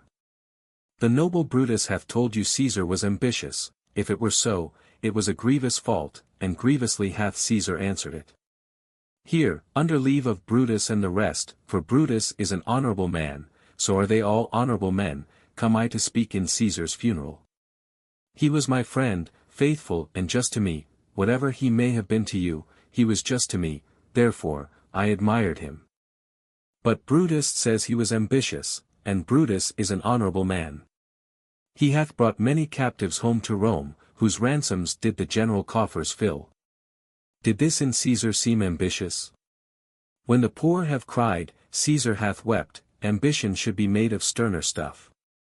Yet Brutus says he was ambitious, and Brutus is an honorable man. You all did see that on the Lupercal I thrice presented him a kingly crown, which he did thrice refuse. Was this ambition? Yet Brutus says he was ambitious, and, sure, he is an honorable man. I speak not to disprove what Brutus spoke, but here I am to speak what I do know. You all did love him once, not without cause, what cause withholds you then to mourn for him? O judgment! Thou art fled to brutish beasts, and men have lost their reason. Bear with me, my heart is in the coffin there with Caesar, and I must pause till it come back to me, working upon their emotions. He has now reached the first step in the mental law of salesmanship. He has gained the attention of the mob. He knows that they cannot be kept entirely quiet, and so he gives them an opportunity to talk, or think, aloud. Likewise, a salesman should give his prospect an opportunity to talk early in the interview so that he, the salesman, may learn the other's weak points. First citizen, methinks there is much reason in his sayings. Second citizen, if thou consider rightly of the matter, Caesar has had great wrong. Third citizen, has he, masters? I fear there will be worse come in his place. Fourth citizen, marked ye his words? He would not take the crown. Therefore, 'tis certain he was not ambitious. Second citizen, poor soul. His eyes are red as fire with weeping, pity. Third citizen, there's not a nobler man in Rome than Antony. Fourth citizen, now mark him, he begins again to speak. Antony, but yesterday, the word of Caesar might have stood against the world, now lies he there, and none so poor to do him reverence. O masters, flattery, if I were disposed to stir your hearts and minds to mutiny and rage, I should do Brutus wrong and Cassius wrong, who, you all know, are honorable men. Catch the suggestion in the words mutiny and rage, the emphasis of repetition. From this point forward, he says 3 times that these are honorable men. Note the change in inflection, and the effect of each change. The first time, he makes a plain statement of fact; the second time, there is a faint suggestion of doubt as to their honesty; and the third time, with consummate skill, he plays upon the word honorable with such fine sarcasm and irony, as to convey to the mob the thought and idea that these men are anything but honorable. Antony, I will not do them wrong, I rather choose to wrong the dead, to wrong myself and you, than I will wrong such honorable men. When he says he would rather wrong the dead, he knows that will excite their pity; when he prefers to wrong himself, he arouses their admiration; and when he tells them he chooses to wrong them, he stirs up their antagonism and resentment against the murder of Caesar. He now arouses their curiosity. Antony, but here's a parchment, with the seal of Caesar, I found it in his closet, 'tis his will, let but the commons hear his testament, which, pardon me, I do not mean to read. And they would go and kiss dead Caesar's wounds and dip their napkins in his sacred blood, yea, beg a hair of him for memory, and, dying, mention it within their wills, bequeathing it as a rich legacy unto their issue. 4th citizen, will hear the will, read it. Mark Antony, human nature wants that which is about to be taken away from it. Observe how craftily Antony has arrived at the second step in the mental law of salesmanship, how completely he has awakened their interest. This was done by exciting their curiosity. Of course, he intends to read the will, but he is going to compel them to demand it before he does so. All, the will, the will. We will hear Caesar's will. Antony, have patience, gentle friends, I must not read it, it is not meet that you know how Caesar loved you. You are not wood, you are not stones, but men, and, being men, hearing the will of Caesar, it will inflame you, it will make you mad, just what he intends it to do. 'Tis good you know not that you are his heirs, for if you should, oh what would come of it? 4th citizen, read the will, we'll hear it. Antony, you shall read us the will, Caesar's will. Antony, will you be patient? Will you stay a while? I fear I have overshot myself to tell you of it, I fear I wrong the honorable men whose daggers have stabbed Caesar, I do fear it. The words daggers and stabbed suggest murder. See how quickly they catch the suggestion. 4th citizen, they were traitors, honorable men. All, the will. The testament. 2nd citizen, they were villains, murderers, the will. Antony, you will compel me then to read the will? Then make a ring about the corpse of Caesar, and let me show you him that made the will. Shall I dissent? And will you give me leave? All, come down. 2nd citizen, dissent. 3rd citizen, you shall have leave. 2nd citizen, room for Antony, most noble Antony. Beginning to feel his power over his audience, Antony now intends to get closer. He removes the barrier of distance between the pulpit and the floor of the forum, that he may become more confidential. Observe the first note of authority, yet kindly spoken, as he commands them to stand back. Antony, nay, press not so upon me, stand far off. All, stand back. Room. Antony, if you have tears, prepare to shed them now, you all do know this mantle, I remember the first time Caesar put it on, 'twas on a summer's evening, in his tent, that day he overcome the Nervii, sentiment, love, and patriotism. From this point forward, he appeals to their emotional natures, to their pity, for pity is akin to love, and he desires to fan into a flame their slumbering love for Caesar. Antony, look, in this place ran Cassius' dagger through, see what a rent the envious Casca made, through this the well-beloved Brutus stabbed, and as he plucked his cursed steel away, mark how the blood of Caesar followed it, as rushing out of door, to be resolved if Brutus so unkindly knocked, or no, for Brutus, as you know, was Caesar's angel, judge, O you gods, how dearly Caesar loved him. This was the most unkindest cut of all, for when the noble Caesar saw him stab, ingratitude, more strong than traitor's arms quite vanquished him, then burst his mighty heart, and, in his mantle muffling up his face, even at the base of Pompey's statue, while all the while ran blood, great Caesar fell. Oh, what a fall was there, my countrymen! Then I, and you, and all of us fell down while bloody treason flourished over us. Oh, how you weep, and I perceive you feel the dint of pity, these are gracious drops. Kind souls, why weep you when you but behold our Caesar's vesture wounded? Look you here, here is himself, marred, as you see, with traitors. They have now accepted this word traitor and freely apply it to the conspirators. First citizen, O piteous spectacle! Second citizen, O noble Caesar! Third citizen, O woeful day! First citizen, O most bloody sight! Second citizen, we will be revenged. All, revenge. About. Seek. Burn. Fire. Kill. Slay. Let not a traitor live. He has now attained the third step, desire. The mob desires to do that which he wished them to do. Right here, many a salesman loses his prospect. He mistakes desire for will, tries, too soon, to carry his point and frightens off the prospect who has not yet been led up to the fourth step and, consequently, is not ready to receive the salesman with open arms. Antony, however, skilled salesman that he was, determined to carry his listeners with him, to close his argument up so tightly as to prevent the possibility of his audience being again influenced by the opposition, and so lost to him. He has saved his strongest argument and appeal for the last, so as to enable him to carry his audience with absolute certainty. Note his trump card well on toward the close of his oration. Antony, stay, countrymen. First citizen, peace there. Hear the noble Antony. Second citizen, we'll hear him, we'll follow him, we'll die with him. Antony, good friends, sweet friends, let me not stir you up to such a sudden flood of mutiny, strengthening their desire. They that have done this deed are honorable. What private griefs they have, alas, I know not, that made them do it, they are wise and honorable, and will, no doubt, with reasons answer you. Observe how pregnant with double meaning are his inflections upon certain words, and how unerringly they convey to the mob his opinion of the character of the conspirators.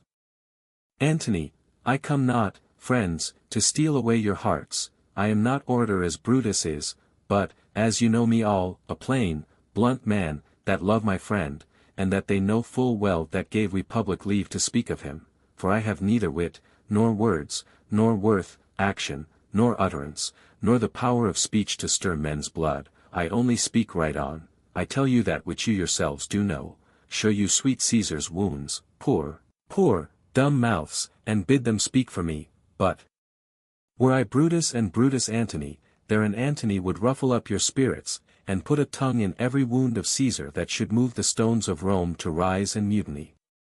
All, will mutiny. First citizen, will burn the house of Brutus. Third citizen, away, then. Come, seek the conspirators, Antony, yet hear me, countrymen, yet hear me speak. All, peace, ho. Hear Antony. Most noble Antony. Antony, why, friends, you go to do you know not what, wherein hath Caesar thus deserved your love? Alas, you know not, I must tell you, then, you have forgot the will I told you of.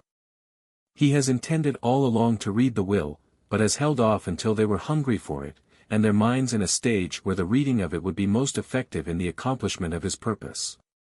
This was his trump card, and he saved it for the last. Many a salesman, in his eagerness to present the merits of his goods, plays his trump card first, before his prospect is ready for it. If this does not sweep his prospect with him at the start, he can follow up with weaker points, and simmer down to a lost sale.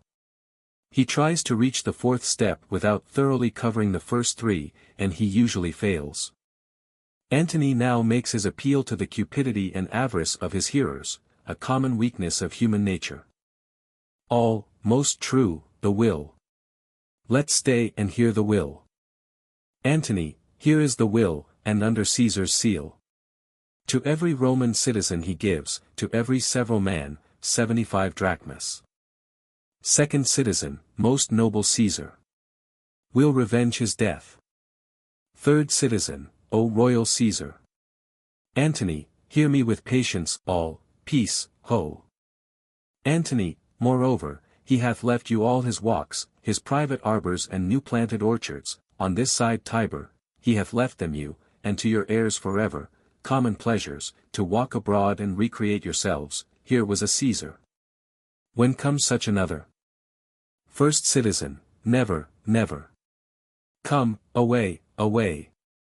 We'll burn his body in the holy place and, with the brands, fire the traitors' homes. Take up the body. Second citizen, go, fetch fire. Third citizen, pluck down benches. Fourth citizen, pluck down forms, windows, anything, exit citizens with the body. He has come to the fourth step. He has influenced their wills to do his bidding. He has carried the day. If you will plan your sales argument along the lines upon which this oration was modeled, following it out to its conclusion as carefully, watching its development as alertly, massing your arguments in as logical an order of sequence, making each step stronger than its predecessor, sweeping aside all opposition and leaving it not ground upon which to gain a fresh foothold, keeping yourself well in hand throughout the campaign, your success will be assured. Napoleon Hill, Golden Rules. 12. Persuasion versus Force. World War has done more than anything which has happened in the history of the world to show us the futility of force as a means of influencing the human mind. Without going into details or recounting the instances which could be cited, we all know that force was the foundation upon which German philosophy has been built during the past 40 years. The doctrine that might makes right was given a worldwide trial, and it failed. The human body can be imprisoned or controlled by physical force, but not so with the human mind. No man on earth can control the mind of a normal, healthy person if that person chooses to exercise his God-given right to control his mind. The majority of people do not exercise this right. They go through the world, thanks to our faulty educational system, without having discovered the strength which lies dormant in their own minds. Now and then, something happens, more in the nature of an accident than anything else, which awakens a person and causes him to discover where his real strength lies and how to use it in the development of industry or one of the professions. Result, a genius is born. There is a given point at which the human mind stops rising or exploring unless something out of the daily routine happens to push it over this obstacle. In some minds, this point is very low, and in others, it is very high. In still others, it varies between low and high. The individual who discovers a way to artificially stimulate his mind, arouse it, and cause it to go beyond this average stopping point frequently is sure to be rewarded with fame and fortune if his efforts are of a constructive nature. The educator who discovers a way to stimulate any mind and cause it to rise above his average stopping point, without any bad reticency effects, will confer a blessing on the human race second to none in the history of the world. We, of course, do not have reference to physical stimulants or narcotics. These will always arouse the mind for a time, but eventually they ruin it entirely. We have reference to a purely mental stimulant, such as that which comes through intense interest, desire, enthusiasm, love, etc. The person who makes this discovery will do much towards solving the crime problem. You can do almost anything with a person when you learn how to influence his mind. The mind may be likened to a great field. It is a very fertile field which always produces a crop after the kind of seed which is sown in it. The problem, then, is to learn how to select the right sort of seed and how to sow that seed so that it takes root and grows quickly. We are sowing seed in our minds daily, hourly, nay, every second, but we are doing it promiscuously and more or less unconsciously. We must learn to do it after a carefully prepared plan, according to a well laid out design. Haphazardly sown seed in the human mind brings back a haphazard crop. There is no escape from this result. History is full of notable cases of men who have been transformed from law-abiding, peaceful, constructive citizens to roving, vicious criminals. We also have thousands of cases wherein men of the low, vicious, so-called criminal type have been transformed into constructive, law-abiding citizens. In every one of these cases, the transformation of the human being took place in the mind of the man. He created in his own mind, for one reason or another, a picture of what he desired and then proceeded to transform that picture into reality.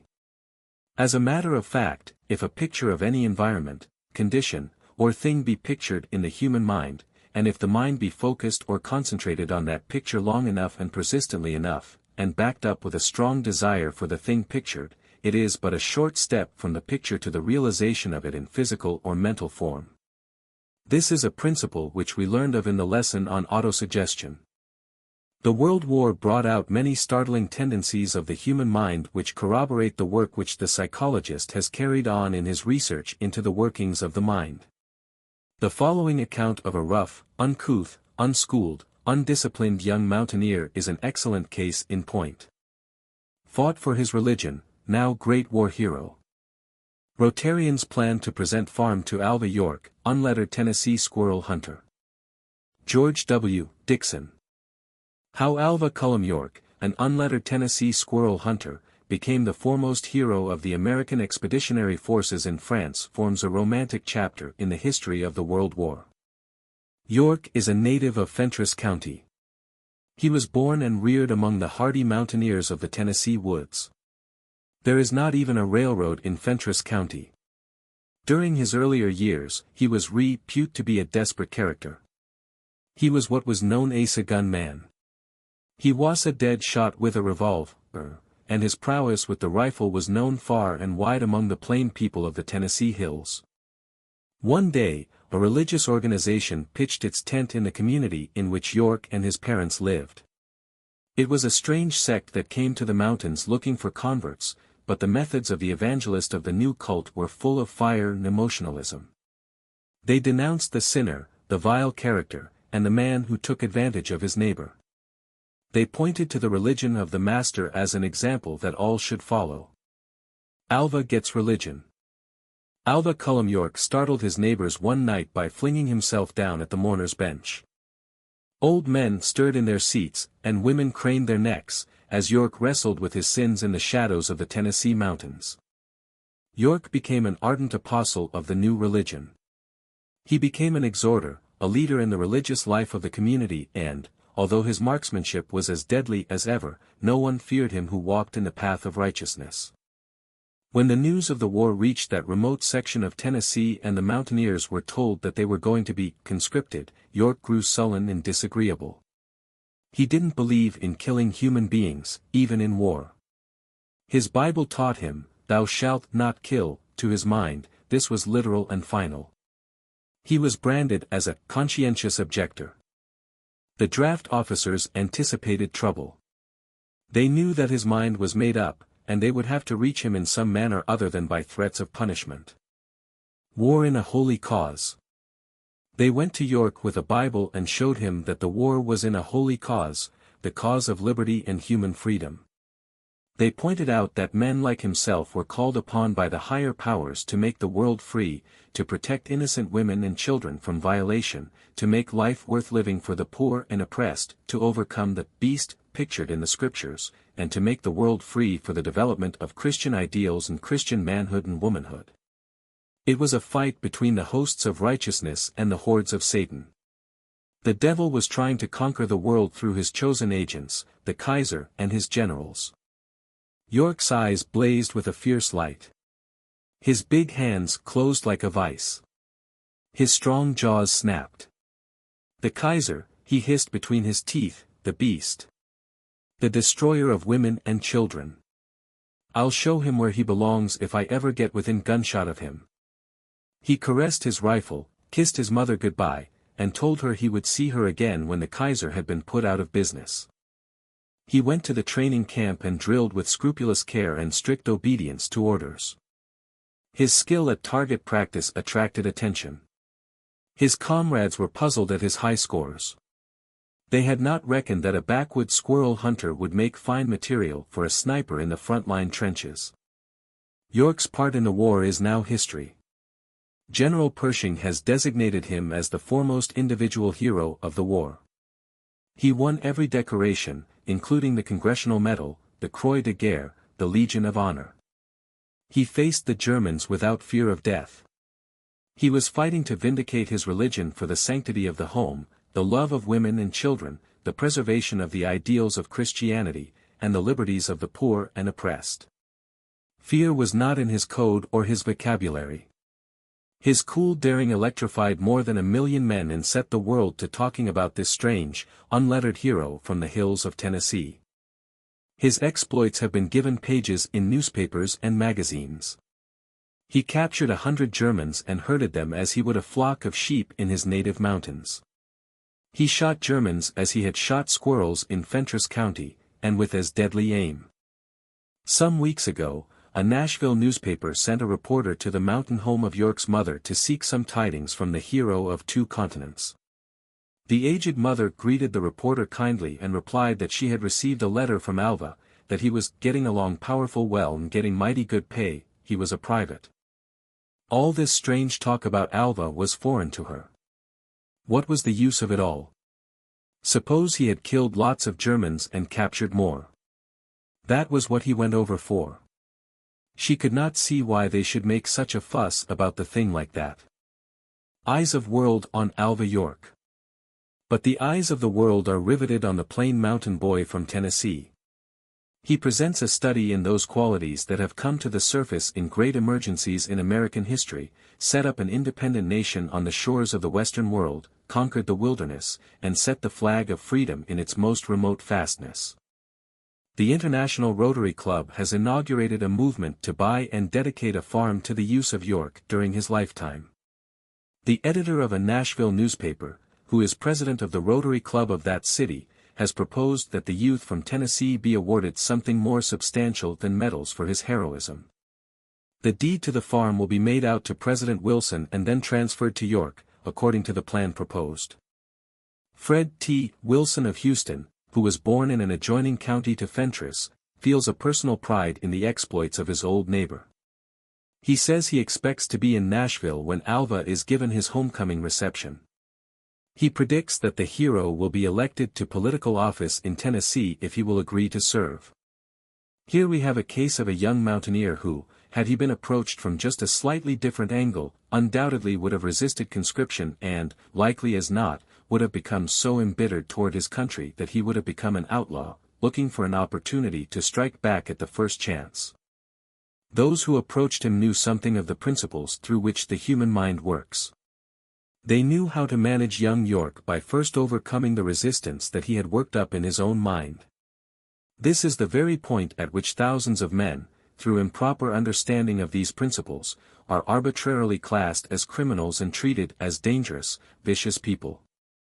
Through suggestion, these people could have been handled as effectively as young York was handled and developed into useful, productive human beings. In your search for ways and means of understanding and manipulating your own mind so you can persuade it to create that which you desire in life, let us remind you that, without a single exception, anything which irritates you and arouses you to anger, hatred, dislike, or cynicism is destructive and very bad for you. You can never get the maximum, or even a fair average of constructive action out of your mind until you have learned to control it and keep it from becoming stimulated through anger or fear. These two negatives, anger and fear, are positively destructive to your mind, and as long as you allow them to remain, you can be sure of results which are unsatisfactory and way below what you are capable of producing. In our chapter on environment and habit, we learn that the individual mind is amenable to the suggestions of environment, and that the minds of a crowd blend with one another in conformity with the suggestion of the prevailing influence of the leader or dominating figure.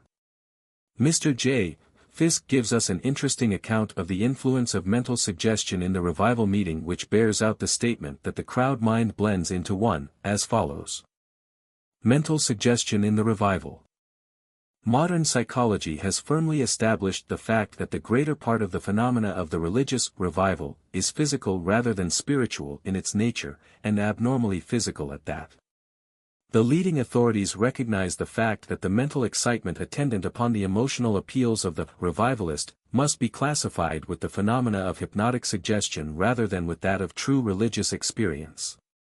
And those who have made a close study of the subject believe that instead of such excitement tending to elevate the mind and exalt the spirit of the individual, it serves to weaken and degrade the mind and prostitute the spirit by dragging it in the mud of abnormal psychic frenzy and emotional excess.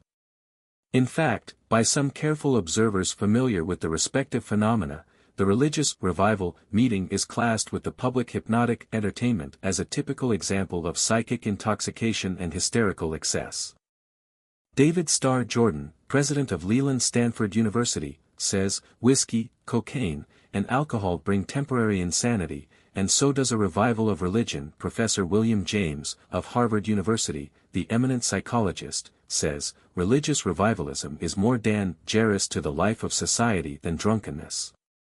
It should be unnecessary to state that in this article, the term revival is used in a narrower signification indicating the typical religious emotional excitement known by the term in question, and is not intended to apply to the older and respected religious experience designated by the same term, which was so highly revered among the Puritans, Lutherans, and others in the past. A standard reference work speaks of the general subject of the revival as follows. Revivals, though not called by that name, occurred at intervals from apostolic times till the Reformation, the revivalists being sometimes so unsympathetically treated that they left the church and formed sects, while in other cases, and notably in those of the founders of the monastic orders, they were retained and acted on the church as a whole. The spiritual impulse which led to the Reformation, and the antagonistic one which produced or attended the rise of the Society of Jesus, were both revivalist. It is, however, to sudden increase of spiritual activity within the Protestant churches that the term revival is chiefly confined. The enterprise of the Wesleys and Whitefield in this country and England from 1738 onward was thoroughly revivalist. Since then, various revivals have from time to time occurred, and nearly all denominations aim at their production. The means adopted are prayer for the Holy Spirit, meetings continued night after night, often to a late hour, stirring addresses, chiefly from revivalist laymen, and after meetings to deal with those impressed. Ultimately it has been found that some of those apparently converted have been steadfast, others have fallen back, while deadness proportioned to the previous excitement temporarily prevails. Sometimes excitable persons at revival meetings utter piercing cries, or even fall prostrate. These morbid manifestations are now discouraged and have, in consequence, become more rare. In order to understand the principle of the operation of mental suggestion in the revival meeting, we must first understand something of what is known as the psychology of the crowd. Psychologists are aware that the psychology of a crowd, considered as a whole, differs materially from that of the separate individuals composing that crowd. There is a crowd of separate individuals and a composite crowd in which the emotional natures of the units seem to blend and fuse. The change from the first-named crowd to the second arises from the influence of earnest attention or deep emotional appeals or common interest. When this change occurs, the crowd becomes a composite individual, the degree of whose intelligence and emotional control is but little above that of its weakest member. This fact, startling as it may appear to the average reader, is well known and is admitted by the leading psychologists of the day, and many important essays and magazines have been written thereupon. The predominant characteristics of this composite-mindedness of a crowd are the evidences of extreme suggestibility, response to appeals of emotion, vivid imagination, and action arising from imitation, all of which are mental traits universally manifested by primitive man. In short, the crowd manifests atavism, or reversion to early racial traits. Gideon H. Dial, in his Psychology of the Aggregate Mind of an Audience, holds that the mind of an assemblage listening to a powerful speaker undergoes a curious process called fusion, by which the individuals in the audience, losing their personal traits for the time being, to a greater or lesser degree, are reduced, as it were, to a single individual whose characteristics are those of an impulsive youth of 20, imbued in general with high ideals, but lacking in reasoning power and will. Gabriel Tarde, the French psychologist, advances similar views. Professor Joseph Jastrow, in his Fact and Fable in Psychology, says. In the production of this state of mind, a factor, as yet unmentioned, plays a leading role, the power of mental contagion. Error, like truth, flourishes in crowds. At the heart of sympathy, each finds a home. No form of contagion is so insidious in its outset, so difficult to check in its advance, so certain to leave germs that may at any moment reveal their pernicious power, as a mental contagion, the contagion of fear, of panic, of fanaticism, of lawlessness, of superstition, of error. In brief, we must add to the many factors which contribute to deception, the recognized lowering of critical ability, of the owner of accurate observation, indeed, of rationality, which merely being one of a crowd induces. The conjurer finds it easy to perform to a large audience, because, among other reasons, it is easier to arouse their admiration and sympathy, easier to make them forget themselves and enter into the uncritical spirit of wonderland. It would seem that in some respects, the critical tone of an assembly, like the strength of a chain, is that of its weakest member. Professor Gustave Le Bon, in his The Crowd, says, "The sentiments and ideas of all the persons in the gathering take one and the same direction, and their conscious personality vanishes. A collective mind is formed, doubtless transitory, by presenting very clearly marked characteristics. The gathering has become what, in the absence of a better expression, I will call an organized crowd, or if the term be considered preferable, a psychological crowd. It forms a single being and is subjected to the law of the mental unity of crowds. The most striking peculiarity presented by a psychological crowd is the following: whoever be the individuals that compose it, however like or unlike be their mode of life, their occupation, their character, or their intelligence, the fact that they have been transformed into a crowd puts them in possession of a sort of collective mind which makes them feel, think, and act in a manner quite different from that in which each individual of them would feel, think, and act were he in a state of isolation. There are certain ideas and feelings which do not come into being, or do not transform themselves into acts, except in the case of the individuals forming a crowd. In crowds, it is stupidity and not mother-wit that is accumulated. In the collective mind, the intellectual aptitudes of the individuals, and in consequence their individuality, are weakened. The most careful observations seem to prove that an individual immersed for some length of time in a crowd in action soon finds himself in a special state which most resembles the state of fascination in which the hypnotized individual finds himself. The conscious personality has entirely vanished, will and discernment are lost. All feelings and thoughts are being in the direction determined by the hypnotizer. Under the influence of a suggestion, he will undertake the accomplishment of certain acts with irresistible impetuosity. This impetuosity is the more irresistible in the case of crowds, from the fact that, the suggestion being the same for all the individuals of the crowd, it gains in strength by reciprocity. Moreover, by the mere fact that he forms part of an organized crowd, a man descends several rungs in the ladder of civilization. Isolated, he may be a cultured individual; in a crowd, he is a barbarian, that is, a creature acting by instinct. He possesses the spontaneity, the violence, the ferocity, and also the enthusiasm and heroism of primitive beings, whom he further tends to resemble by the facility with which he allows himself to be induced to commit acts contrary to his most obvious interests and his best-known habits. An individual in a crowd is a grain of, and amid other grains of, sand, which the wind stirs up at will. Professor Frederick Morgan Davenport, in his Primitive Traits in Religious Revivals, says, "The mind of the crowd is strangely like that of a primitive man. Most of the people in it may be far from primitive in emotion, in thought, in character, nevertheless, the result tends always to be the same. Stimulation immediately begets action. Reason is in abeyance.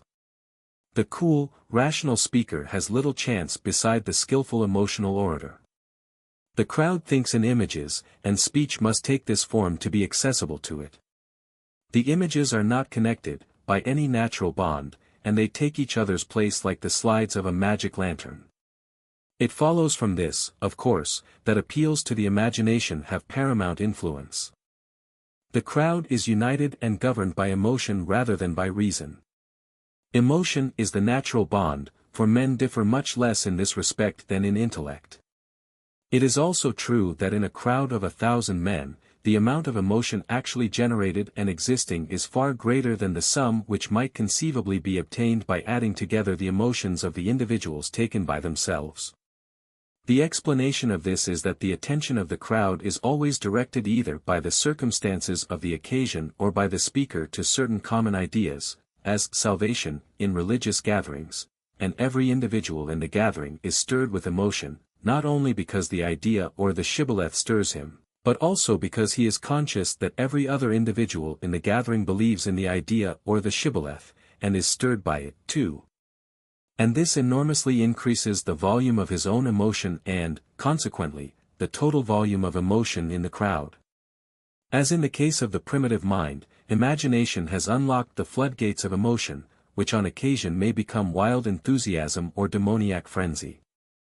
The student of suggestion will see that not only are the emotional members of a revival audience subject to the effect of the composite-mindedness arising from the psychology of the crowd and are, thereby, weakened in the resistive power, but that they are also brought under the influence of two other very potent forms of mental suggestion. Added to the powerful suggestion of authority exercised by the revivalist, which is exerted to its fullest along lines very similar to that of the professional hypnotist, is the suggestion of imitation exerted upon each individual by the combined force of the balance of the crowd. As Emile Durkheim observed in his psychological investigations, the average individual is intimidated by the mass of the crowd around him, or before him, and experiences that peculiar psychological influence exerted by the mere number of people as against his individual self. Not only does the suggestible person find it easy to respond to the authoritative suggestions of the preacher and the exhortations of his helpers, but he is also brought under the direct fire of the imitative suggestions of those on all sides who are experiencing emotional activities and who are manifesting them outwardly. Not only does the voice of the shepherd urge forward, but the tinkle of the bellwether's bell is also heard, and the imitative tendency of the flock, which causes one sheep to jump because one ahead of him does so, and so on until the last sheep has jumped, needs but the force of the example of a leader to start into motion the entire flock. This is not an exaggeration. Human beings, in times of panic, fright, or deep emotion of any kind, manifest the imitative tendency of the sheep, and the tendency of cattle and horses to stampede under imitation. To the student experienced in the experimental work of the psychological laboratory, there is the very closest analogy observed in the respective phenomena of the revival and hypnotic suggestion. In both cases, the attention and interest are attracted by the unusual procedure, the element of mystery and awe is induced by words and actions calculated to inspire them, the senses are tired by monotonous talk in an impressive and authoritative tone, and finally, the suggestions are projected in a commanding, suggestive manner familiar to all students of hypnotic suggestion. The subjects in both cases are prepared for the final suggestions and commands, by previously given minor suggestions, such as stand up or look this way, etc., in the case of the hypnotist, and by all those who think so and so, stand up, and all who are willing to become better, stand up, etc., in the case of the revivalist. The impressionable subjects are thus accustomed to obedience to suggestion by easy stages. And finally, the commanding suggestion, come right up, this way, right up, come, I say, come, etc., which takes the impressed ones right off their feet and rushes them to the front, are almost precisely the same in the hypnotic experiment or seance on the one hand, and the sensational revival on the other. Every good revivalist would make a good hypnotic operator, and every good hypnotic operator would make a good revivalist if his mind was turned in that direction. In the revival, the person giving the suggestions has the advantage of breaking down the resistance of his audience by arousing their sentiments and emotions. Tales depicting the influence of mother, home, and heaven, songs telling, yes, mother, I'll be there, and personal appeals to the revered associations of one's past and early life tend to reduce one to the state of emotional response, and render them most susceptible to strong, repeated suggestions along the same line. Young people and hysterical women are especially susceptible to this form of emotional suggestion. Their feelings are stirred, and the will is influenced by the preaching, the songs, and the personal appeals of the co-workers of the revivalist. The most sacred sentimental memories are reawakened for the moment, and old conditions of mind are reinduced. "Where is my wandering boy tonight?" brings forth tears to many a one to whom the memory of the mother is sacred, and the preaching that the mother is dwelling in a state of bliss beyond the skies, from which the unconverted child is cut off unless he professes faith, serves to move many to action for the time being. The element of fear is also invoked in the revival, not so much as formerly, it is true, but still to a considerable extent and more subtly. The fear of a sudden death in an unconverted condition is held over the audience, and "Why not now, why not tonight?" is asked him, accompanied by the hymn, "Oh, why do you wait, dear brother?" As Davenport says, "It is well known that the employment of symbolic images immensely increases the emotion of an audience. The vocabulary of revivals abounds in them: the cross, the crown, the angel band, hell, heaven. Now vivid imagination and strong feeling and belief are states of mind favorable to suggestion as well as to impulsive action. It is also true that the influence of a crowd, largely in sympathy with the ideas suggested, is thoroughly coercive or intimidating upon the individual sinner. There is considerable professed conversion which results in the beginning from little more than this form of social pressure, and which may never develop beyond it. Finally, the inhibition of all extraneous ideas is encouraged in revival assemblies both by prayer and by speech. There is, therefore, extreme sensitiveness to suggestion.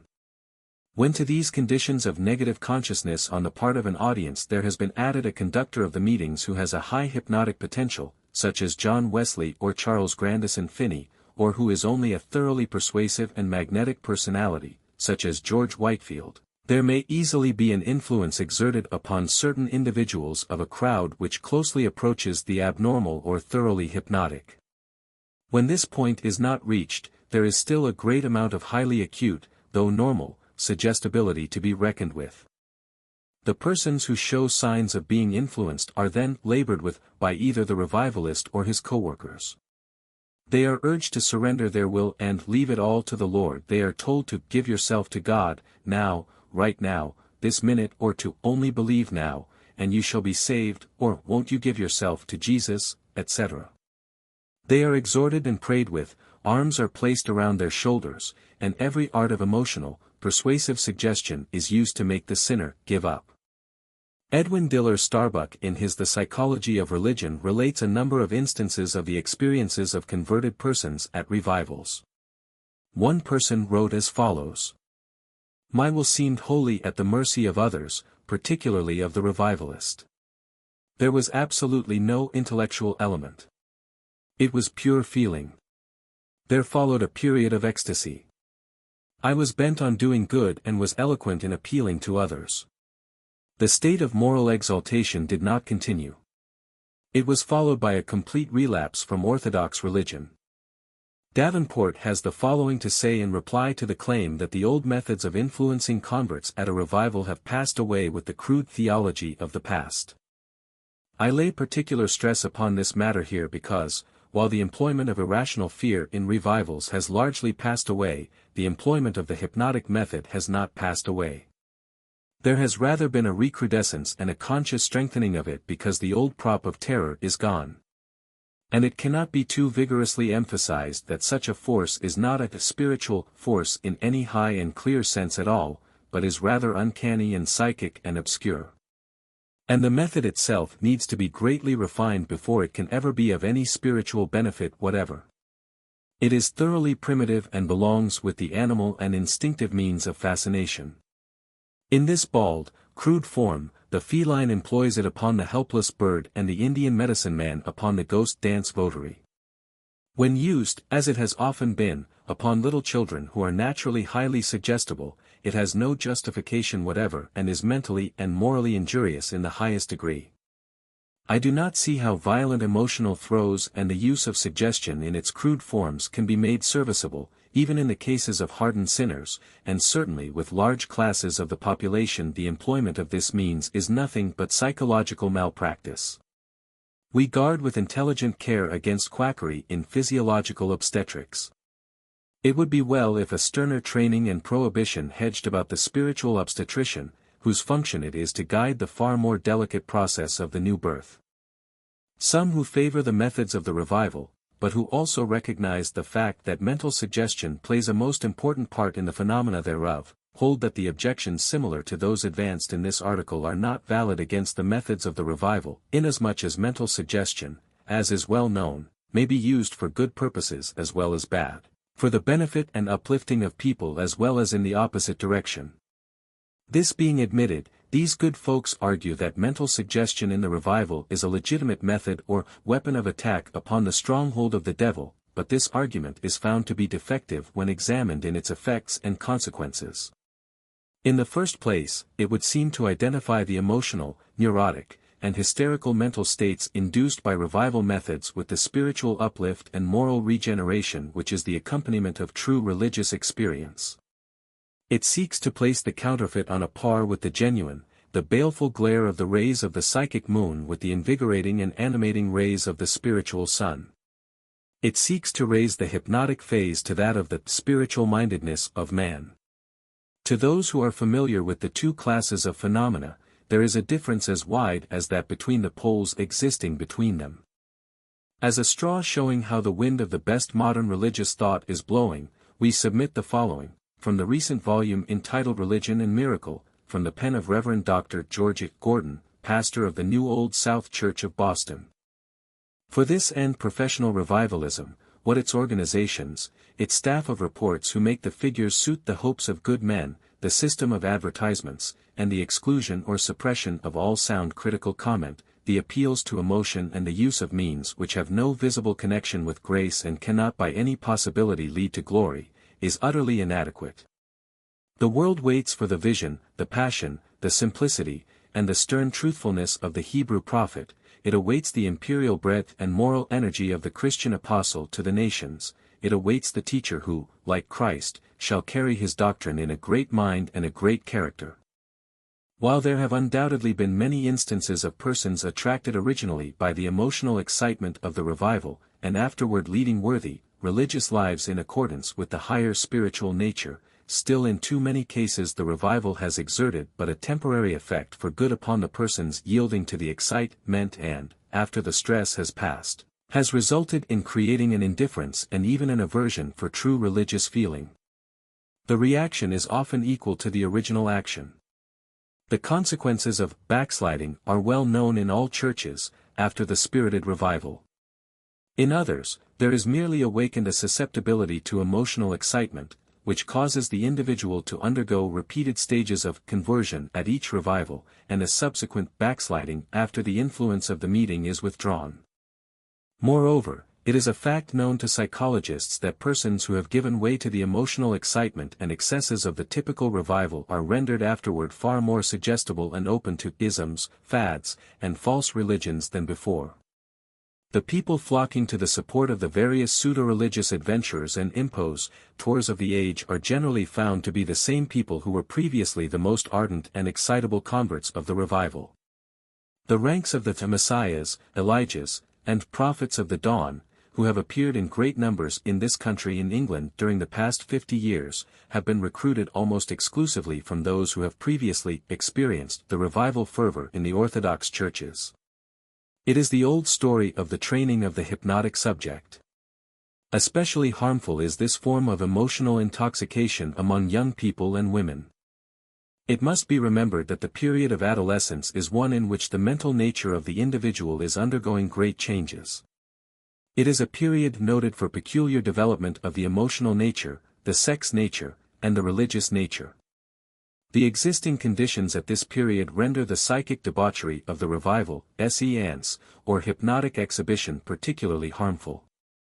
Excessive emotional excitement, coupled with mystery, fear, and awe, at this period of life, often results in morbid and abnormal conditions arising in after life. As Davenport well says, it is no time for the shock of fear or the agony of remorse. The only result of such misguided religious zeal is likely to be a strengthening in many cases of those tendencies, especially in females, toward morbidity and hysteria, toward darkness and doubt. There are other facts connected with the close relation existing between abnormal religious excitement and the undue arousing of the sexual nature, which are well known to all students of the subject, but which cannot be spoken of here. As a hint, however, the following from Davenport will serve its purpose. At the age of puberty, there is an organic process at work which pushes into activity at nearly the same time the sexual and the spiritual.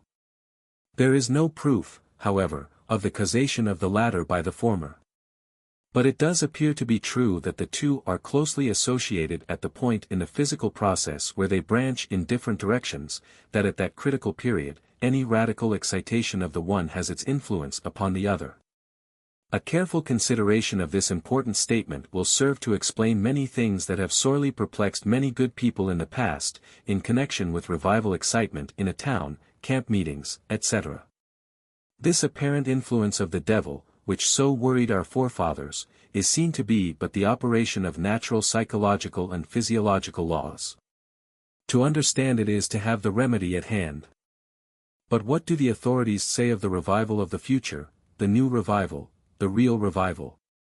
Let Professor Davenport speak for the critics, he is well adapted for the task. He says, "There will be, I believe, far less use of the revival meeting as a crass coercive instrument for overriding the will and overwhelming the reason of the individual man.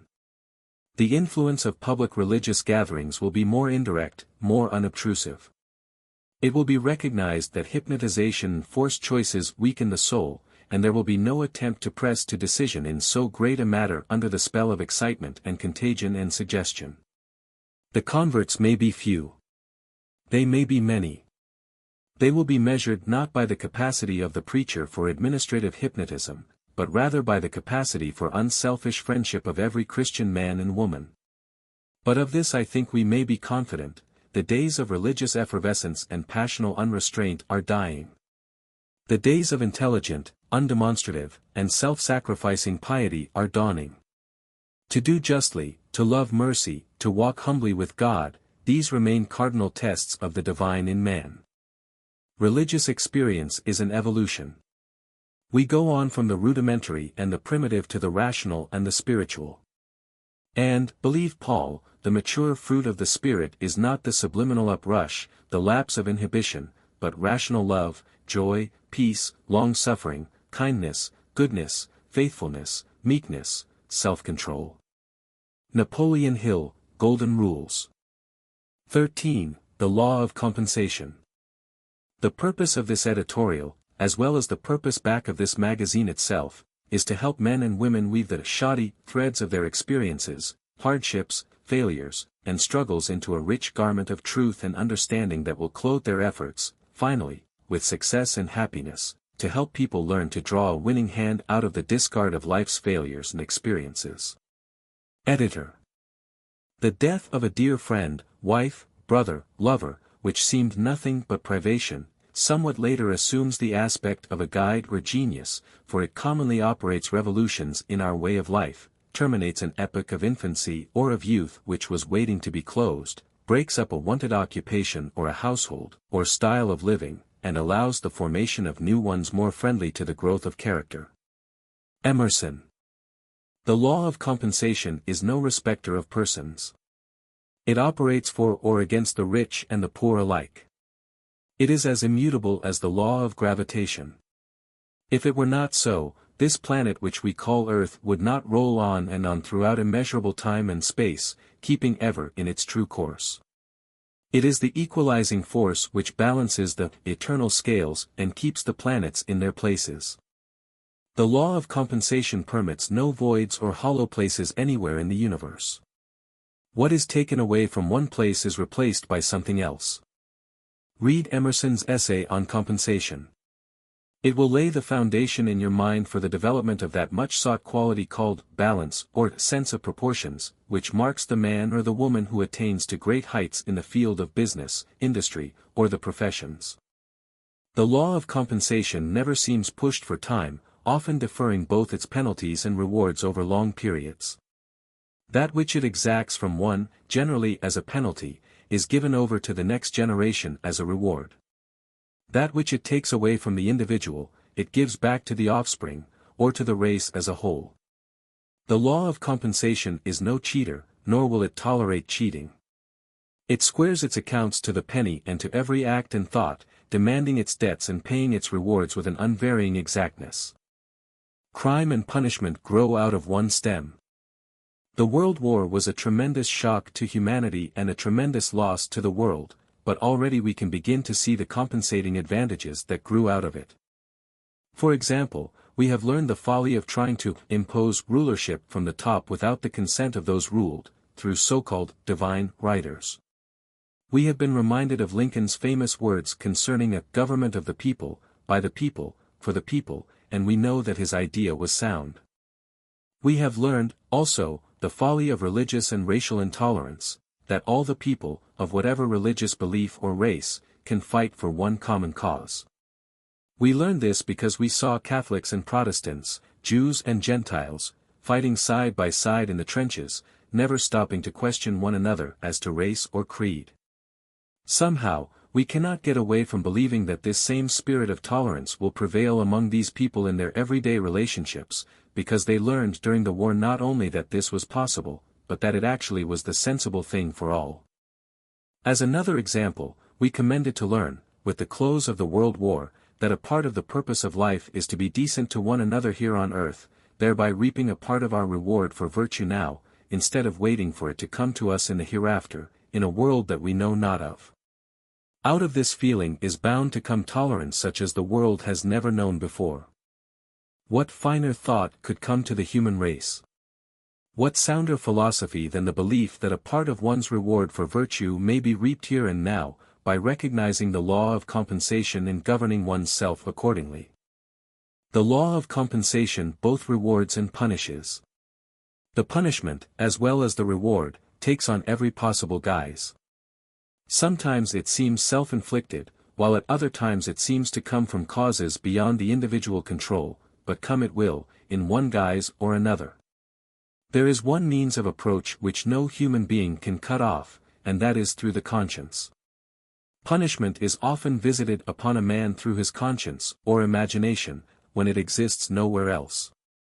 As evidence of this, evidence that might be multiplied by 1,000,000 similar cases, read the following account of a bank clerk who stole some money and fled, with the law, the unrelenting law of compensation, on his trail for 18 years, and watch the workings of this law as you read. At the end of 18 years, he found himself again in the United States. He was getting old. The vital force in him was flagging, the courage that had driven him through his trials and adventures assumed a new turn. It drove him back to the scene of his theft. He could go no further but in one direction. His bark turned homeward. One morning, the wanderer walked in upon the sheriff of his hometown and said simply, "I'm Bill Jones." "Pleased to meet you, Mr. Jones," said the officer, without taking his feet off his desk. The haunted man was struck dumb. "What can I do for you?" asked the sheriff, smiling wryly. "You don't understand," said Jones. "I'm the fellow you've been hunting so long." "Not me, my friend," said the officer, sensing a lunatic. "No, maybe not. It's been so long ago," pondered the returned man, rubbing his eyes.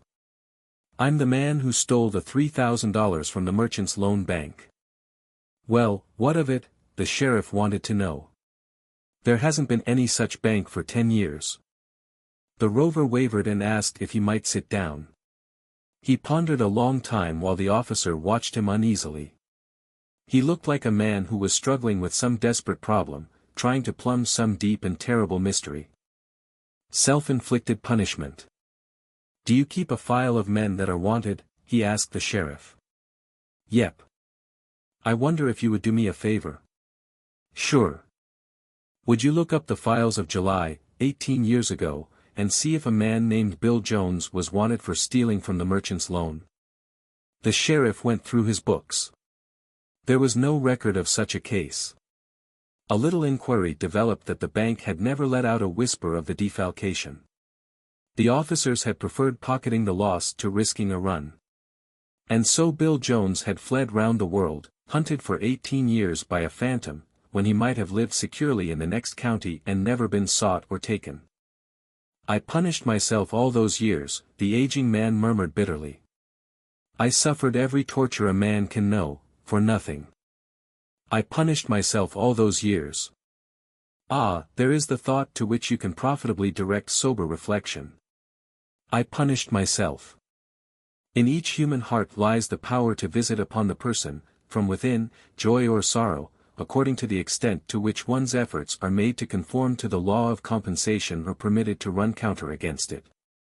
There never was any man-made law placed on the statute books, and there never will be any such law placed there, which cannot be broken and the consequences avoided now and then, by shrewd and cunning men, but no man has yet been smart enough to thwart the workings of the law of compensation. That law is man-proof. The more man tinkers with it, the less chance he stands of escaping its consequences, unless he earnestly studies it with the object of conforming to its principles. By turning back the pages of history, we learn that most of the great men of the past, those whose names have lived beyond the grave, were men who suffered much, who sacrificed, who met with failure and defeat, yet went smiling on to the end of this physical existence without bitterness in their hearts. The pages of history are full of such men, from Socrates and the man from Galilee on down to the present, but a case that particularly claims our attention just now, on account of the fact that the principle still lives, is that of Knut Hamsun, whose story is briefly told in the following press dispatch. A tramp wins the Nobel Prize for Literature. The Nobel Prize in Literature has been awarded, nearly $50,000, to Knut Hamsun, whom probably not one American in 100 ever heard of. But Hamsun was for years a streetcar conductor in Chicago and a longshoreman in New York City. He has been a dishwasher in a restaurant, a coal passer on a tramp steamer, a house painter, a writer of scientific essays, a porter in a hotel, a deckhand, and many other things. Like O. Henry, he was for years a forlorn, friendless, and homeless person, wandering over the face of the earth, often without money or food, a sleeper on park benches. Now he receives the most glittering single prize offered anywhere in the world to literary genius, awarded by a committee of experts. Hamsun was discharged as a trolley car conductor because he never could remember the names of streets. The Chicago superintendent said he seemed too stupid even for skipper for a Halstead streetcar. So he went to New York, worked on the docks several months, and then shipped as a seaman on a fishing smack for Newfoundland. Wherever he went, he was always scribbling on paper. Finally, he published his Pan, a lyrical novel of epic power. The volume has been translated into 17 languages, of which English was one of the last. His two most notable novels are Shallow Soil and Hunger. The last has neither plot, beginning, nor end. Nor is the name or age of the hero given. It describes what happens to a man who cannot get work in a great city, either as a writer or a laborer, and is forced to go hungry after pawning most of his clothes. The novel leaves the man exactly where it found him, friendless, homeless, nameless. No one who reads it will ever forget it. This was Knut Hamsun's own experience. Now, at 60, he has worldwide fame, a $50,000 prize, and a handsome country estate in Norway, and his gates will henceforth be besieged by publishers. As Mark Twain says, the only difference between truth and fiction is that fiction has to stick to what seems possible. Truth doesn't. Verily, we repeat, out of hardship and failure comes strength. This seems like unsound philosophy while we are experiencing the hardship and failure, but all who survive these cleansing experiences know differently. My own will eventually come to me, and I will recognize it when it arrives if I keep always in mind the fact that the law of compensation is eternally at work, because if I do this, I will know that my own will harmonize with and correspond to my conduct in life toward my fellow men. 10 years of observation have taught me much concerning the workings of this law of compensation. I have seen it place men on the highest pinnacle of what the world calls success, and I have seen it topple them over and roll them right back to the bottom from which they started. 12 years ago, I enjoyed the acquaintance of a banker in Washington, D.C. This man began as a dentist, and fortune seemed to smile upon him.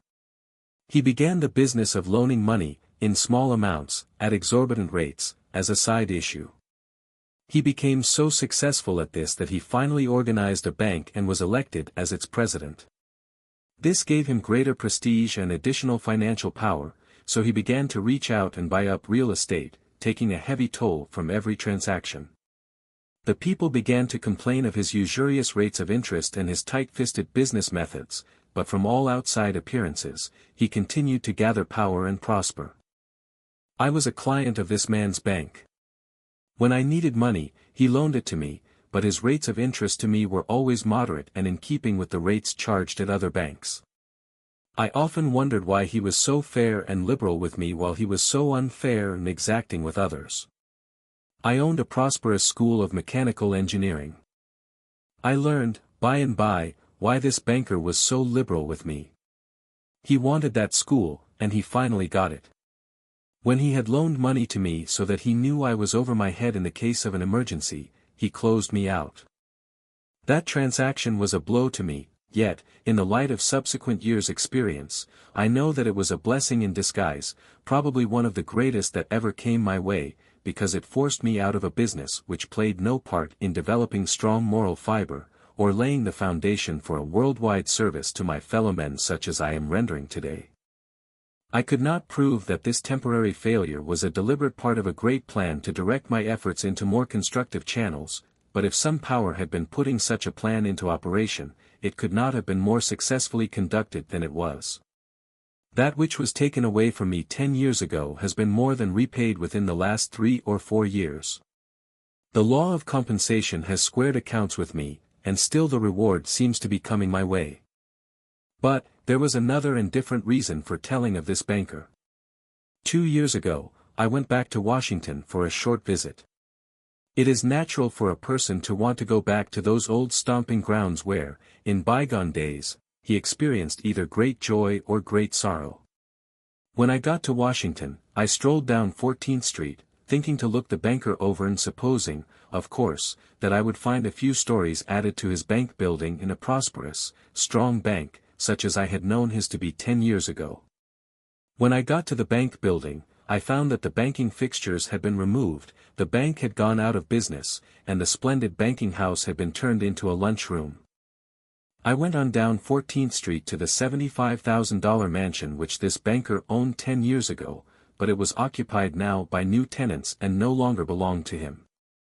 Inquiry proved that this erstwhile successful banker had been reduced almost overnight to the ranks from which he had ascended, for reasons which seemed not very clear to anyone.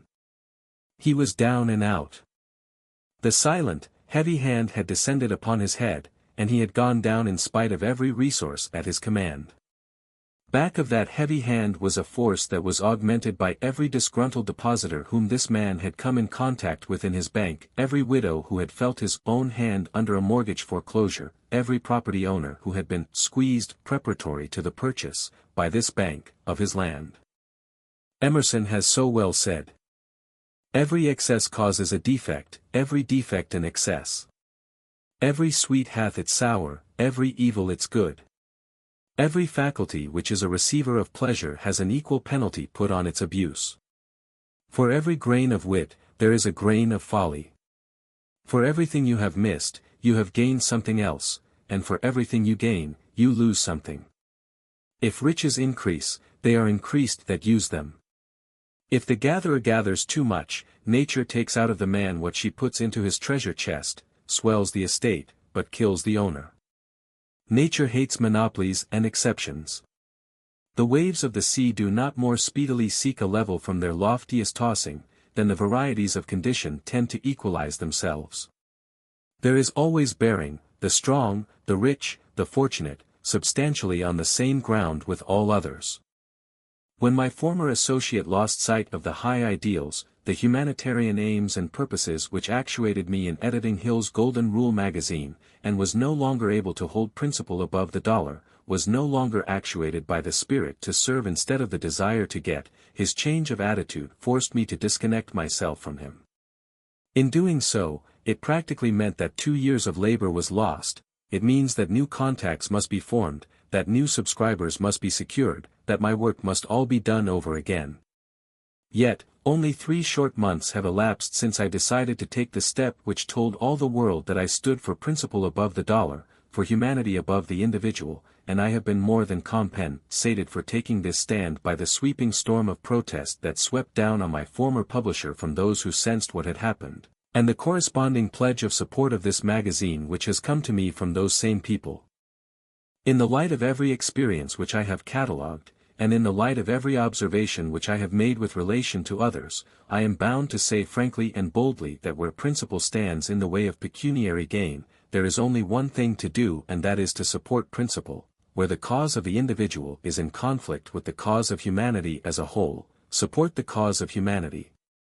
All who would thus boldly assert themselves must sacrifice, temporarily, but just as sure as the sun rises in the east and sets in the west, their just reward will come to them further along the line, when the law of compensation begins to get down to business. One of the very best ways to teach a child that a hot coffee pot will burn is to explain, in minute detail, that hot surfaces always burn, then turn your back and let the child do a little experimenting with its fingers. One lesson will be about right. Some of us, children grown tall, learn in the same way. Napoleon Hill, Golden Rules. 14. The Golden Rule as a passkey to all achievement. This article took form in the editor's mind while he was listening to an intensely practical scientist, and it so crowded his attention that it gave him no rest until he had placed it on paper. It may bring you the passkey to achievement and understanding which you have been seeking all your life. A very learned man entertained me at lunch yesterday. For more than 2 hours, I listened to his philosophy of life. This man is a scientist of international reputation. He made 2 statements, however, which were in direct conflict with each other. First, he said there was no panacea for the present ills of the world. Then, he told me the story of the structure of the human body, of its interesting growth from a single tiny cell. He traced the history of the cells which compose the human body and showed me how millions upon millions of these tiny little creatures cooperate in the business of keeping the body alive and healthy, in compliance with an unvarying law. It was an interesting story. This learned scientist made it so with his graphic illustrations and comparisons. In his climax, he made a statement which caused this article to begin to shape itself in my mind. He said that the human body would never die if it were not for the fact that some of the body cells quit their practice of cooperating with the other cells. He said that as long as there is complete harmony among the various groups of cells which constitute the human body, as long as each group carries on the work which it is supposed to carry on, perfect health will exist in the entire human body. All the while, I was trying to harmonize his statement that there was no panacea for the present world's ills with his statement that the human body would live forever if all the tiny little cells which constitute the body continued to cooperate in harmony. Before my mind's eye, I could see an underlying principle which affects not alone the various groups of cells in the human body, but which affects the entire human race. This man of science had unconsciously started my mind to work along lines entirely new to it, and before I left him, I had drawn this conclusion, a conclusion which I pass on to you with the feeling that the simple analogy which I have drawn may enable you to see that which I saw as I listened to my host talk of a principle which is as immutable as the law of gravitation itself, namely, that there is a panacea for the world's ills, and that this panacea is nothing more nor less than the principle which ensures perfect health in the human body, as long as the cells which constitute the body are working harmoniously, and ensures death when a portion of these cells cease to cooperate and function normally. I hope I am not dealing in terms too abstract to carry my exact meaning. To make myself more clearly understood, I will draw for you the same comparison which I drew for myself while this man was talking. I saw, in my imagination, the entire human race, every living human being on earth, all gathered in one spot and standing in such a position as to form the perfect outline of a human being. At a distance, this seething mass of humanity would resemble one enormous human being. I could see health and success and prosperity for the whole mass as long as there was no discord or misunderstanding between the individuals who constituted the whole. I could see some of the human beings plowing the ground while others were sowing seed and getting ready to produce food. I could see some of the individuals of that enormous gathering working on clothing. I would see still others entertaining the mass with music and causing each individual to be happy and contented. Perfect harmony prevailed in this imaginary picture. Every individual had plenty to eat and plenty to wear. All were happy and contented. Sorrow and grief were not to be found. Then, with sudden switch of the imagination, I saw the picture from another angle, an angle which is comparable to the story of the human cells of which the scientist had been telling me. Away down toward the bottom of this great mass of human beings, at a point which would correspond to one of the imaginary giant's feet, I saw two tiny little human beings get into an argument. They came to blows. Other human beings began to rush up and join in the argument. Pretty soon, one of the entire feet of the imaginary giant had discontinued its regular business, and the human cells of which the foot was composed were fighting among themselves. They no longer cooperated. They no longer functioned normally. Pretty soon, the entire body began to feel the loss of one of its feet. It was crippled. It tried to walk but could not move. Other parts of the body commenced to suffer. The body, as a whole, commenced to suffer with hunger because the loss of its foot prevented it from producing food. Slowly, that enormous body began to wither and go into decay. I could not help comparing it to the individual human body which withers, goes into decay, and finally into death when any group of cells ceases to carry on its normal work. There is a remedy which is often applied with successful results when the individual cells of the human body begin to lie down on the job, and that remedy is to re-establish harmony and cooperation among the cells to the end that they will again function normally. That same remedy is the one, and probably the only one, which will save the human race and bring it back to normal, healthy, constructive living once more. The same principle which causes the tiny human body cells to function and cooperate in peace and harmony while the individual enjoys a healthy, happy human body applies with equal precision to the entire human race. That which affects a single human being affects, also, to some extent, the neighborhood in which that person lives, and that which affects an entire neighborhood affects, to some extent, the entire world. That which brings sorrow and suffering and hunger in one family may not be felt, directly, in another family, but you may be sure that a change really takes place. The late World War has taught the human race the folly of believing that one nation or group of people can suffer without their suffering affecting the entire world. We are all paying for the cost of the war, no matter which country seems to have won or lost. Not alone are we all paying now, but we have created a debt which will burden the generations yet to come. When lack of harmony grips the human race, we all suffer just as the human body suffers when one little group of cells ceases to cooperate in harmony. So much for these comparisons. Now let's go back to the remedy, to the cause which will produce peace and harmony and success among the various groups of human cells which constitute the human family on this earth. This remedy has been discovered. It is not a new remedy, but it is a sure one. It is nothing more nor less than the Golden Rule philosophy. What a pity the schools of medicine and the law schools and the mechanical engineering schools and all the other schools have not given over part of their curriculum to teaching their students the necessity of carrying on their vocation under the Golden Rule principle. What a loss the human race has suffered because it has been taught to look upon the Golden Rule philosophy as a mere theory instead of viewing it as a practical, workable principle which affects favorably all who understand and apply it in business, finance, industry, and economics. Every practicing physician and every chiropractor and every osteopath and every other healer on earth should have been taught the absolute necessity of recommending the Golden Rule, in plentiful quantities, along with his other remedies for human bodily ills. And every lawyer should have been taught, while learning the profession of law, to settle all cases out of court under the Golden Rule principle, whenever possible. It should have been laid down as an established principle, and so taught in every law school on earth, that any lawyer failing to use his best efforts to bring his clients to see the advantage of settling their grievances under the Golden Rule principle would immediately be classed as a quack. And every business college teacher on earth should have been trained to teach the boys and girls under his tutorship to apply the Golden Rule in all business relationships, that to fail to do so would bring failure and reproach from the business world. What a regrettable fact it is that the human race still remains in comparative ignorance of the possibilities of the simple Golden Rule philosophy as a basis for all business dealings. The world has never accepted this philosophy except in theory, yet it is unquestionably the panacea for the world's ills, from the least to the greatest of the ills.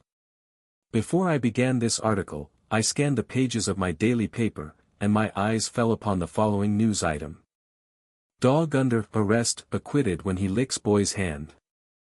Justice Daniel Mickey of Evanston returned a verdict of acquittal in the case of Spug, a black dog of unknown pedigree, charged with grave crimes against the person of Arnold Martin, 12. He bit him.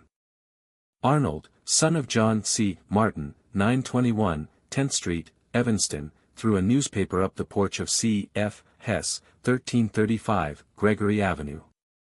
When he drew his hand back, there was something hanging on it, Spug. The boy told his father, after standing in front of the Hess home and telling the world. Police took Spug to the station house, and a warrant was issued for Mr. Hess. In court, Mr. Martin was angry. Mr. Hess was indignant. Arnold Martin was relenting. Spug wagged his silly tail. Arnold Martin happened to pet Spug thoughtlessly, and the dog jumped into his lap and proceeded to lick his face and hands frantically. The boy laughed, struggling, Mr. Martin snickered, Mr. Hess let a tear trickle down his cheek, and the case was over. Discharged, said the court. I hope you see in this news item that which this writer saw when he read it, because it embodies the whole of the Golden Rule principle and shows exactly how that principle works when properly applied. That little dumb animal which we call a dog, either consciously or unconsciously, tapped the power which rules this universe, keeps the stars in their places, determines the destiny of men on this earth, and controls every atom of matter throughout the universe. Read the foregoing paragraph again, because it carries a broad statement which, if true, will give you the clue that will help you solve your own problems and help you serve the human race to advantage. The little dog saved its own life, saved it by applying the principle which underlies the Golden Rule. How long, oh, God? How long until we little children of the human race will learn to apply this Golden Rule principle with as much intelligence as this little dog applied it? How long must we go on suffering and destroying one another in helping to cut down the human race through envy and hatred and jealousy and greed? How long must we go on suffering and passing the cause for our suffering on to our offspring before we will awake to the realization that the simple injunction laid down in the Golden Rule will bring us peace and happiness on this earth? There has never been a war, not a labor trouble, nor a misunderstanding between two human beings which could not have been averted through proper understanding and application of the Golden Rule philosophy. Most of us are interested in getting some other member or members of the race to do that which we want them to do. We lie awake nights trying to think out schemes whereby we can get another person to do that which we want him to do. We know exactly how we could make $1 million, or build a great business, or reduce the cost of living, or render mankind some other great service if, and that eternal if is this. If we could get people to do that which we want them to do. Seemingly, it has never occurred to most of us that there is an infallible method through which we can get other people to do that which we want them to do. Seemingly, it has never occurred to us that we can get other people to act toward us as we wish them to by simply acting that way toward them first and keeping it up until they respond. Do you get the full significance of that which you have just read? If you do, you are to be congratulated, because you will never again complain that anyone failed to do that which you wanted him to do. You will know how to get that which you want by first giving the same thing to some other member or group of members of the human race. Furthermore, you will never again be guilty of putting into motion a cause which will bring suffering and sorrow and hunger and deprivation to any member of the human race, because you will know beforehand that this same result will eventually come back to curse you. If you get the full significance of the foregoing, you will never again place another person in any situation wherein you, yourself, would not be delighted to take his place and let him take yours. If you understand and believe in the principle just outlined, which is nothing more nor less than the Golden Rule philosophy as it applies in the practical, everyday life, you will never permit one of your own children to grow into maturity without thoroughly understanding and learning the advantages of applying this principle. This message, I fully realize, is not for the entire human race. It is only for those rare souls who have evolved to that state of understanding in which they can check up, in their own experiences, and draw comparisons which will prove all that I have stated.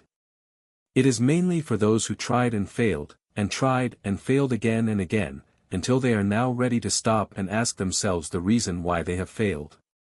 You can test yourself, before laying aside this magazine, as to how much evolution has done for you.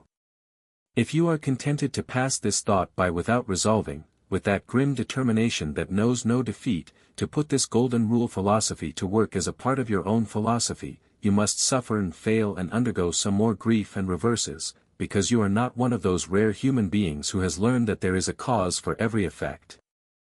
There is still another thought I would like to leave with you, and it is this. We learn more about a principle the moment we try to teach it to someone else, therefore, do not rest contented with your own understanding of this Golden Rule principle. Go out into the highways and the byways of life, into the shops and factories, and begin to explain it to others. The more you try to explain it, the more you will find out about it yourself, until finally you will attain that rare degree of mastership which will enable you to see that the salvation of the human race from ultimate destruction depends upon the race learning the power back of the Golden Rule and applying that power for the preservation of the race. Who can profit most through the universal application of the Golden Rule? Just how can any individual profit by applying the Golden Rule in all relationships with other people? These are pertinent questions that we ought to ask ourselves, and we should never cease searching for the answer. The man who earns his living by day's wages, and who finds it hard to produce enough with his hands to feed and clothe his body, finds it hard to accept the Golden Rule philosophy as applying to him. On every hand, he sees what looks to him like injustice and conspiracy against him. He believes that he receives too little for the amount of work he performs. All around him, he sees others living in better circumstances. Fate seems to have dealt him an unfair blow. Now, please follow me with close thought, because here is the point at which millions of people are making a fundamental mistake that cuts them off from that rich heritage of happiness and success which could be theirs if they understood and applied a simple fundamental principle, and that principle is the Golden Rule. These people who see the injustice of life which has sentenced them to toil and strife and unhappiness and grief and poverty feel very keenly the sting of this injustice, or that which they believe to be injustice. Feeling as they do, they reflect their feelings in their faces, in every movement of their bodies, and in every act toward their fellow men. Unconsciously, they so conduct themselves that they impress others about them as possessing an ingrown disposition which is inhibitory and repelling to others. As a result of this impression, they have no real intimate friends or associates. No one takes the trouble to throw opportunity their way. Others keep away from them as far as possible. While they are inwardly condemning their employers or the public whom they are supposed to serve and please, the employers or the public are searching for ways and means of dispensing with their services on account of their disagreeable attitude toward life. Remember this. There are only two kinds of forces in this universe. One attracts, and the other repels. You are a force, and you belong in one or the other of these classifications. You either attract people or repel them. And, remember this also, that all whom you attract are in harmony with your own attitude toward life. That is why you attract them. Like attracts like. Men of wealth and success are attracted to one another. Professional tramps and down-and-outers are attracted to one another. This principle applies to every atom, molecule, and electron throughout this universe. To seek a day's pay for half a day's work is not observing the Golden Rule. To think of yourself and yours and forget your duty to your neighborhood, your fellow workers, or your associates is not observing the Golden Rule.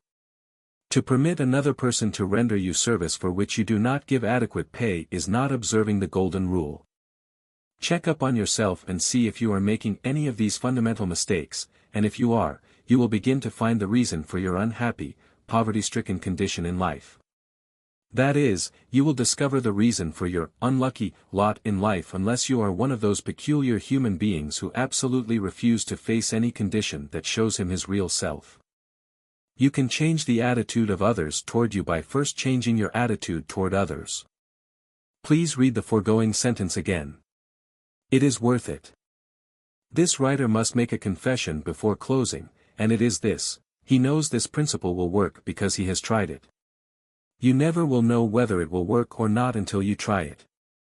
This lesson might as well never have been written, as far as you are concerned, unless you experiment with the fundamental principle with which it deals. There might as well be no such law as that embodied in the Golden Rule, as far as you are concerned, unless you apply it in your relationships with your fellow sojourners here on earth. Never mind what others are doing, or whether they are applying the Golden Rule or not. Never mind the injustices and wrongs of the world. Never mind those who fail to apply the Golden Rule in their dealings with you. Your job is to master yourself and direct your efforts in the direction that you wish them to go. If others choose to go on violating the Golden Rule, that is their misfortune, but it will not excuse you if you do the same.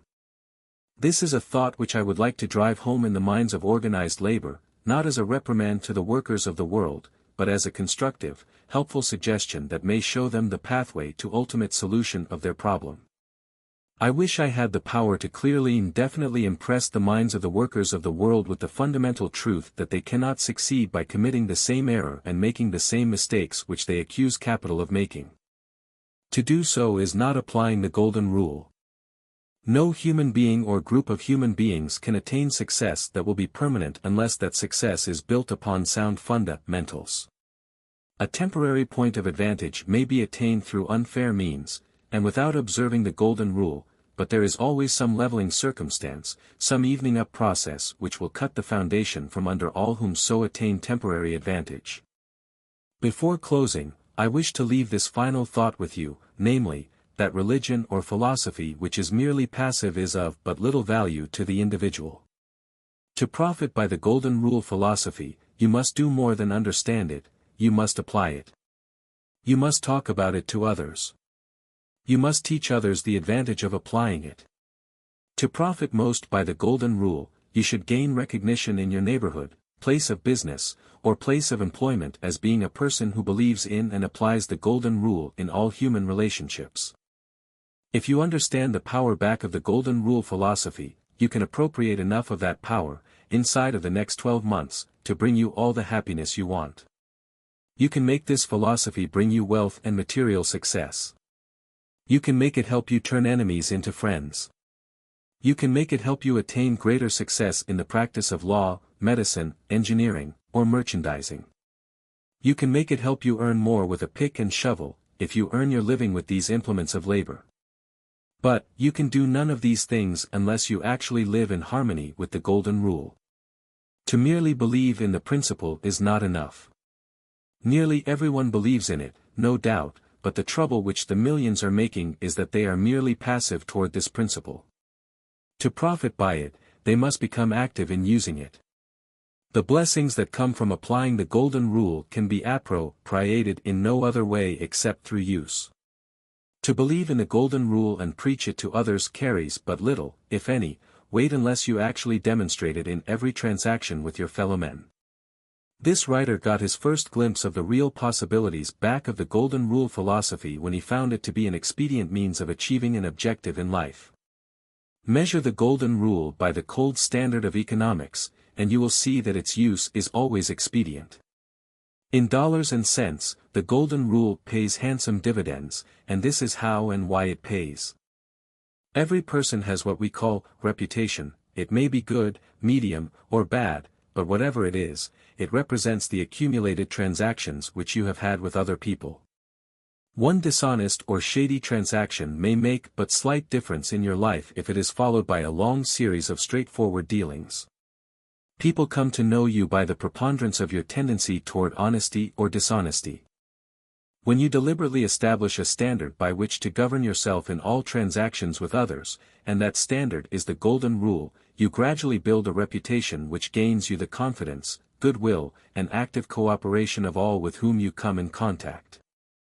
This is in compliance with the law of attraction, a law which you deliberately set into motion in your favor when you deal with people on the golden rule basis.